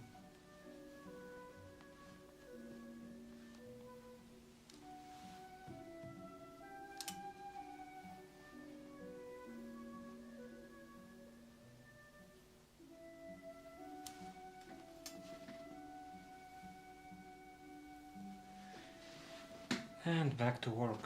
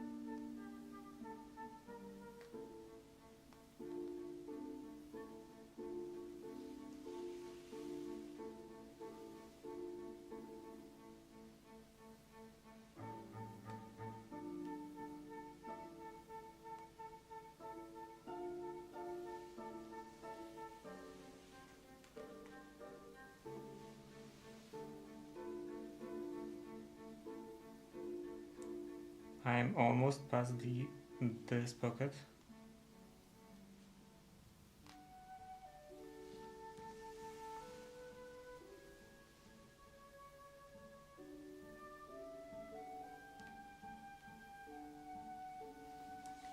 Just a couple more stitches and this will become much easier.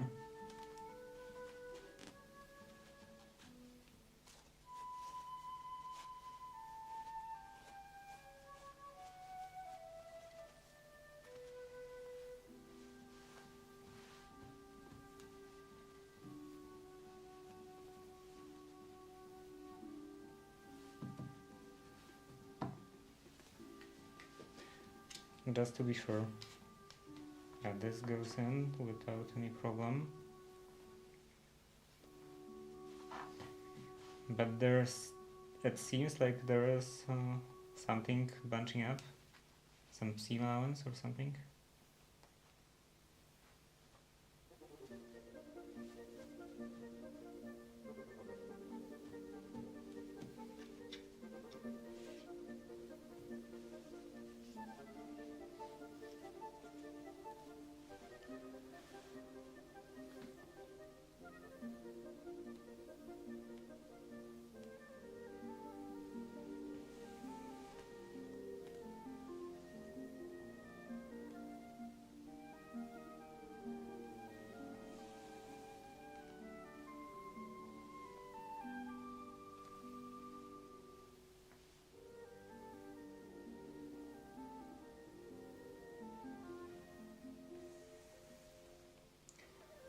Okay, now I should be past the seam allowance of that pocket, so I can go in more deeply.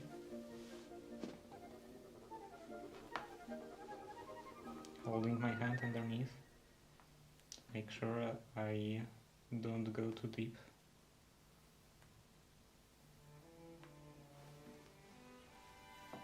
It's kind of hard. Okay, that's better.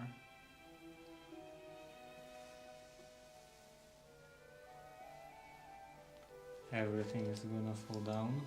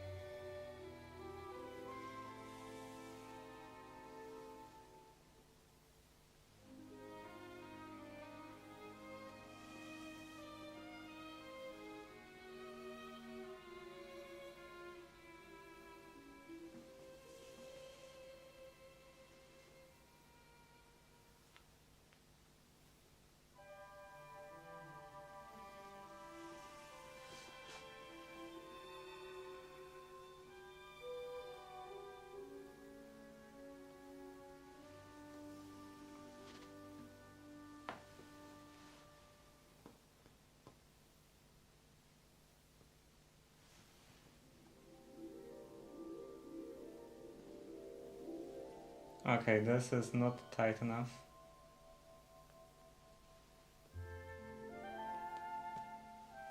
I will take care of it later.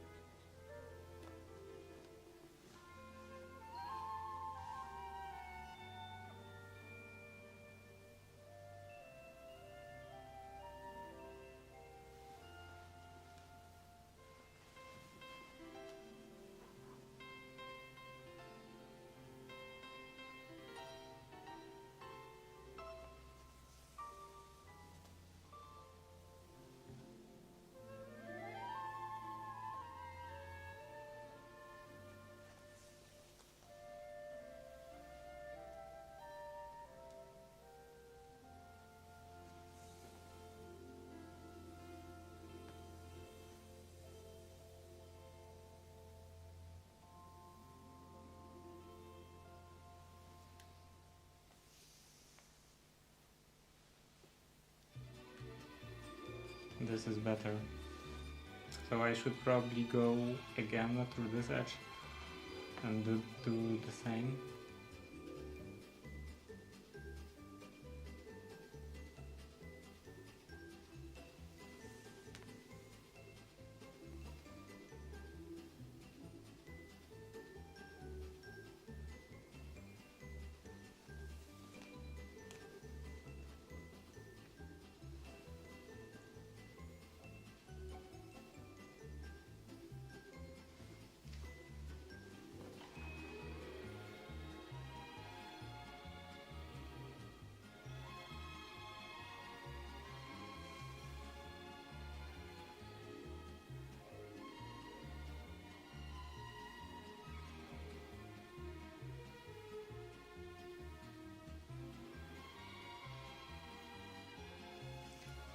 I'm making more holes in my finger.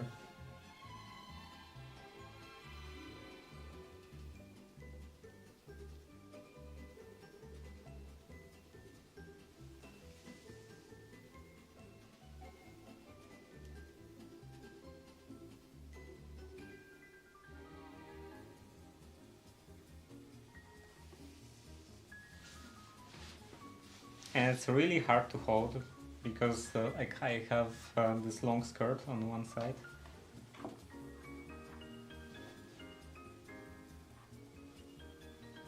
I'm basically sewing in the middle of the garment.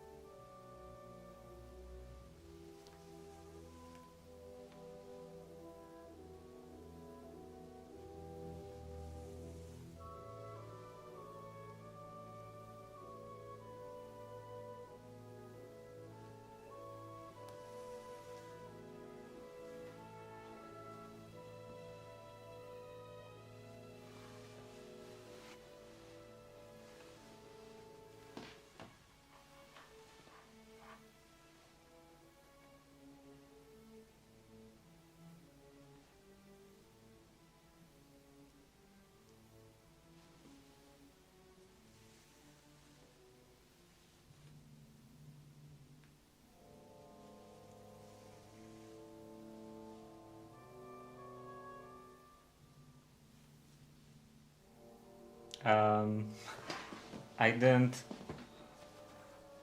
Yeah, this is not low enough. I was worried for a bit about the outer pocket if I didn't close it.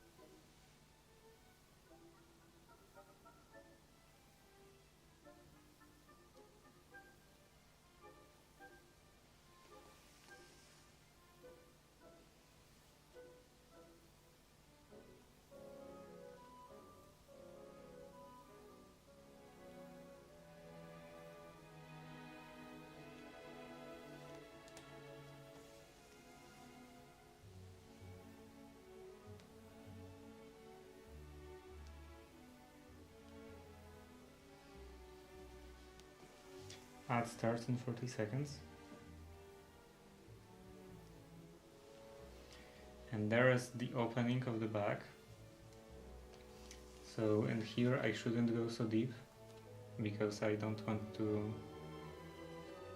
limit my my ability to adjust the angle of this opening.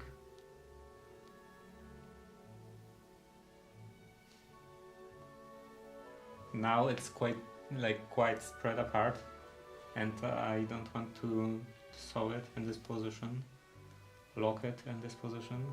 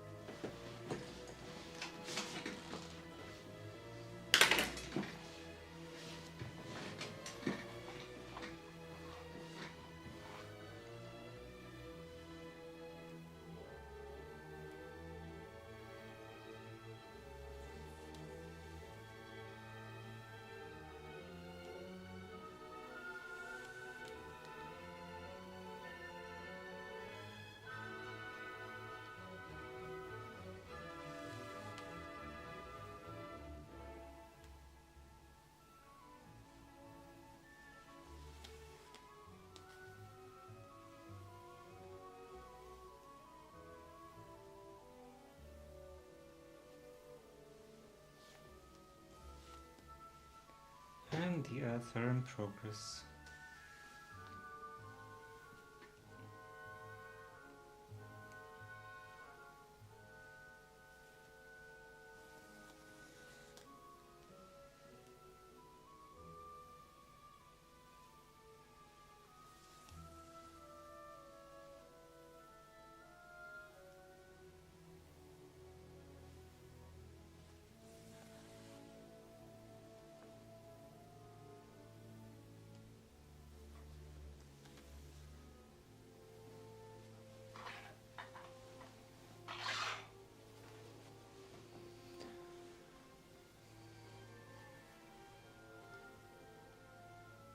Okay, now I can go again a bit deeper.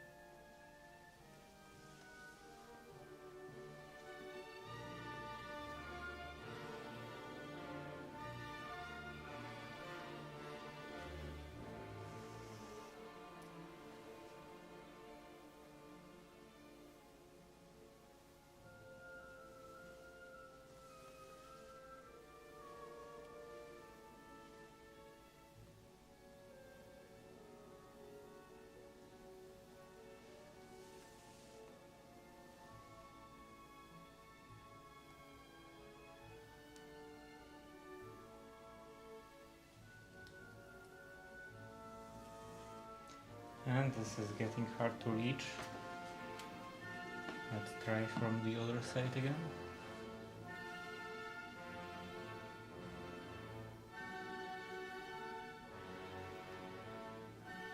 This is also a bit hard to reach.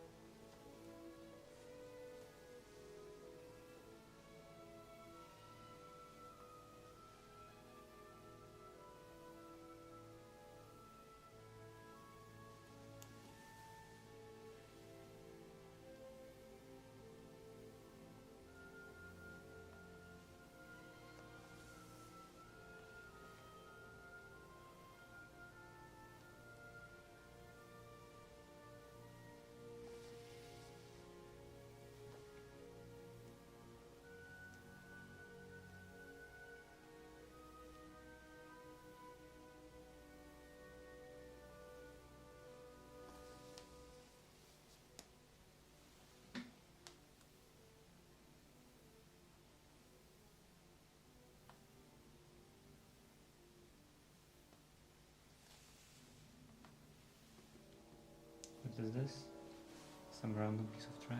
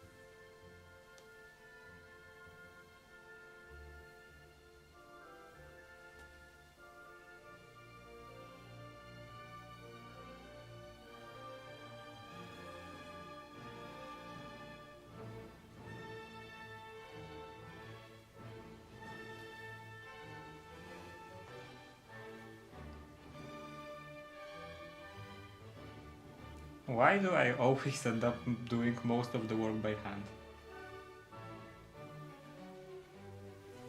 I'm not really planning to make the entire garment by hand, but I always do most of the seams. Probably like, I don't know, 70% of the work just with the needle.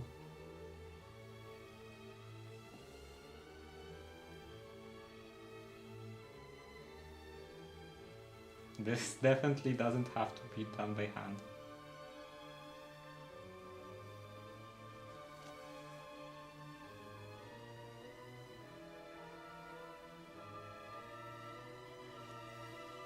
I mean, at this point it does, but I could have just attached this together, those two pieces together, before I put them in.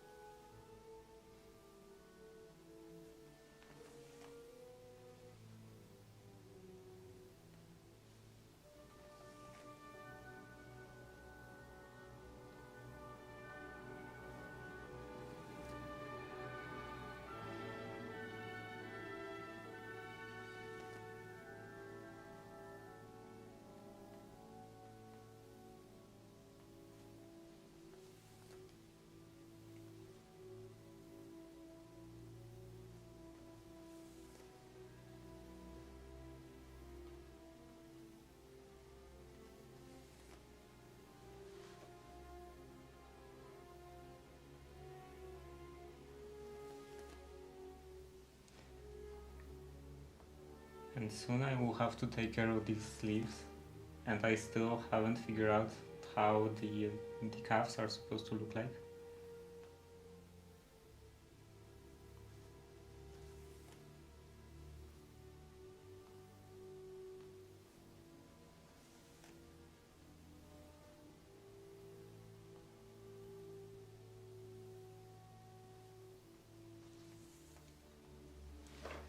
All the sketches and the book are not really that detailed.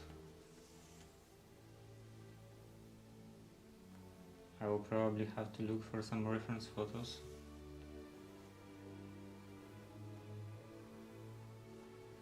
Even more research.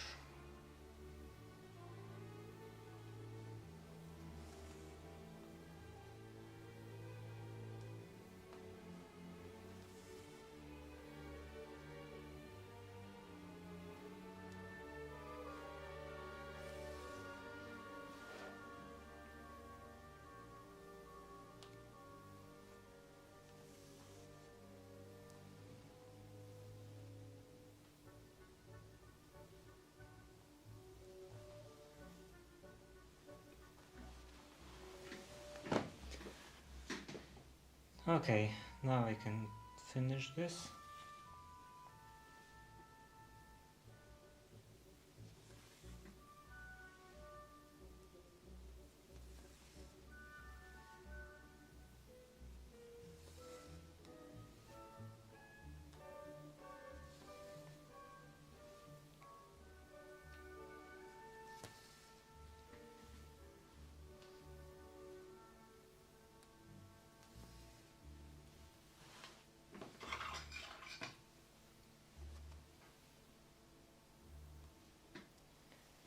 And this is done.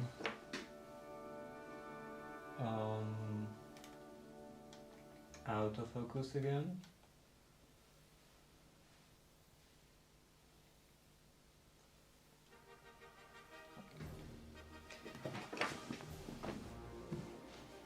And let's get rid of all that.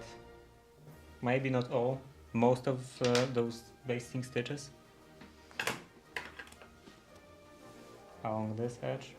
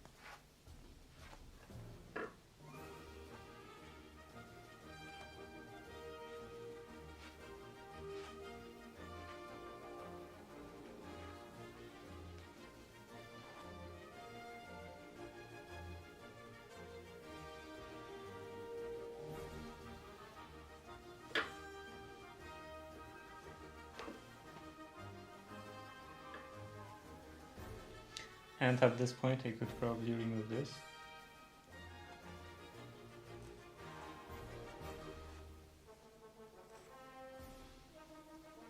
Not sure about this one. For now it can stay. And then in here.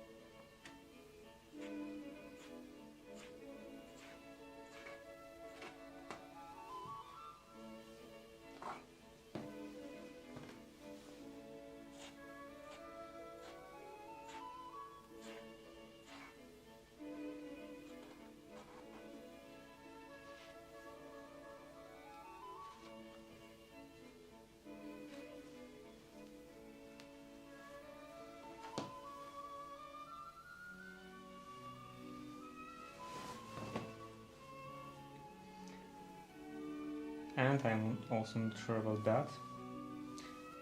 No, this is definitely for pasting stitch for defacing. So it can go.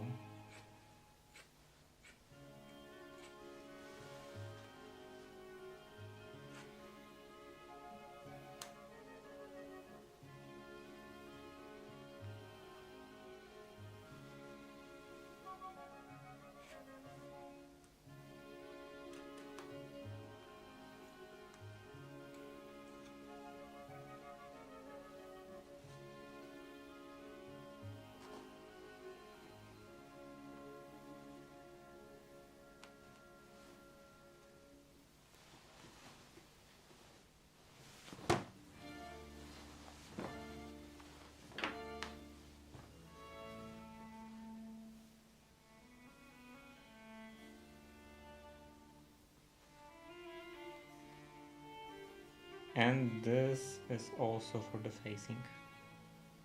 I'm pretty sure.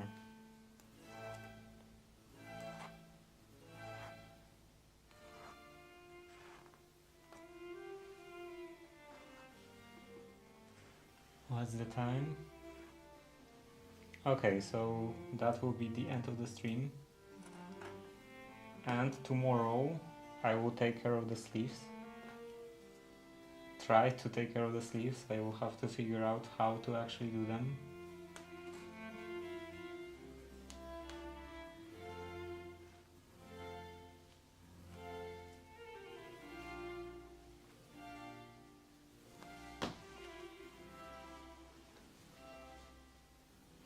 I don't think this has to be basted anymore.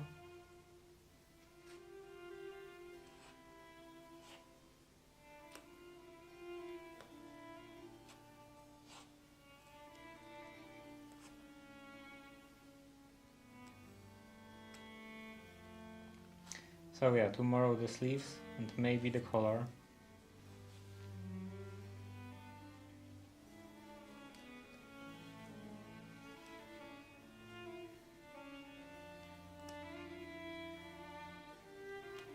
But probably only the sleeves.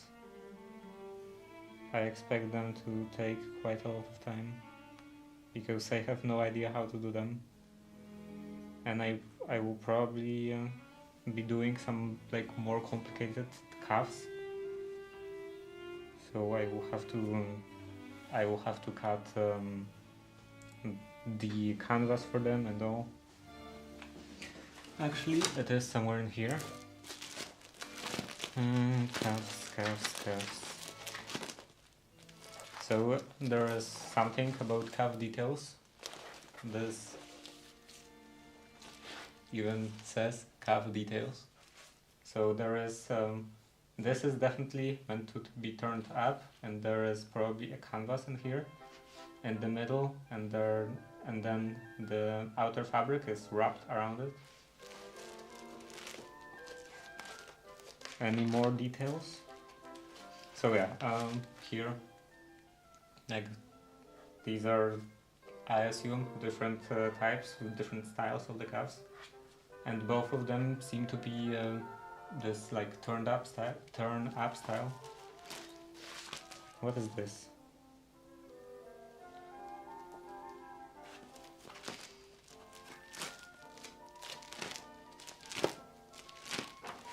Yeah, I don't think there is anything more about the cuffs.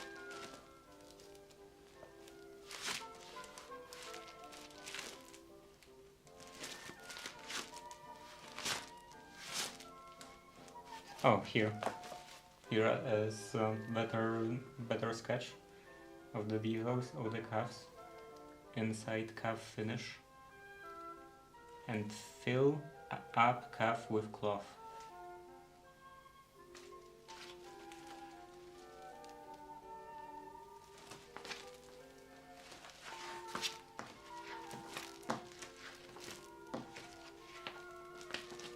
Is there any text about the cuffs? The skirt turns some making. General remarks. Nothing. Cutting, lapel. necessary manipulations.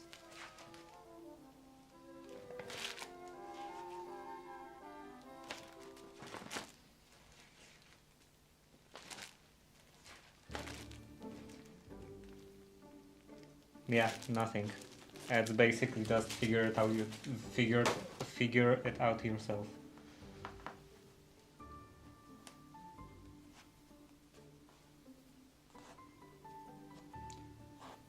So yeah, after the stream I will have to figure it out myself, and hopefully be ready with all the necessary information for the next stream for tomorrow.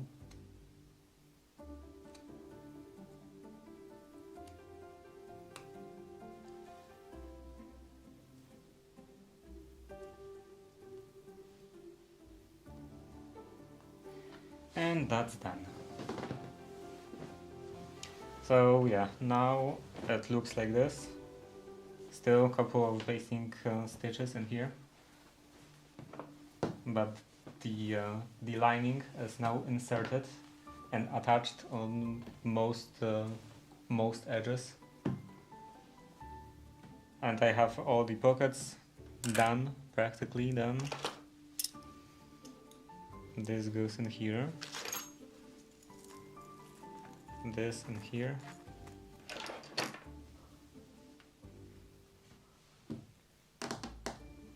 The primer goes in here.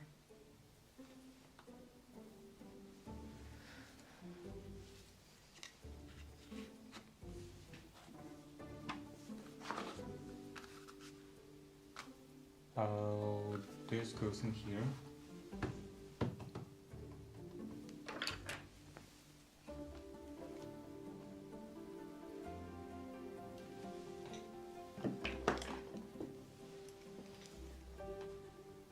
Writing utensils in here.